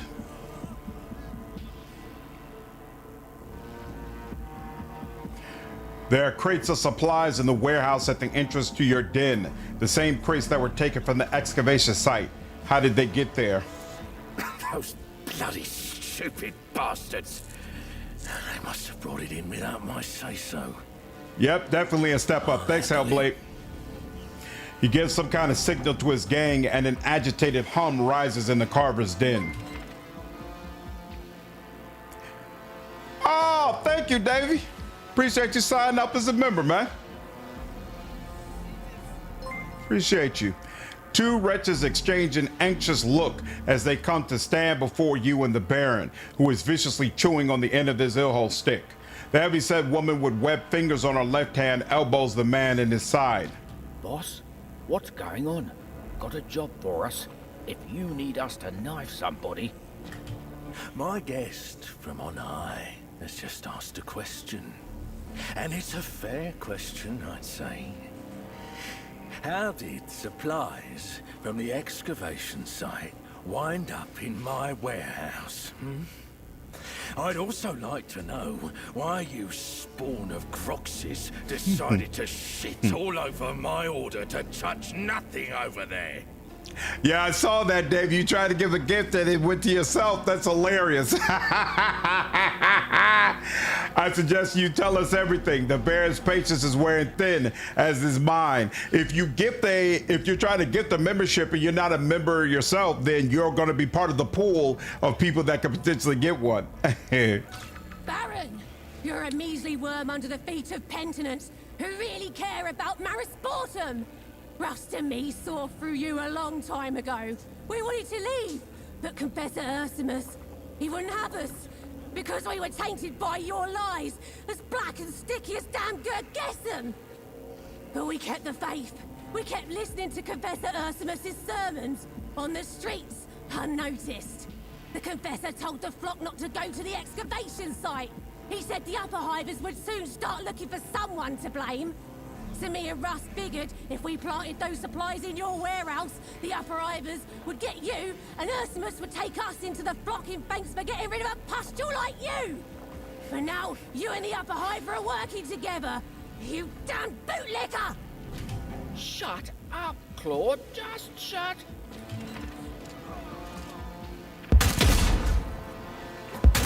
So the mystery of vanishing supplies has been solved, Upper Ivor. These scum who betrayed their leader turned out to be another lot of idiots who've had their brains addled by the flock's teachings. Enjoy the show. That's how it goes around here. I mean, just shot the two of them and then sat right back down. Hey, this is just a daily occurrence where I am. I found a servo skull at the expedition camp that shouldn't have been there. Its owner claims that a local must have smashed it and planted it at the excavation site. I've got no clue what you're on about. There were signs of a battle between humans and inhumans at the excavation site. Your carvers are the only people with the numbers and weapons to fight on that scale. Are we now? Is that your way of paying me and mine a compliment? The Baron's laughter that follows has a nervous edge. You win. I'm tired of this back and forth. Let's get it all out in the open, Upper Ivor. Ask me what you want. Do you know the whereabouts of the workers from the excavation site? No. No one knows. You hear their drill wherever you go in Marisportum. But one day there was just nothing.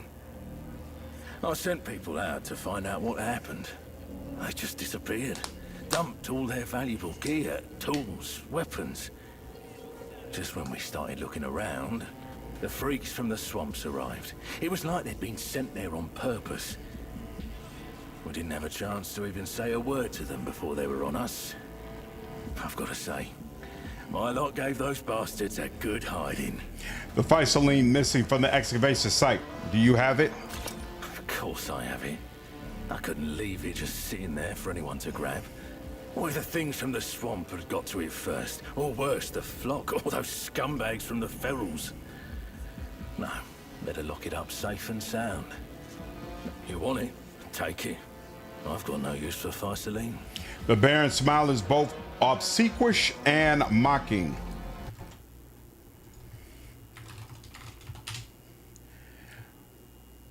Is that not the proper way? Obsequious. Both obsequious. Obsequious. Someone who is excessively obedient, attentive, or eager to please, usually in a way that feels insincere or servile. Ooh, okay, interesting. Did your gang loot the excavation site? Us? Looting? Never by the throne. I was saving our irons. Can't you see, Upper Ivor?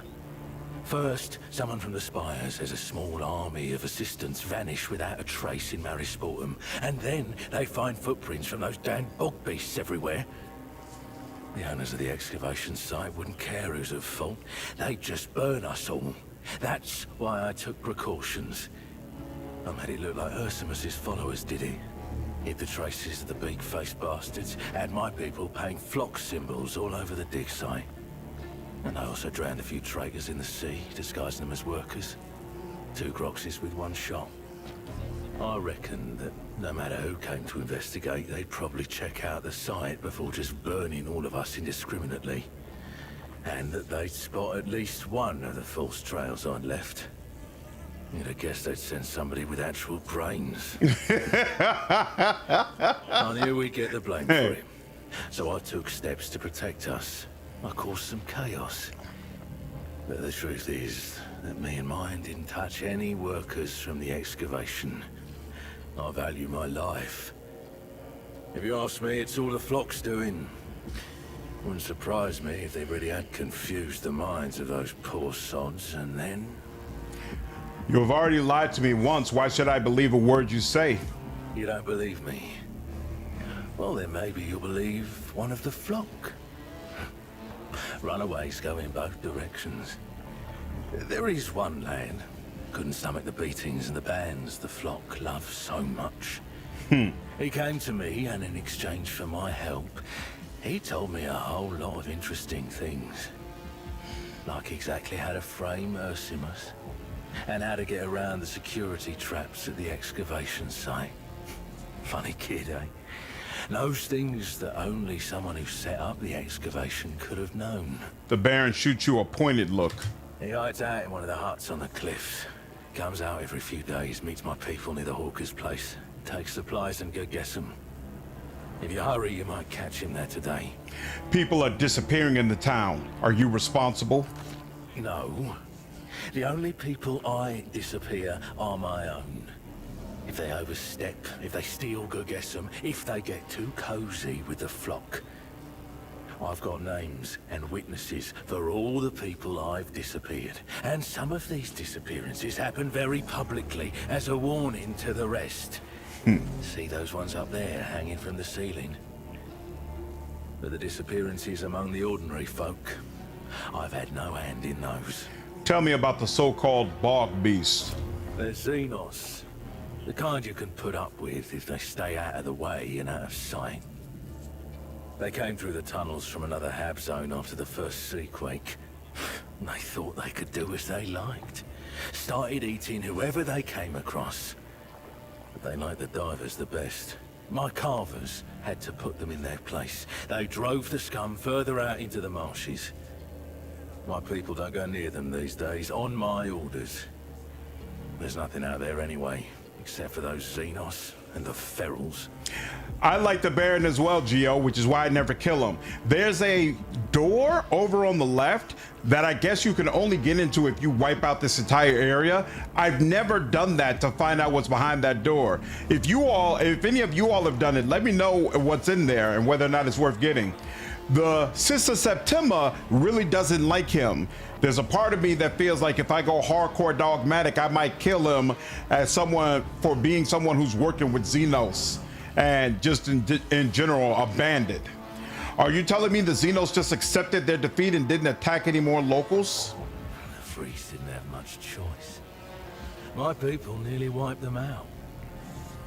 But while we were busy with them, the ferals went crazy and started walking round Marisportum like they owned the place. We had to choose between killing the swamp creatures or losing the town. I picked the third option. Their leader came crawling to me to offer a pact, a truce, and I agreed. I gave them permission to live in the swamps and eat the ferals. I've got to say they've done well. There's hardly any ferals left. And in return, they promised to stay out of my town. The Baron's face darkens. They broke their word.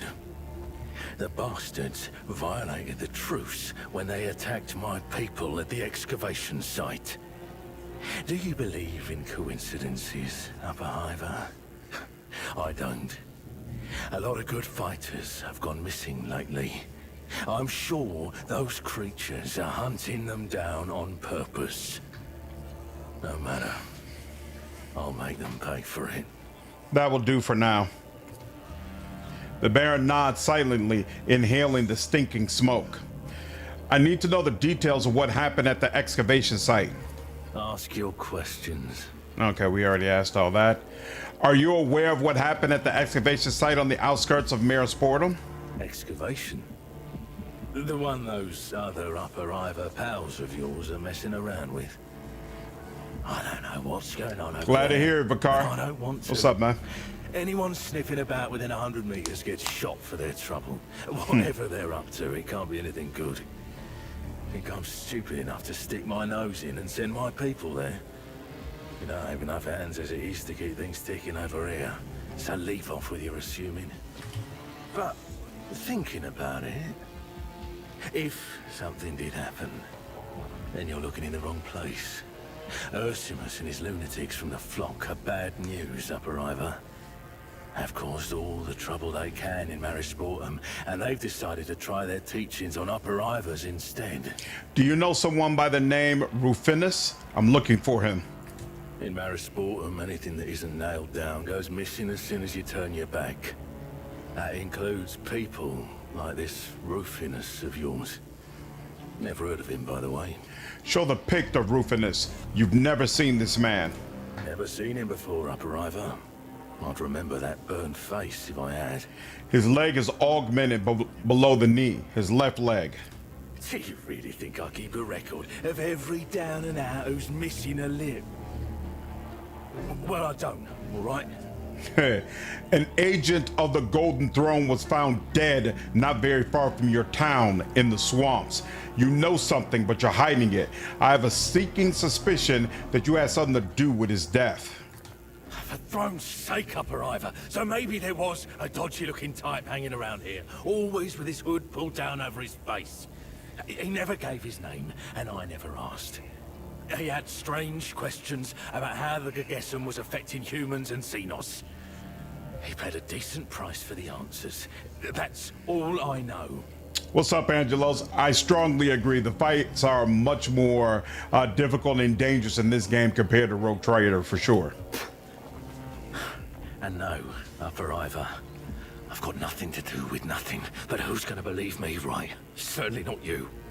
People say there are bog beasts on the outskirts of Marisportum. Is that so? You know what else they say? A bad obscura takes you on an unforgettable ride. I knew someone who swore up and down that he'd met Saint Sibelius on the street and shook his hand, even had the sacred marks burned all over his palm.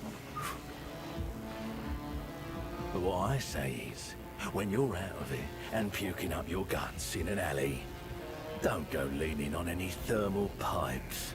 You don't look well. Fresh wound troubling you? You know, Upper Ivor, I'm almost flattered that you're concerned about my health.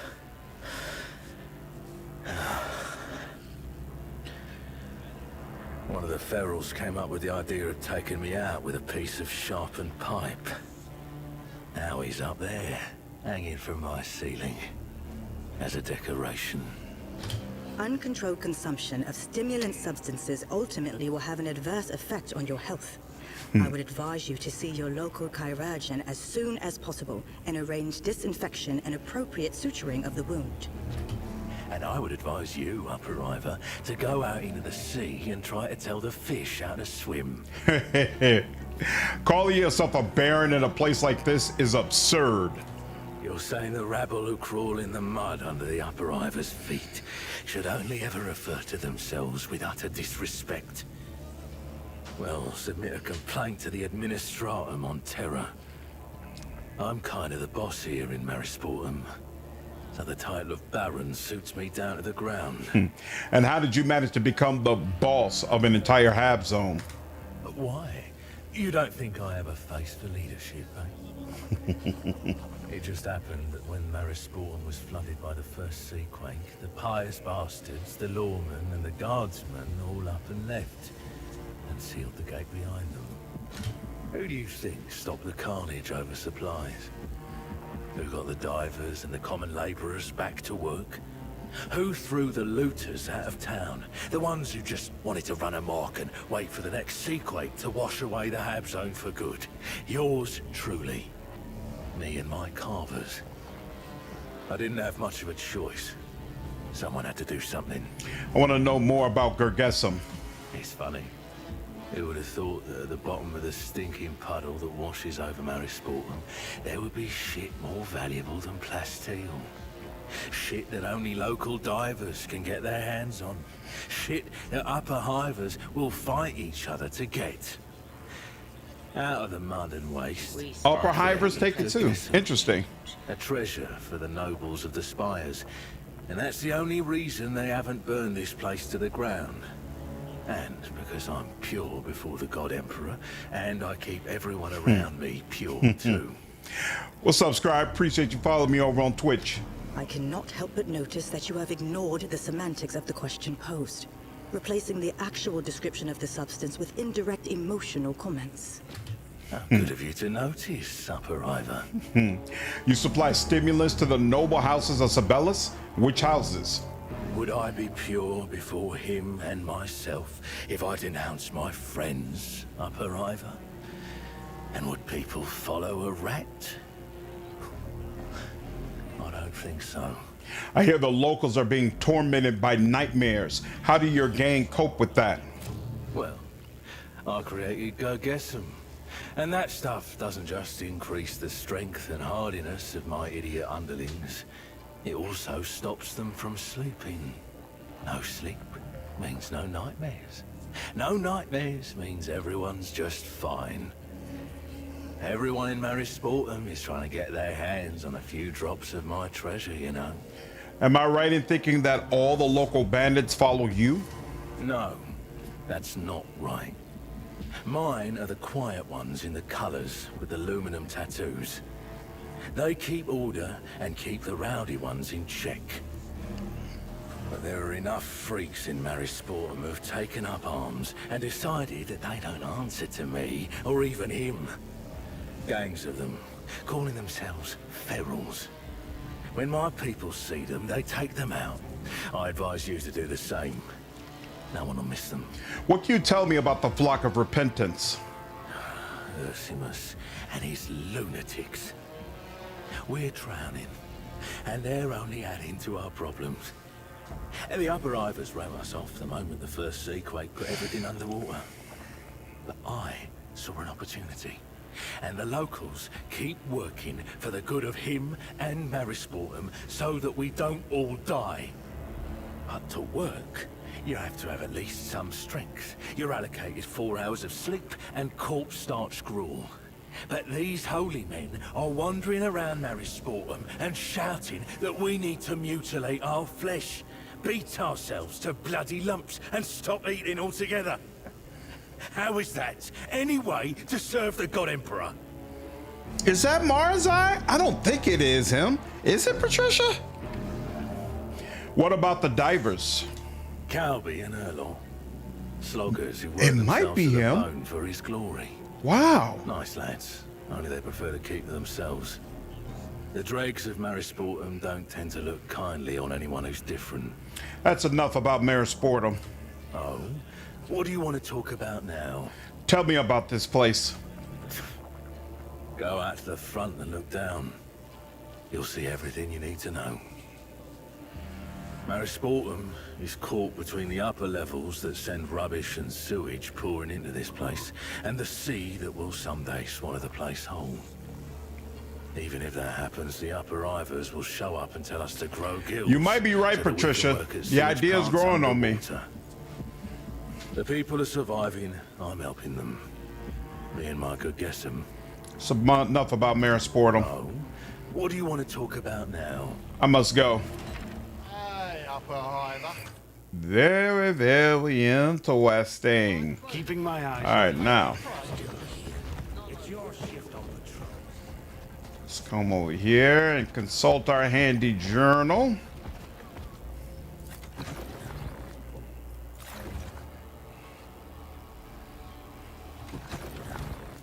All right. The agent deemed the clan weakened but believed its potential could be unlocked. The agent tried to enhance the Kroot clan through the consumption of flesh from the bandits pumped full of Gergesum. Agreed. The Baron gang makes extensive use of Gergesum, increasing their combat effectiveness and survivability. The Baron believes that the Bog Beasts are deliberately exterminating his gang.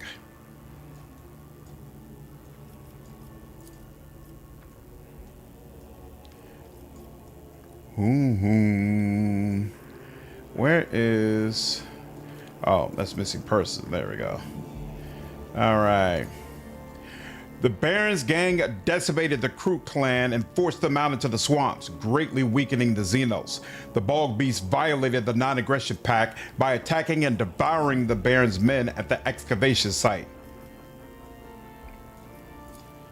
The Baron was attempting to weaken the influence of the Flock of Repentance and eliminate the traitors in a single move. The Baron drowned them in the sea dressed as Inquisition workers, imitating a method of self-castigation common among the locals.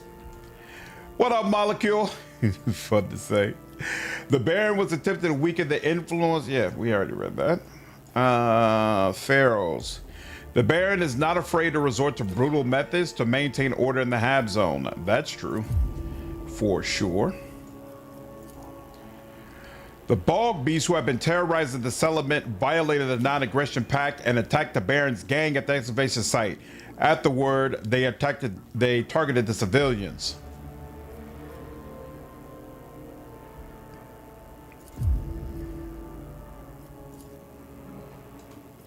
See, for drowned workers, there should be something added here. I think this is a bug. Here, hold on.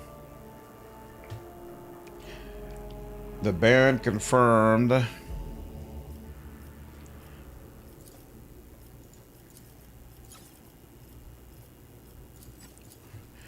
The Baron confirmed that he drowned traitors to throw off the investigation, but there's not an option in the journal under the drowned workers section for me to conclude that. Well, Dorenzi Martin is the voice of Marzai. As far as I know, he shouldn't be the voice in Dark Heresy. We'll see. I'm sure at some point we'll get a list.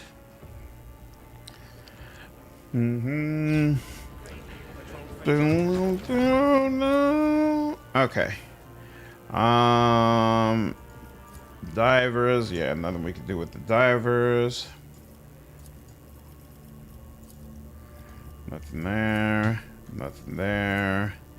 Nothing there. Oh, what's this? Hold up. The burning of Salenza Sector's Hab Zone was a consequence of the traitor Astartes' campaign of terror. I would agree with that. After the tragedy, Confessor Artemis renounced Saint Sibelius and began preaching repentance of transgressions through suffering. And being elevated. Yep, I would agree with this as well.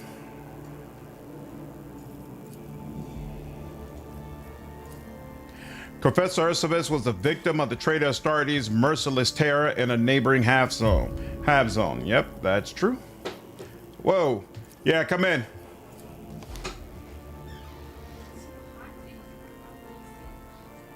Turn off the heat. Okay.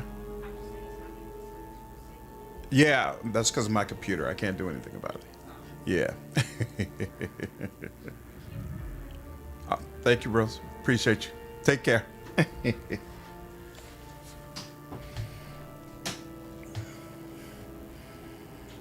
Let's see. So that's all we could do for now, right? Interesting. Okay. So now, actually, let's go back to the marshes because we have to collect the sniper rifles from his guys that he killed. Let's go back to the Brown Marshes to see if we can convince the Adeptus Mechanicus to leave the Baron and his men alone. Or more specifically, convince the Fabricator General.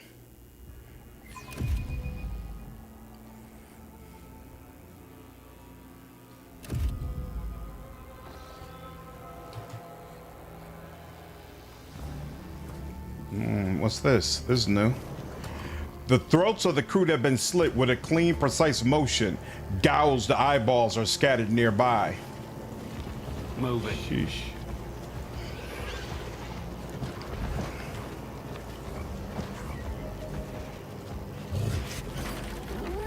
What's up, Frookalette? I've been well. Hope you can say the same. You have driven good prey into the Veins territory. A big-headed Oatvaka. The hunters caught it and brought it to the roost. I did not think you would do it. I will remember this. All right, let's go back to the questions he wouldn't answer before. We call You answered that. Tell me about the inedible. It hunted with my kin band until it devoured forbidden flesh. hunter who does not obey orders is a poor hunter. We declared its evolution ended and cast it out from the roost. It could have lost its quills, but I interceded.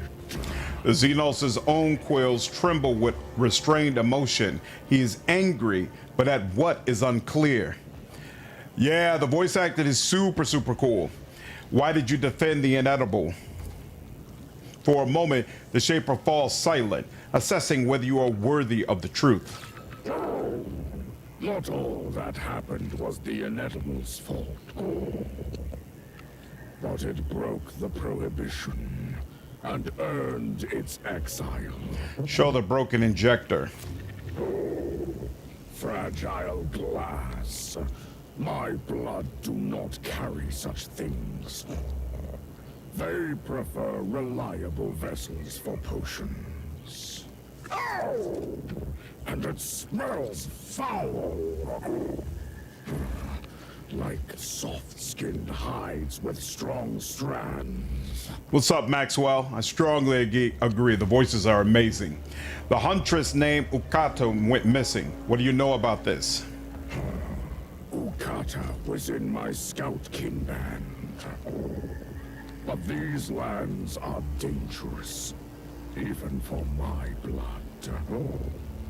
She lacked the skills. The swamp took her, swallowed her whole. I saw it with my own eyes. Now her strands belong to the swamp. This is the way the leaves fall. I found Rufinus in the swamp. He was brutally killed and dismembered. The outsider lingered around the inedible. Tried to speak. The flesh of the outsider is forbidden to the tick vein. But the inedible is no longer part of the vein. And there is little suitable flesh in the swamp. It is hungry. Your companion hisses, the quills on its neck standing up. But as soon as the Warshaper casts a casual glance at the inedible, it goes silent. Looking at you, your companion shakes its head, clearly denying its involvement. I know you fought humans far from the roost, at the excavation site. When the howl of the metal beast fell silent on the far shore, the outsider who dealt with my brother gave the vein a fine suggestion. Many strong soft skins of Lonai had arrived in that place. I sent the kin band to hunt, to claim their flesh. The kin band raged and at last showed Lonai our strength. A shame I was not with them that day. What's up, Matt? How are you, dude? Your warriors hunt people who serve this Lonai, and you speak to me about it so easily? Lonai's warriors are parasites of the human roost. You do not grieve when you kill parasites. Do you, outsider? Still, you hunt humans. Who gave you that right? The pact with Lonai allowed us to hunt softskins beyond the town. Those who displeased him. But our vein craved more flesh. Even the outsider who dealt with Weirtic understood this. He advised my brother that we should hunt Lonai's warriors. That their meat was the strongest. What's going on in Scorpio? Oh, your weekend has treated you well? It's treated me very well. Absolutely. No complaints. Hope you can say the same. The Baron claims you broke the pact when you attacked his people. Lone Eye should swallow his rotten tongue. We did not approach his roost and only hunted on the outskirts. That was our pact. His warriors had stepped beyond their lands. That means they had become prey. Workers have gone missing from the excavation site. Are you saying you didn't kill them? The Tickvane are hunters, not scavengers. We do not eat softskins who dig in the mud. The hunters said there was no one except Lone Eye's warriors in the camp. They were enough for us. Man, appreciate you using your Prime subscription over on Twitch, man. Thank you so much. I can't complain. My contract doesn't allow it. I know that feeling. Glad to hear it, Scorpiona. Heard enough. Finally. I want to learn more about your clan, your vein. You were useful. A little. I will answer. A little. How did you come to Marisportum? We wandered through tunnels after leaving the old roost. Until we ended up here. In the tunnels, we absorbed the strands of small creatures that see in the darkness and hear the trembling of the air. That is how we hunted. But it was not enough. Hunger came. The migration was long, and many of my blood sacrificed themselves to sustain the hunters. You came into our roost without fear. Do you think us weak? Know this, Otvaka. The strongest of my blood survived, and the Tickvane is no prey. The traditions and nature of Xenos are abhorrent to the citizens of the Imperium. However, given our cultural differences and their reverence for genetic material as the ultimate commodity, their act could be considered noble. Otvaka with the metal hand. You gaze into the essence of our life. You consumed your own kin? For my blood to be consumed for the good of the vein is a great honor. I personally divided the flesh of the sick and the wounded among the kin band. They had good strands, but their bodies had worn out from the long march. Now, their strands are part of us. And together, we found a path to new hunting grounds and built a new roost. Their sacrifice will be remembered. Why do you war against humans? When we came out of the tunnels into this territory, the Otvaka attacked us by the right of the Predator. Lone Eye's vein fought much more fiercely than the other softskins. My brother was forced to make a pact. We divided the territory between the Tick Vein and Lone Eye's vein.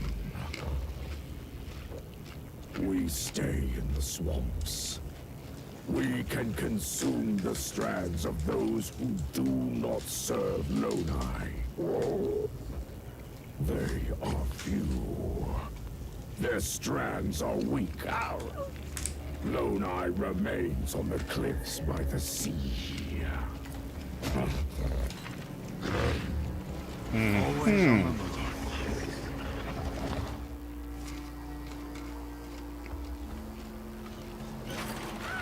Okata! Have you seen her? The War Shaper said that you gifted him the ring he wears on his quills. Where did you obtain it? The swamp took my mate, and I went searching. Saw it on the ledge. It gleamed. Beautiful. A gift for a warrior's quills. For Croactic. Then the Flesh Shaper forbade leaving the roost, so the swamp would take no more warriors. Give the bone amulet to the crew. I found this amulet in a crevice out in the swamp. Did it belong to Ukata? Yes. She never took it off. You have kept your word, motherfucker. And so will Scrut. Take this. For good hunting.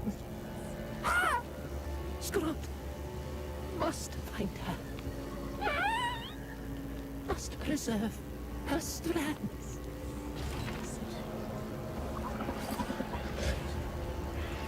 No sense in delay. Brutal.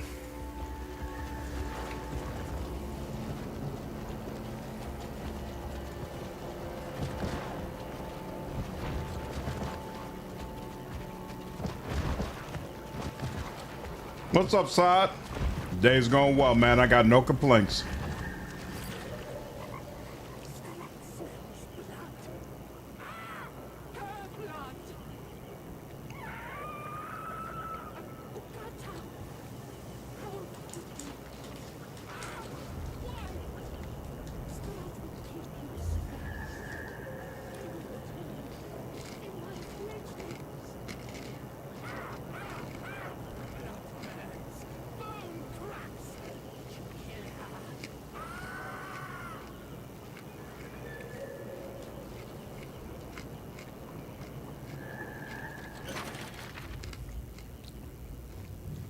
Why does it remind me of Alien vs. Predator movies? The crew clutches his head and sways, but no longer tries to attack.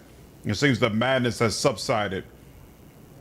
I will grant you one chance to explain yourself, Xenos. What just happened?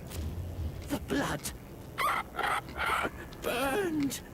Scrot could not resist. Did not want to. Okata's flesh ignited fire within. But why? Scrot does not understand. What is wrong with your mate's flesh? It smells of Okata, and it does not smell of her. Strange. Like withered soft skins. But there are no soft skin corpses nearby. Scrot does not understand. You are of some use, however little. I will spare you this time. Scrot is grateful. Scrot will no longer take strands from your vein and anger the roots. Now, Okata's strands must be kept. Passed to the young. Even Xenos know how to honor their own. Apologies. I was distracted. All right. At once.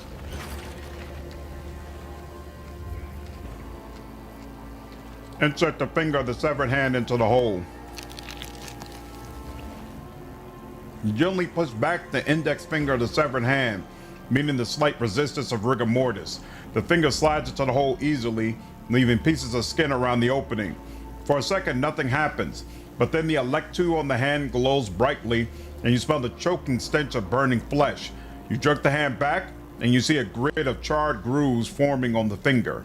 Step away from the terminal. No sense in delay.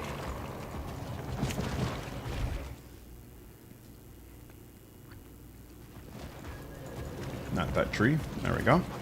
Detecting repeated presence of an Inquisition servant. Initiating layperson greeting.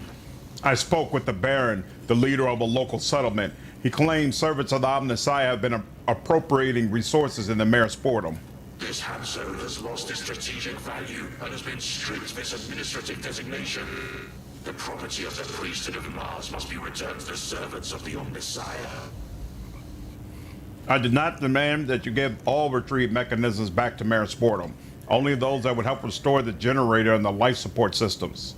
Investments of resources in the Forsaken hub zone of the Hive City shows a critically reduced efficiency rate. Wasting sacred tech blessings on something that has no future is irrational. First, I find one of your servo signals at the excavation site, and now you are obstructing my investigation. Do you really think Inquisitor Zerb will continue to show his favor to the priesthood of the Adeptus Mechanicus after this? Form XXI-KN, distribution of basic amenities, has been reviewed. Analysis shows that the basic repair unit in question comprises 0.0003% of the total supply of tech blessings. Estimated results of the potential exchange. Increased allegiance of the layperson. Cooperation approved. What's up, Iffy? Rogue Trader was about maybe 50 to 60% voice acted. Dark Heresy is going to be 100% voice acted, except there'll be no narrator and your own character's voice dialogue will not be voiced. But otherwise, all dialogue will be voiced in Dark Heresy. The proper functioning of the emergency generator requires 1. Integration of the parts anointed with sacred unguents. 2. Performance of a complete cycle of estrangement litanies. The execution of their ritual protocol will raise the sacred machine's operational output to the target range of 75 to 80%. May the Omnissiah show his grace. That will do for now.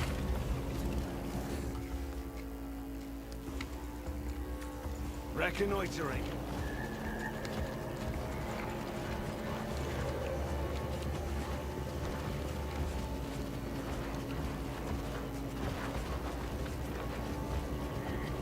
All right, now let's go fix the equipment and see if we can find the runaway. Me too, Iffy. I think it's going to be a major quality of life increase for the game. I think it's going to draw a lot more people to it as well.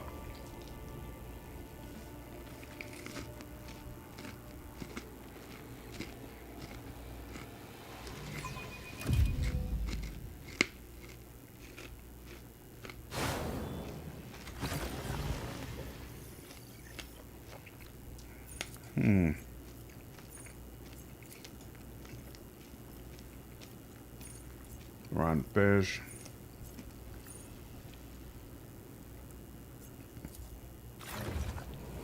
There we go. This is around where we need to be, right? Yep.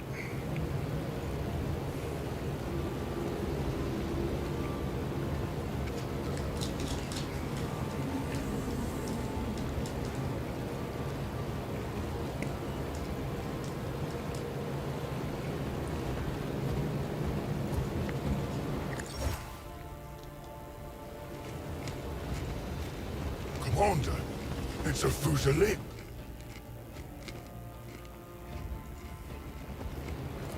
What we want with... Someone has removed the power core from under the housing, instead plastering the machine's innards with technolingua litany soaked with sacred unguents. Okay. Be on your guard. No sense in delaying.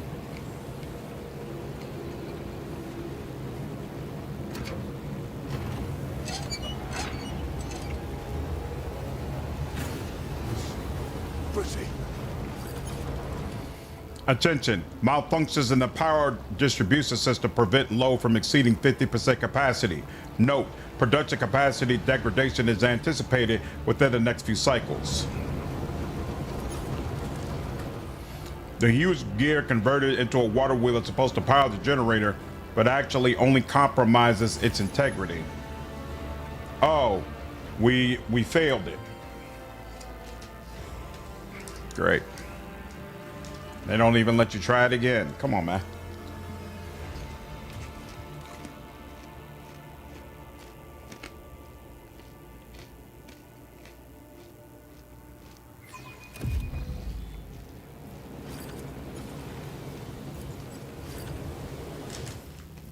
I already saw it. Came up with access denied again on 85%. Come on, man. Stop playing with me.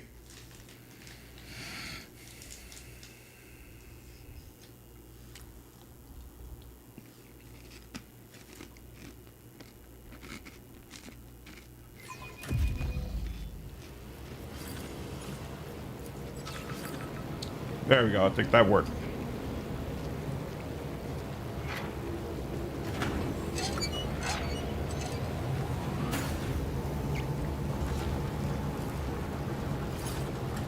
Attention, maximum available operational capacity under current conditions is 77.6%. Note, attempts to forcibly increase the load will be blocked by automated safety protocols. You use gear converted into a water, it says the same thing, but this is much better. Beautiful. And we'll take back the rope. We're not gonna need to go back over there. And now, let's go wait for the runway.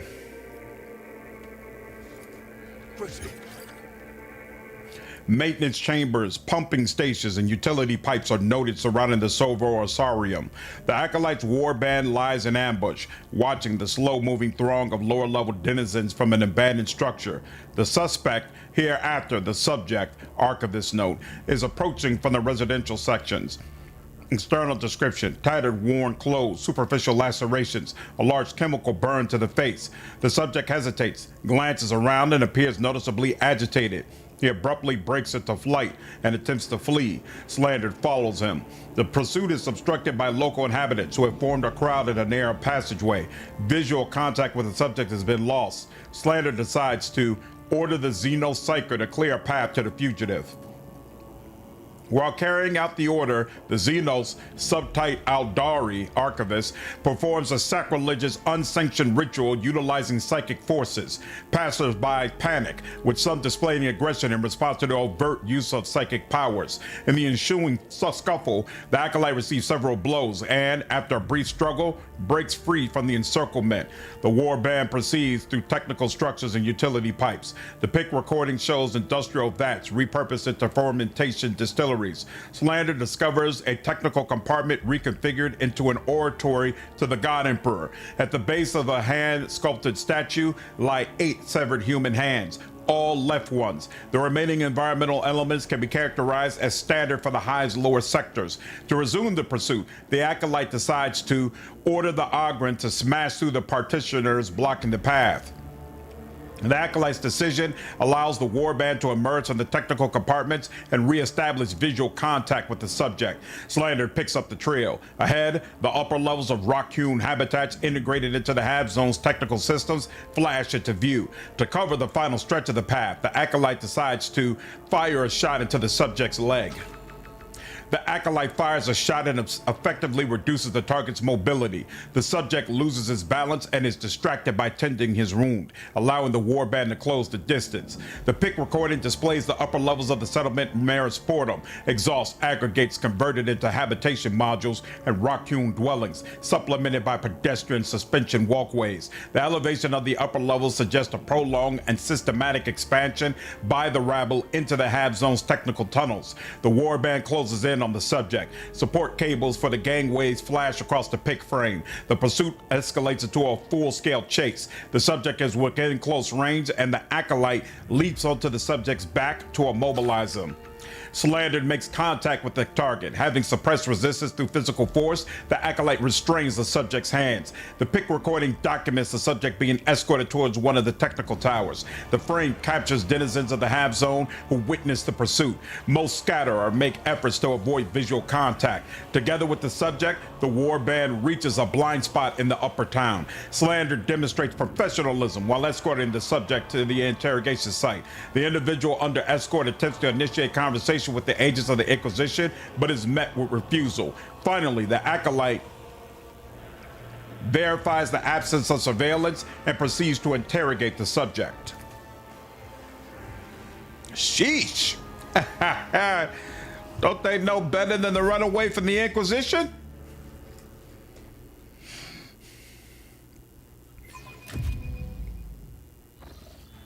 You found me.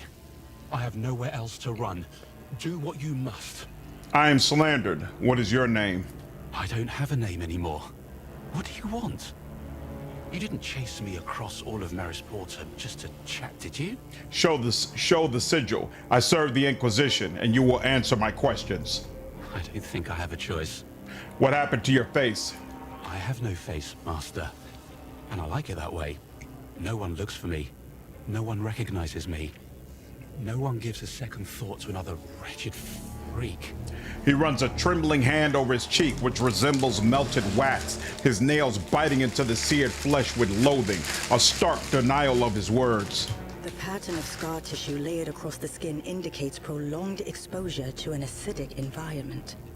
Tell me, my good man, how many times did you douse your own face with acid to produce such an effect? 4 times. To be certain, no one would ever recognize me. Psycho! The Baron said you know something about the flock of repentance that may be linked to the disappearance of workers from the excavation. The missing workers and the flock. So you really weren't going to kill me? Though nothing's stopping you from killing me after the interrogation. That's how the Inquisition works. You speak of the Inquisition as though our methods are known to you. I've heard stories. He turns his eyes aside, avoiding your gaze. What do you know about Confessor Ursimus? Confessor Ursimus? He is a preacher, a monster. Words fall short of him. He will listen to your sorrows, grant you hope, and then drive a blade into your back and twist it a few times. It's dangerous to listen to him, but he's impossible to ignore. He thinks himself the equal of a saint, but he would never admit it. But you don't want to hear those truths, do you? You would dismiss them as a madman's tale. The truth is this. Confessor Ursimus was not the same after his return from the Silencer Sectoris. Do you know this place? It's not far from here. There was a massacre, and they burnt it down because of it. Ursimus's scars? He brought them back from there. What is the flock of repentance? They are the people who lost everything in the first flood, and who now dread the water's return. For now, they are few. But grief and the sermons of Confessor Ursimus draw in more and more. When someone is lashed with a red-hot rod, it is better to stand on the side that holds the handle. True. The flock is devoted to Confessor Ursimus. The followers do as he commands. Most often, it's his self-mortification or the torment of another. That is how they repent. The flock believes every woe of Marisportum is his punishment. They do not promise salvation, but they preach submission. Or so I once thought. Now I see fanatics, intoxicated by their own righteousness. Those who serve faithfully are granted ascension by Confessor Ursimus. Those who fear pain, or not inflicted on others, he sends to a sanctuary for re-education. The sanctuary? What is it? I don't know. Like the others, I thought it was merely a name for the tunnels where the flock dwells. Yet those led away for ascension or re-education were never seen again. The sanctuary lies deeper, not within the tunnels. You spoke of betrayal. Did Ursimus betray you? Is that why you ran away from the flock? Confessor Ursimus must have sensed my faith was weak. He promised me ascension, deliverance for the chosen. But he had something else in mind. I overheard him speaking with another follower, instructing him to ready the sanctuary for a ritual of penance. He was going to torment me before his flock until I died from the pain. Till I was cleansed. That's what he said. That bastard! The main man trembles, whether from fear or fury, most likely both. What compelled you to join the flock? Confessor Ursimus performs miracles for his flock. One was healed of a wasting sickness, another of his nightmares. I began to attend the sermons. I wanted to see with my own eyes that the God Emperor had not abandoned us. And I beheld, in the cave, high above Marisportum, A multitude of mutilated bodies. I'd never seen such a thing. This is his judgment. The Punisher sent by him will comfort those who have not washed away their transgressions in their own blood. I followed the Confessor so I would not share their fate. I and many others. Confessor Ursimus discovered this place on his return from the Silenza Sectoris. The Cradle of the Punishers was the name he gave the cavern. He and his followers sought signs that the Punisher would come. That Maris Portum was to be next. So, do you think Confessor Ursimus and his flock are responsible for the disappearance of the workers from the excavation? I fled the flock before the noise of that machine on the outskirts stopped rumbling through the whole hab zone. So I can't be sure. But if the Confessor could have hidden an entire camp of workers anywhere, it would have only been in the Sanctuary of Ascensions.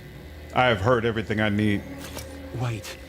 On the day I fled the flock, I slipped into the Confessor's chamber and took this. His relic. It was very important to him. Ursimus kept saying that this was the key to the tomb of Sibelius the Infallible. Take it. But spare my life in return. My life is worth less than this shriveled finger. I have never set foot in Ursimus's sanctuary or in the tomb of Saint Sibelius. Yet it seems to me that they may well be the same place. None in Maris Portum, but the Confessor could hold such a secret and bend it to his purpose. Of course, the locals mutter that there is another way into the tomb, one that has never been found, and I'm inclined to believe them. I have been to the cave Ursimus showed you. You look calm, but I'm not surprised. People like you are unmoved by carnage. There were bodies in the cave. Who were those people? Followers of the flock. Those who believed in the Punishers. After Confessor Ursimus's sermons, they began seeking proof that the Punishers had come to Maris Portum. The bodies bore wounds from some strange weapon. Do you believe they were left by these so-called Punishers? Who else could have done such a thing? You saw it. No ordinary man could have... This is not something an ordinary man could have done. I found the lair of a killer in the cave, one who created installations out of bodies. What do you know of this? Confessor Ursimus warned that there would be signs. A killer in the cradle of the Punishers. That is no mere coincidence. People feel what is coming. It changes them. It changes us. Enough, I have other questions. He nods with visible relief. I have the feeling you are withholding something. Tell me about yourself. That is an order. I have no name and no face. I am no one. I have nothing to hide.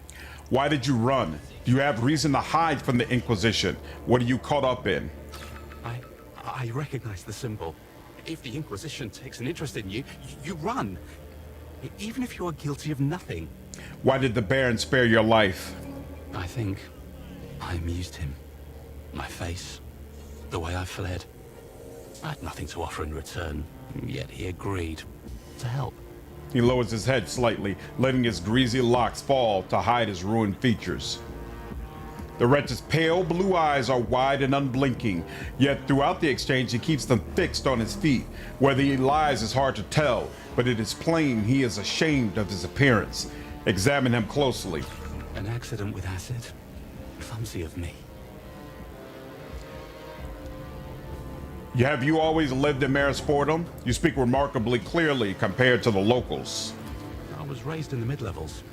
You are one of Melisentilia's workers who fled, aren't you? Oh, please, don't tell her. She'll kill me. No. Worse than that. Please. I must be going, but do not think I am finished with you. Will you spare my life? Turn the traitor over to Melisentilia. You must answer to the Inquisitor for fleeing.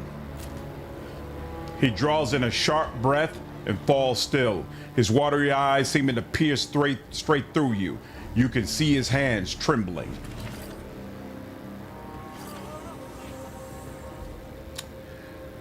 Rough way to go. But business is business. All right. A little bit injured. All that damn work I had to do tracking that dude down. But now that is done. Where are we? Oh, we're in Upper Town. Okay, cool. So now, You look like you're about to drop. actually, no, I'm pretty. Oh, you know what? We never did talk to Stonehead. I'm looking for the Shrine of Saint Sibelius. I have reason to believe you know something about it. I know that you can butt out with your questions.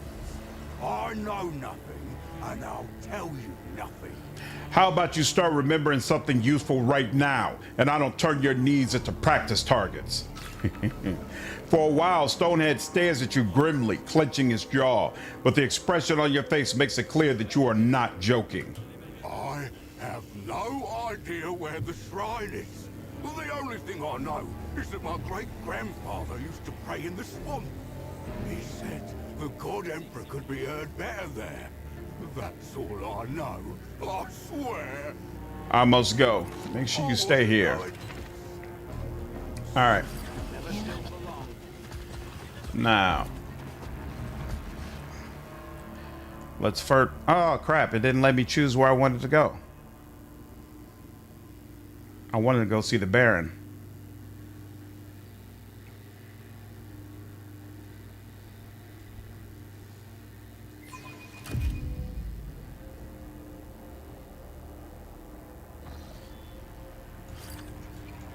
That's weird. Usually it gives you an option. All right. Here. Let's choose it from over here. All right. I guess it picks and chooses which exits actually give you options. So this one forces you to go to Upper Town. That's fine. I want to go see the Baron. There's an exit to the Baron spot anyway, so we're good. That's fine. All right, up here, up here. Uh-oh. After all that work we put in fixing this, a bundle of torn, sparkling wires and a dangling fragment of a Voxhaler protrude from the wall. All that work we did fixing that up, only for them to break it again. I tell you, some people have no respect. No respect for the efforts of others. All right, now let's talk to the Baron for the final time.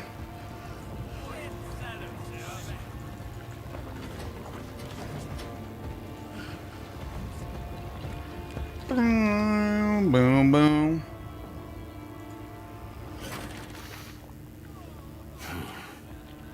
I did. In that radiant visage of an upper-iver. To what do I owe the pleasure? I did as you requested. The generator is working again. What's this I'm hearing? An upper-iver's lifted a finger to help out Mary Sportum.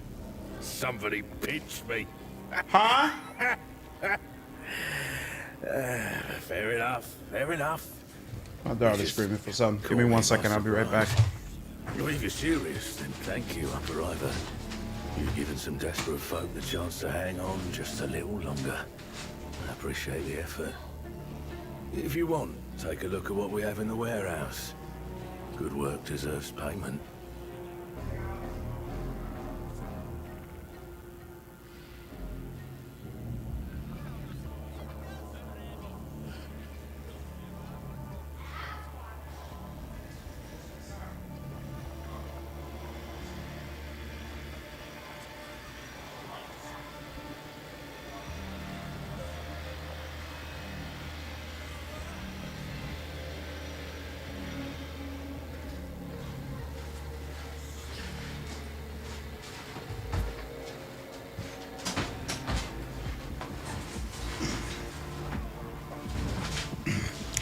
Everything's fine, Saab. My daughter just being ridiculous. I've already told you everything about the excavation. If you have any other questions, ask away. Exactly which of the nobles and the spires are you brewing Gegessen from? 4. Since you put yourself out on behalf of us mere mortals. Oh, you can find out. But don't make me regret it. All of Mary Sportum depends on being in House Altair's good books. I supply them with top-class Gergesum, And those noble masters don't let the Magistratum consign the Habzone to the rubbish heap just yet. Do you have any idea what will happen to Marisportum if any link in this wildly unstable chain of divers, my recipe for Gargassum, House Altea breaks? At best, we'll all be servitorized. The alternatives aren't half as rosy. That'll do for now. All right, I must go. So let me do a save here. And then go back into the journal. What's up, Gedon? It's hard to say how this compares to Rogue Trader, but I'm enjoying it immensely thus far, for sure. The Baron supplies Gargets to the High House of Altair, who in return keeps the Magistratum for completely purging the Marisportum. Nice. Combat is definitely more difficult. I like being a detective and investigator more than I like being a noble. So the theme of this game really entertains me a lot more. And it has a much more grounded, dark feel that is definitely perfect for Warhammer. And so all of that definitely appeals to me. Is he out cutting my grass right now? Hold on. What's up, Jason? Hey, what's up? Be quick, I'm live streaming right now.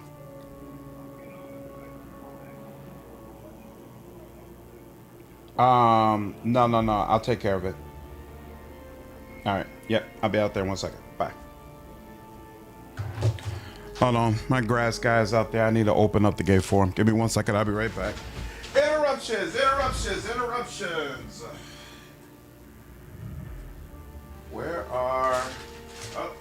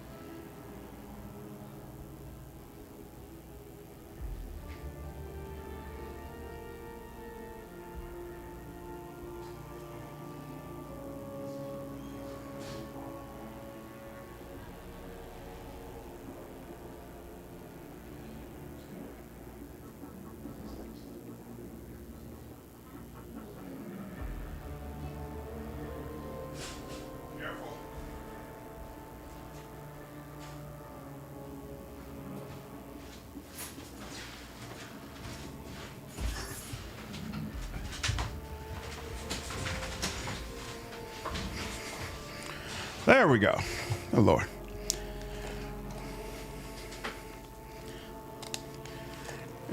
Yeah, investigation games are much more entertaining for me, Getting. So, very excited for this. Intermission. It seems there will be more consequences. Yep. Absolutely, because you're not this all-powerful noble, so your decisions carry more weight because you can actually be held accountable for them. Whereas in Rogue Trader, basically it came off like you're only accountable to yourself. Okay, still nothing else that can be decided from there. Let's see. The crew compared the scent of the injector to the sour stench emanating from the sweat-drenched bodies of the Baron's gang members. Hunters claims to have found the sickening ring on one of the ledges on the edge of the swamp before the flesh shaper forbade anyone from leaving the settlement. Flesh Shaper convinced the agent convinced the Flesh Shaper that the flesh of the Baron's men could enhance the clan's strands. On the Flesh Shaper's orders, the clan feasted on the gang members and grew stronger.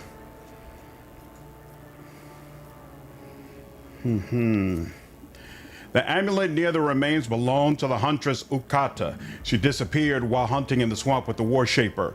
After the ritual consumption of his mate's flesh, the hunter flew into a frenzy and attacked the investigating acolyte. Now only left our decisions. On the Flesh Shaper's orders, the clan feasted on the Baron's gang members and grew stronger. This is true. We know this to be true. The slain crew were under the influence of Gargesum. The Gargesum infused flesh of the slain crew can induce madness in their kin. Yep, feel very confident about that.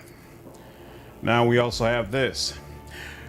The Gargesum infused flesh of the slain crew can induce madness in their kin. The Ancients used the Flesh Shaper's influence to conduct an experiment on the clan, which led to the madness of the crew. For this, the Flesh Shaper killed him. That's not what I personally believe. The scouts were driven mad and attacked the War Shaper in the camp. He slew them. That I do believe. The War Shaper was aware of the crew's bouts of madness, but attempted to conceal this fact by hiding the inedible remains. That I do believe. The agent spied on the War Shaper and witnessed him hiding the remains of his kin in the swamp. For this, the War Shaper killed him. That's what I believe happened. That's what I believe makes the most sense.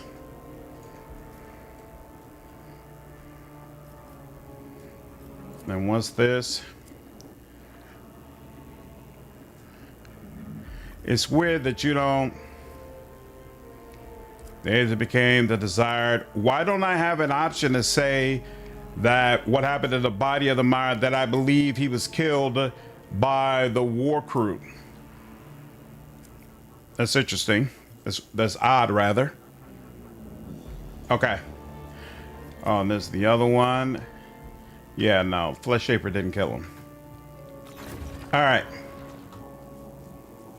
And let me just check with you one more time. And nope, only thing I could do is. Now we got a Baron straight to outside of the thing. I really want to know what's behind this door.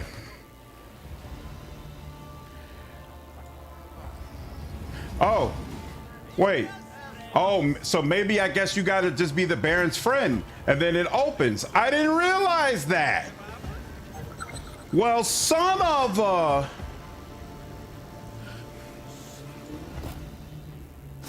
Lots of grenades. I like that.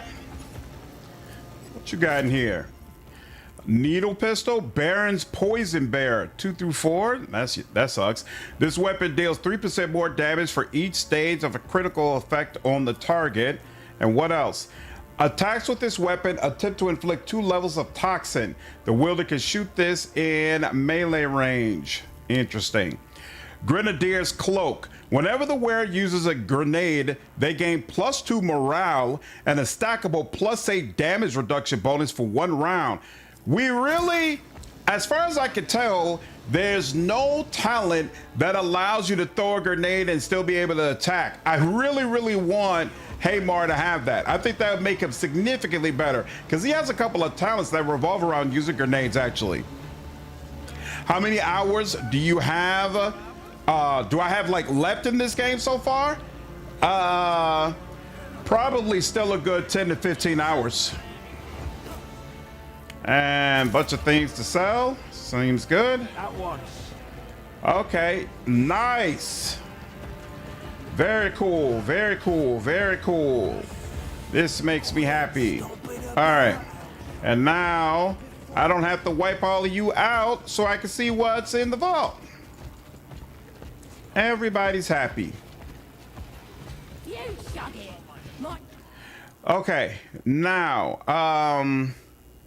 let's make sure we visit all... Actually, no. We don't need to visit all the major characters. We'll do that after we deal with the rituals. So let's just go... Is there any reason not to? Nope. So let's just go to Brown Marshes. What's up, Phantom X?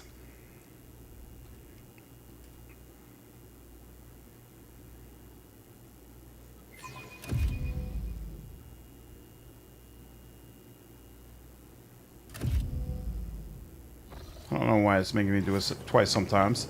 Dealt with that, dealt with that. You're back now. You don't have anything else to say, right? Scott stands at the same spot where you first met him, yet something about his presence has subtly changed. The Xenos stands more assuredly now. A bone amulet hangs from his chest. Seeing you, the Kroot emits a greeting grasp, almost as if you were kin. I will leave you now.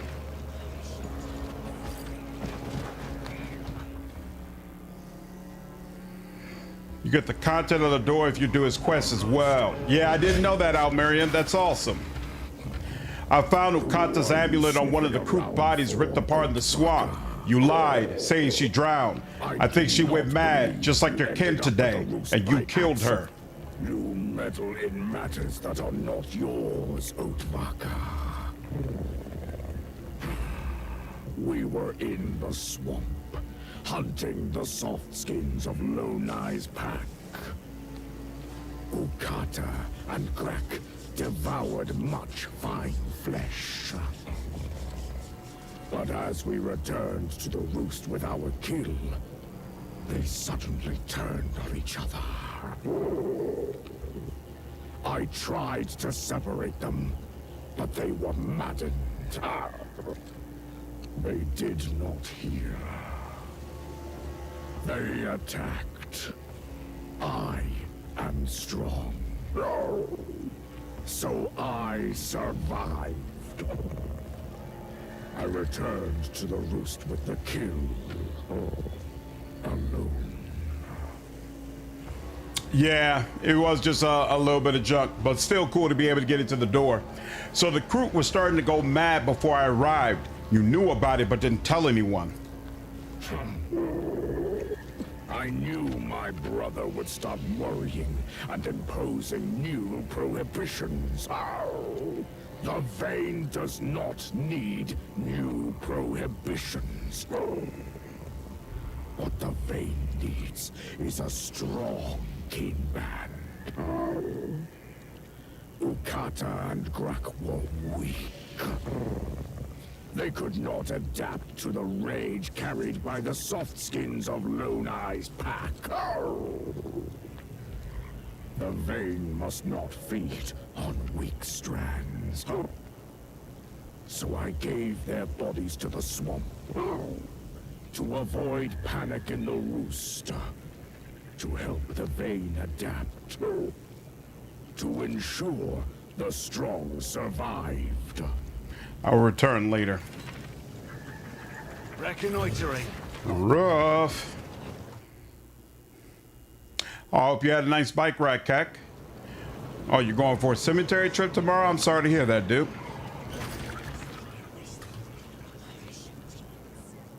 Yeah, okay, nothing new I can tell you. So now let's come over here. We will try it. Probably.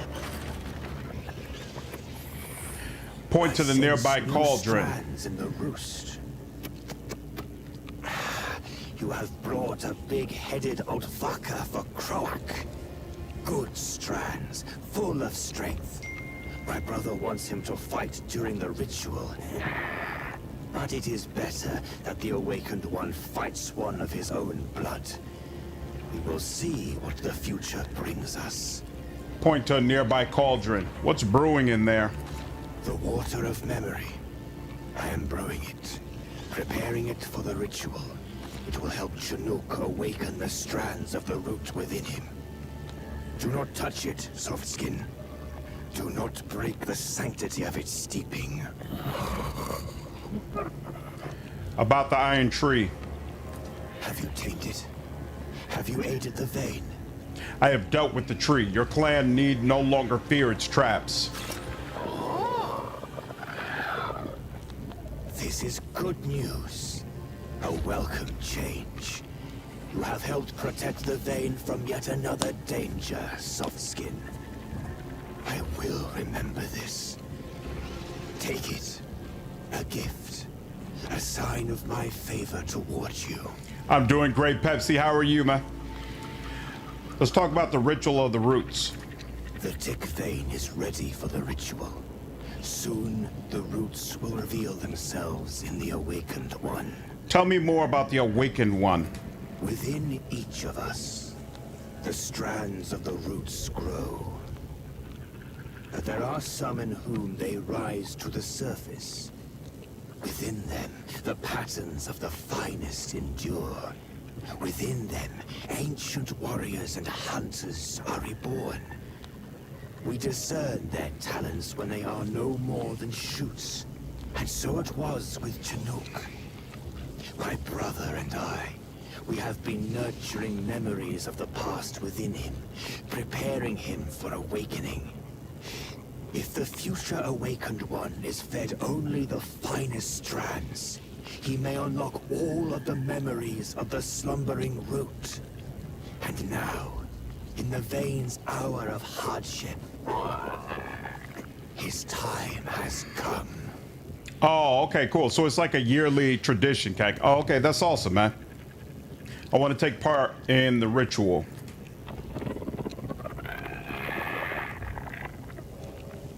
You have not walked long with us upon this branch of trials. But the wisdom of the roots is eternal. One becomes an ally of the vein by proving their worth through deeds. The Shaper looms over you, tilting his head slightly. He looks you up and down with an appraising gaze.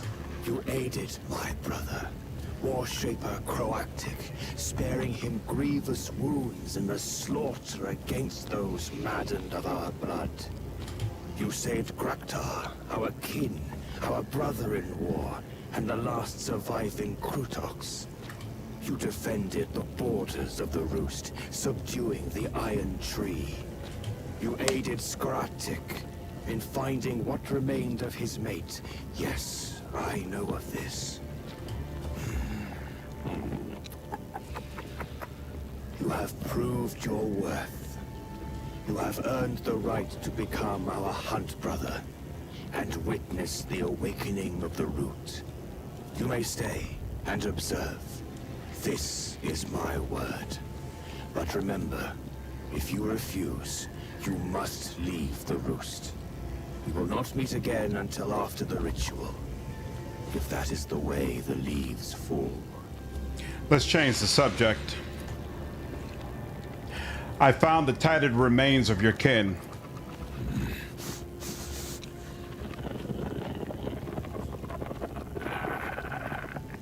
Why do you carry the flesh of those of my blood? This is wrong. Their strands belong to the vein. Return them now. Give only part of the remains.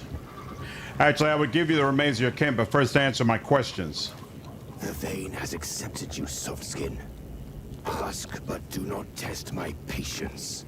I found these remains hidden in the swamp. Do you know anything about them? The loss of those of my blood is a tragedy for the vein. You absorb the fallen strands so they may take root in others, strengthening us. No Krut would abandon a brother's flesh. It seems the warriors' deaths were the work of Lone Eye's Outfucker. The scent has almost faded, but the flesh still reeks of their strands, sour and vile. I should be able to tell him that the War Shaper already admitted he's the one who buried them. What can you tell me about this meat?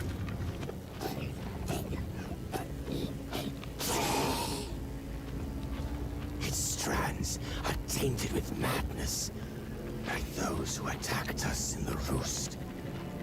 But I feel no strength in the flesh, only rage.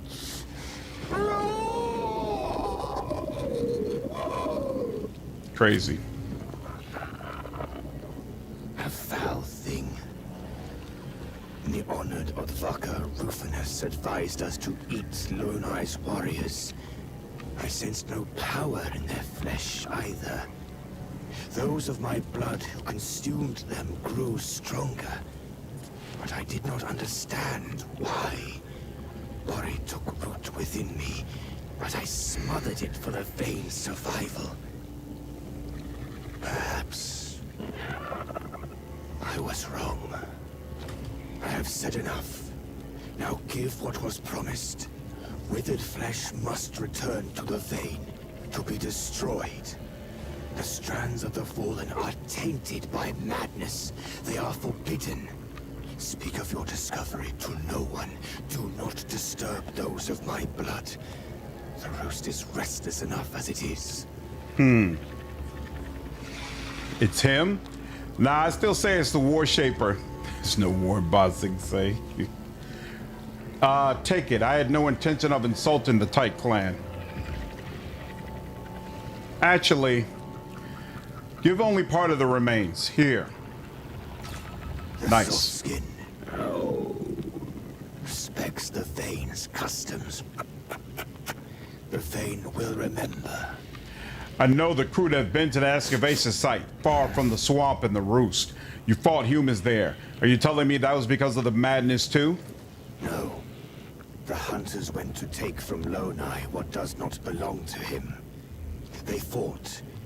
If you want to know more, ask my brother. He commands the Kinban. The water has risen. There is less land, more fighting. We survive. You must understand, Soft Skin. Do you know a man with a burn on his face and an augmented leg? Rufinus Craig. They say he walked these swamps. You fought alongside my brother against those of my blood stricken with madness. You helped him. I will answer this question. Yes, such a soft skin was here. Polite, intelligent. You remind me of him. He inquired about our traditions, aided the Vane greatly, pointed out good hunting grounds. For that, I gave him the title of Honored Odvaka. And all would have been well if he had not frequented the Inedibles camps so often. Each time, he returned smelling of the exile's strands. You spoke of the inedible. What kind of creature is it? The creature broke the covenants of the roots, and my covenants. It lived alone in the swamps.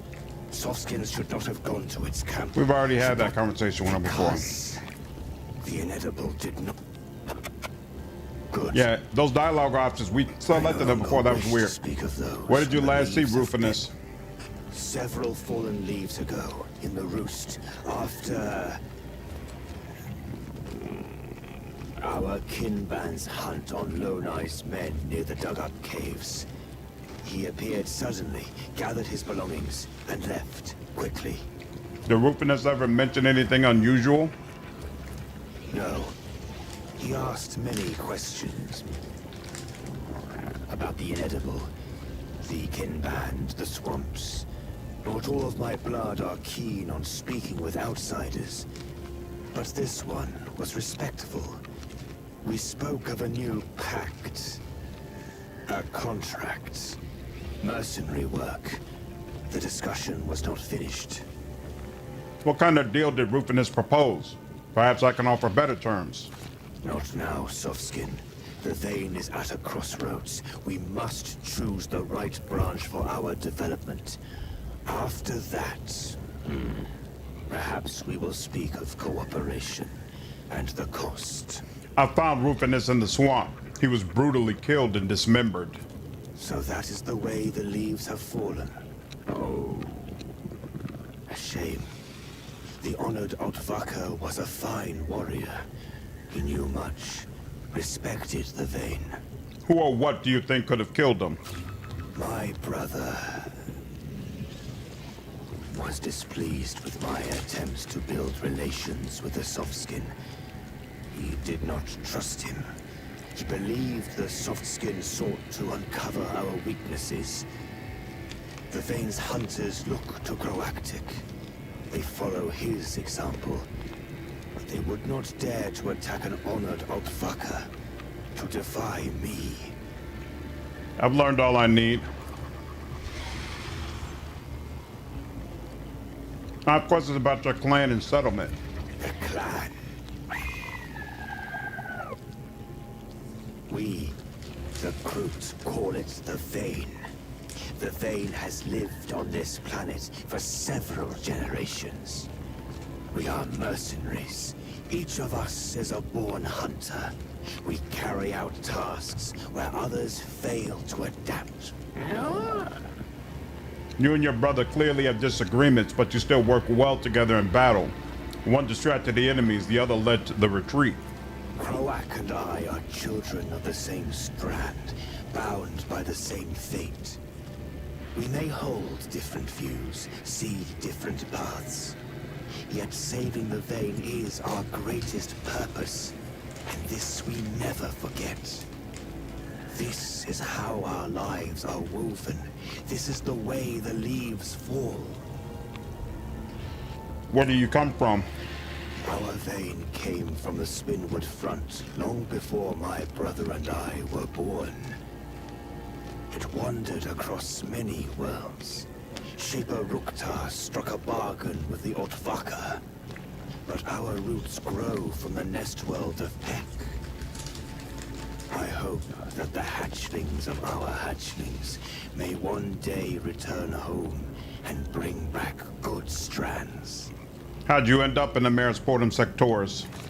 We once lived elsewhere. The Ottvaka called it the Solaris Sectorus. The Vane fed well there. There was much work.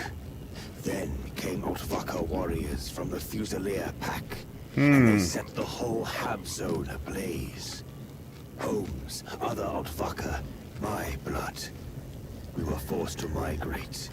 We consumed the weak and infirm, gathered our belongings, and left for the tunnels, seeking a new roost. We wandered for a long time before emerging into these accursed lands. They of my blood were starving and threw themselves at the first flesh they could find. It was the Ottvaka who lived in fabric dwellings. Then we began eating the softskins who wore a second hard skin over their own. You call them divers. And then Lonai came and made war upon us. We had to retreat. That was when I went to Lonai and proposed a pact.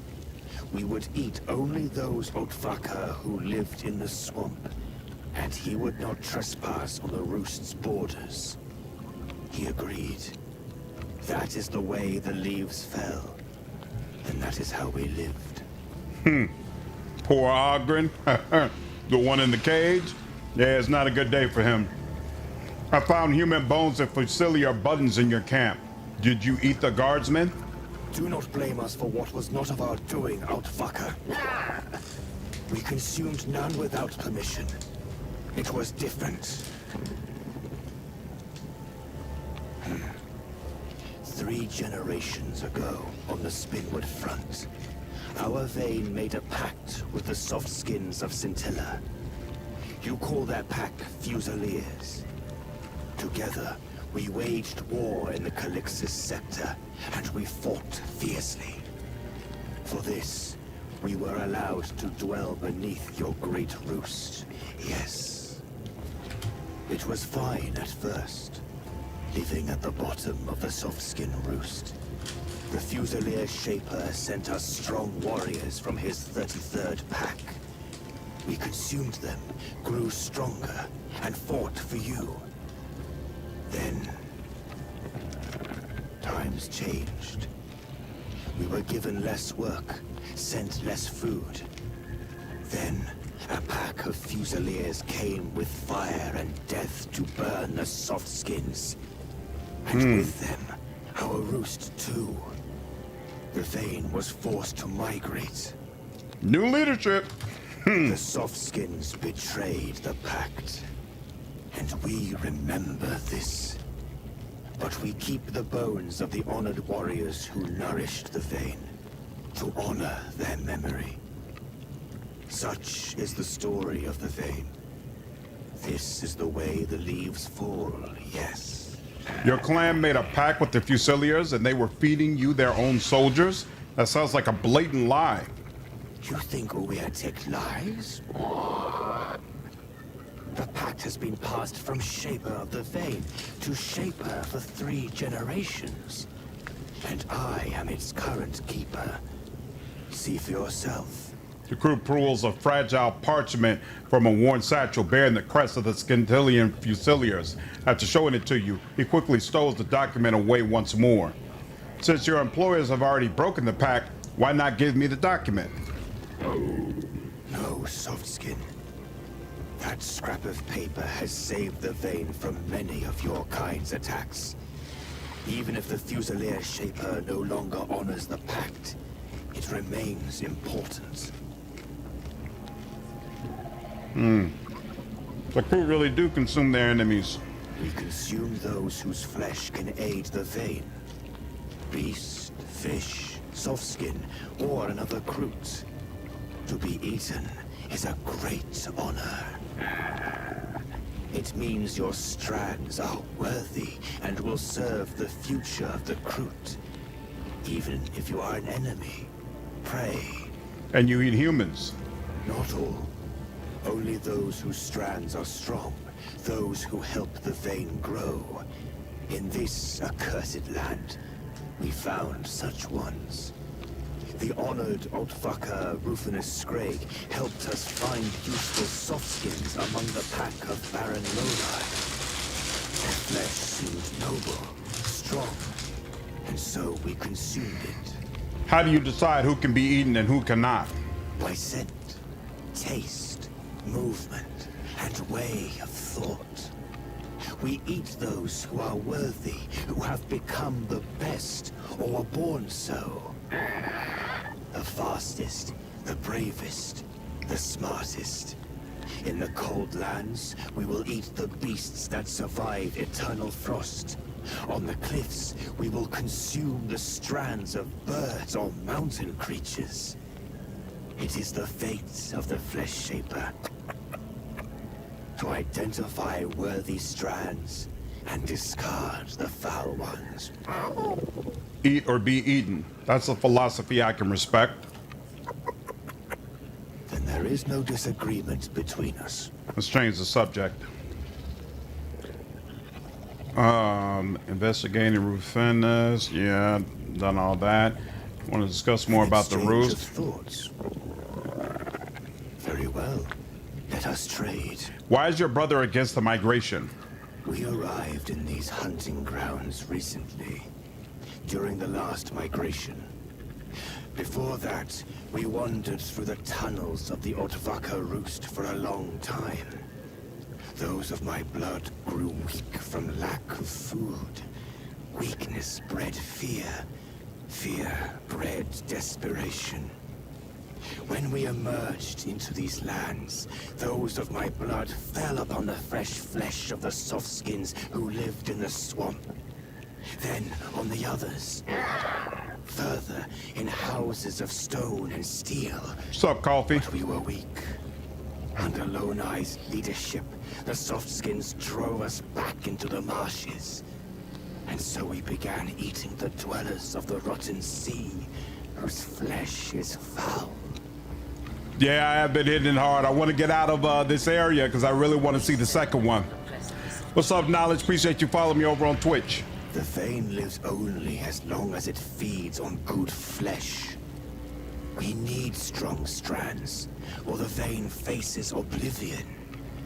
We will lose our adaptability.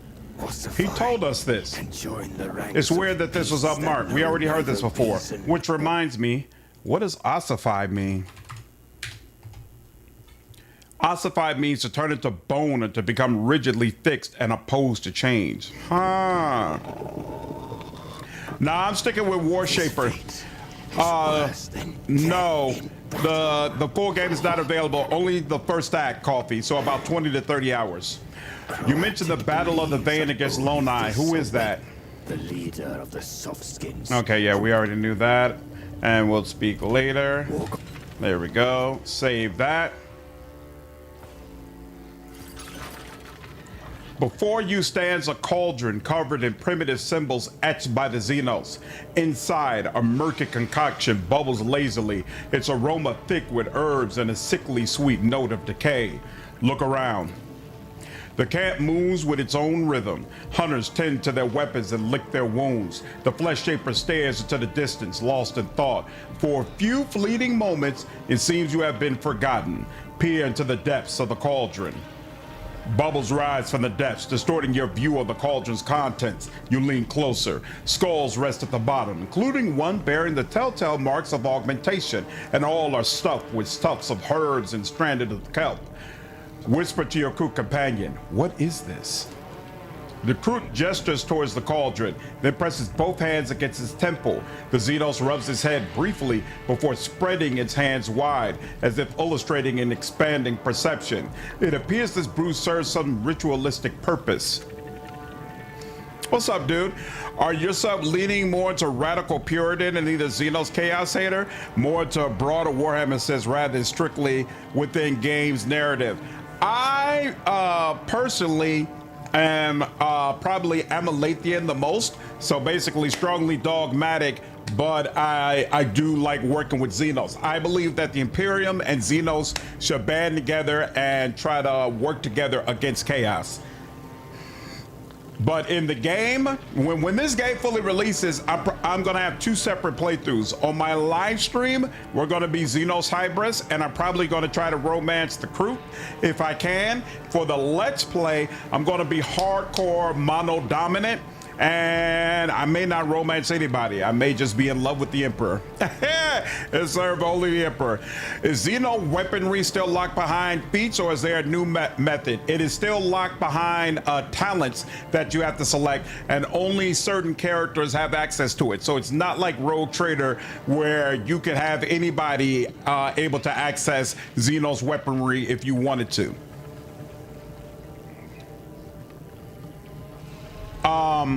Xeno weapons are the only ones that are like that though. So before, like, you needed a feat if you wanted to use a bolter. I don't think you need a feat for bolters anymore.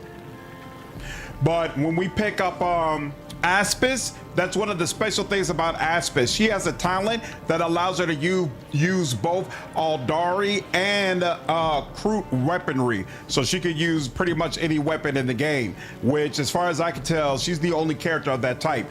And also, as far as I can tell, none of the archetypes give you a talent that allows you to use Xenos weaponry. However, if you raise your level in Xenos Hybris, you get a modification that allows you to use Xenos weaponry for less action points. So I assume at some point you'll be given a way to unlock it, but I don't know how it works. Xenos Hybris, try the exotic brew. You scoop up the oily, dense liquid and take a resolute sip. The vile bitterness struggles its way down your throat into your stomach. A dull roar fills your skull as shimmering motes flicker before your eyes. I must admit, my initial impulse was to intervene. However, I then realized that you had carefully weighed your options, made your calculations, and deliberately chosen to sample an unknown Xenos concoction. I would greatly appreciate it if you could record your experience as a taster and provide me with a detailed account for further study.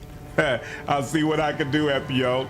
You have the option to try to stealthily add chem toxin or pour Gergesum into the liquid. You can only do this if the Xenos is not with you. If the Xenos is with you and sees you try to do that, she'll knock it out of your hands. Love with the humor. That works. Exactly, son. Definitely works. Oh, Patricia, come on now. You already knew I tried to water. Awesome, Lyndon. I hope you had a nice nap, man. Step away from the cauldron. All right. Let me check with these folks one more time.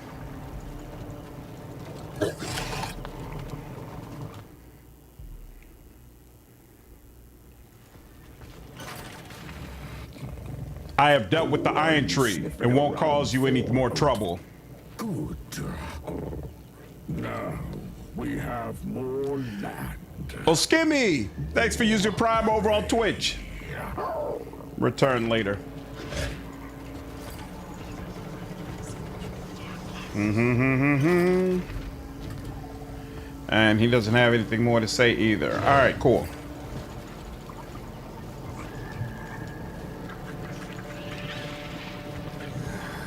The pet craft flew over the swamp again. Probably hunting down. There. And let's see what else has been added here. The shapers of the crew sets foul strands and forbid the consumption of unwanted flesh. Identifying anomaly. Several deep claw marks score the thick hide of the crew. For the hunter, he did not sense the promised strength in the bandit's flesh, yet the crew still grew stronger.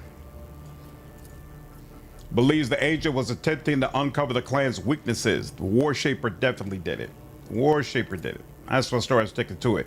The Flesh Shaper says that the recovered crew remains were tainted by madness. This is true, but he still didn't kill over it. The agent spied on the War Shaper and witnessed him hiding the remains of his kid in the swamp. For this, the War Shaper killed him. Exactly. What does it say for the Flesh Shaper? The agents of Flores made the Flesh Shaper uneasy, so the blasphemous Xenos decided to eliminate him. Yeah, that doesn't even track. Hope I don't have to go wait too long in the store to see Shuriken pistols, my absolute favorite Rogue Trader weapons. Is that right? According to the pact between the Baron and the crew, the Xenos are entitled to eat only the swamp dwellers. In return, the Baron promised to respect the borders of the clan settlement. All right, and that's all we have here. Larthier comes with a Shuriken rifle for tech. But Progress saying, Kingmaker, if you're out to fire, you could dip 4 level 280 fighter, get shield focus, and get the feet on her shield. So she can wield two-handed and double weapons with a buckler. That's a thought. I honestly don't even remember where I'm at right now in Kingmaker because I've had been so distracted from it. But I will keep that in mind. I don't think I've had any Shuriken pistols yet, but there might be some in the other area. We'll see. All right, you all. I think this is a good place to stop. We are now finally ready to do the ritual, and then once we do the ritual, we will be ready to go ahead and end this part of the beta. Very, very excited for that, but I need to go ahead and get back to the fam. I do plan to be back on sometime tomorrow, but I honestly can't guarantee you when that will be. Probably sometime in the afternoon, though, if I had to guess, because I already know wife and daughter have plans. But anyway, appreciate all of you all. Hope you all enjoyed the stream, and I will see you all in the next one. Take care.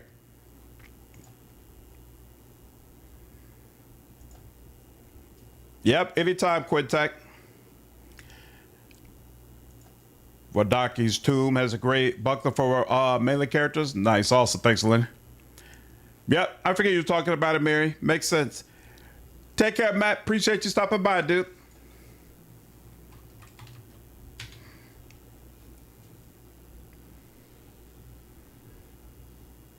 Awesome. Have a good workout, Keck. Take care, man.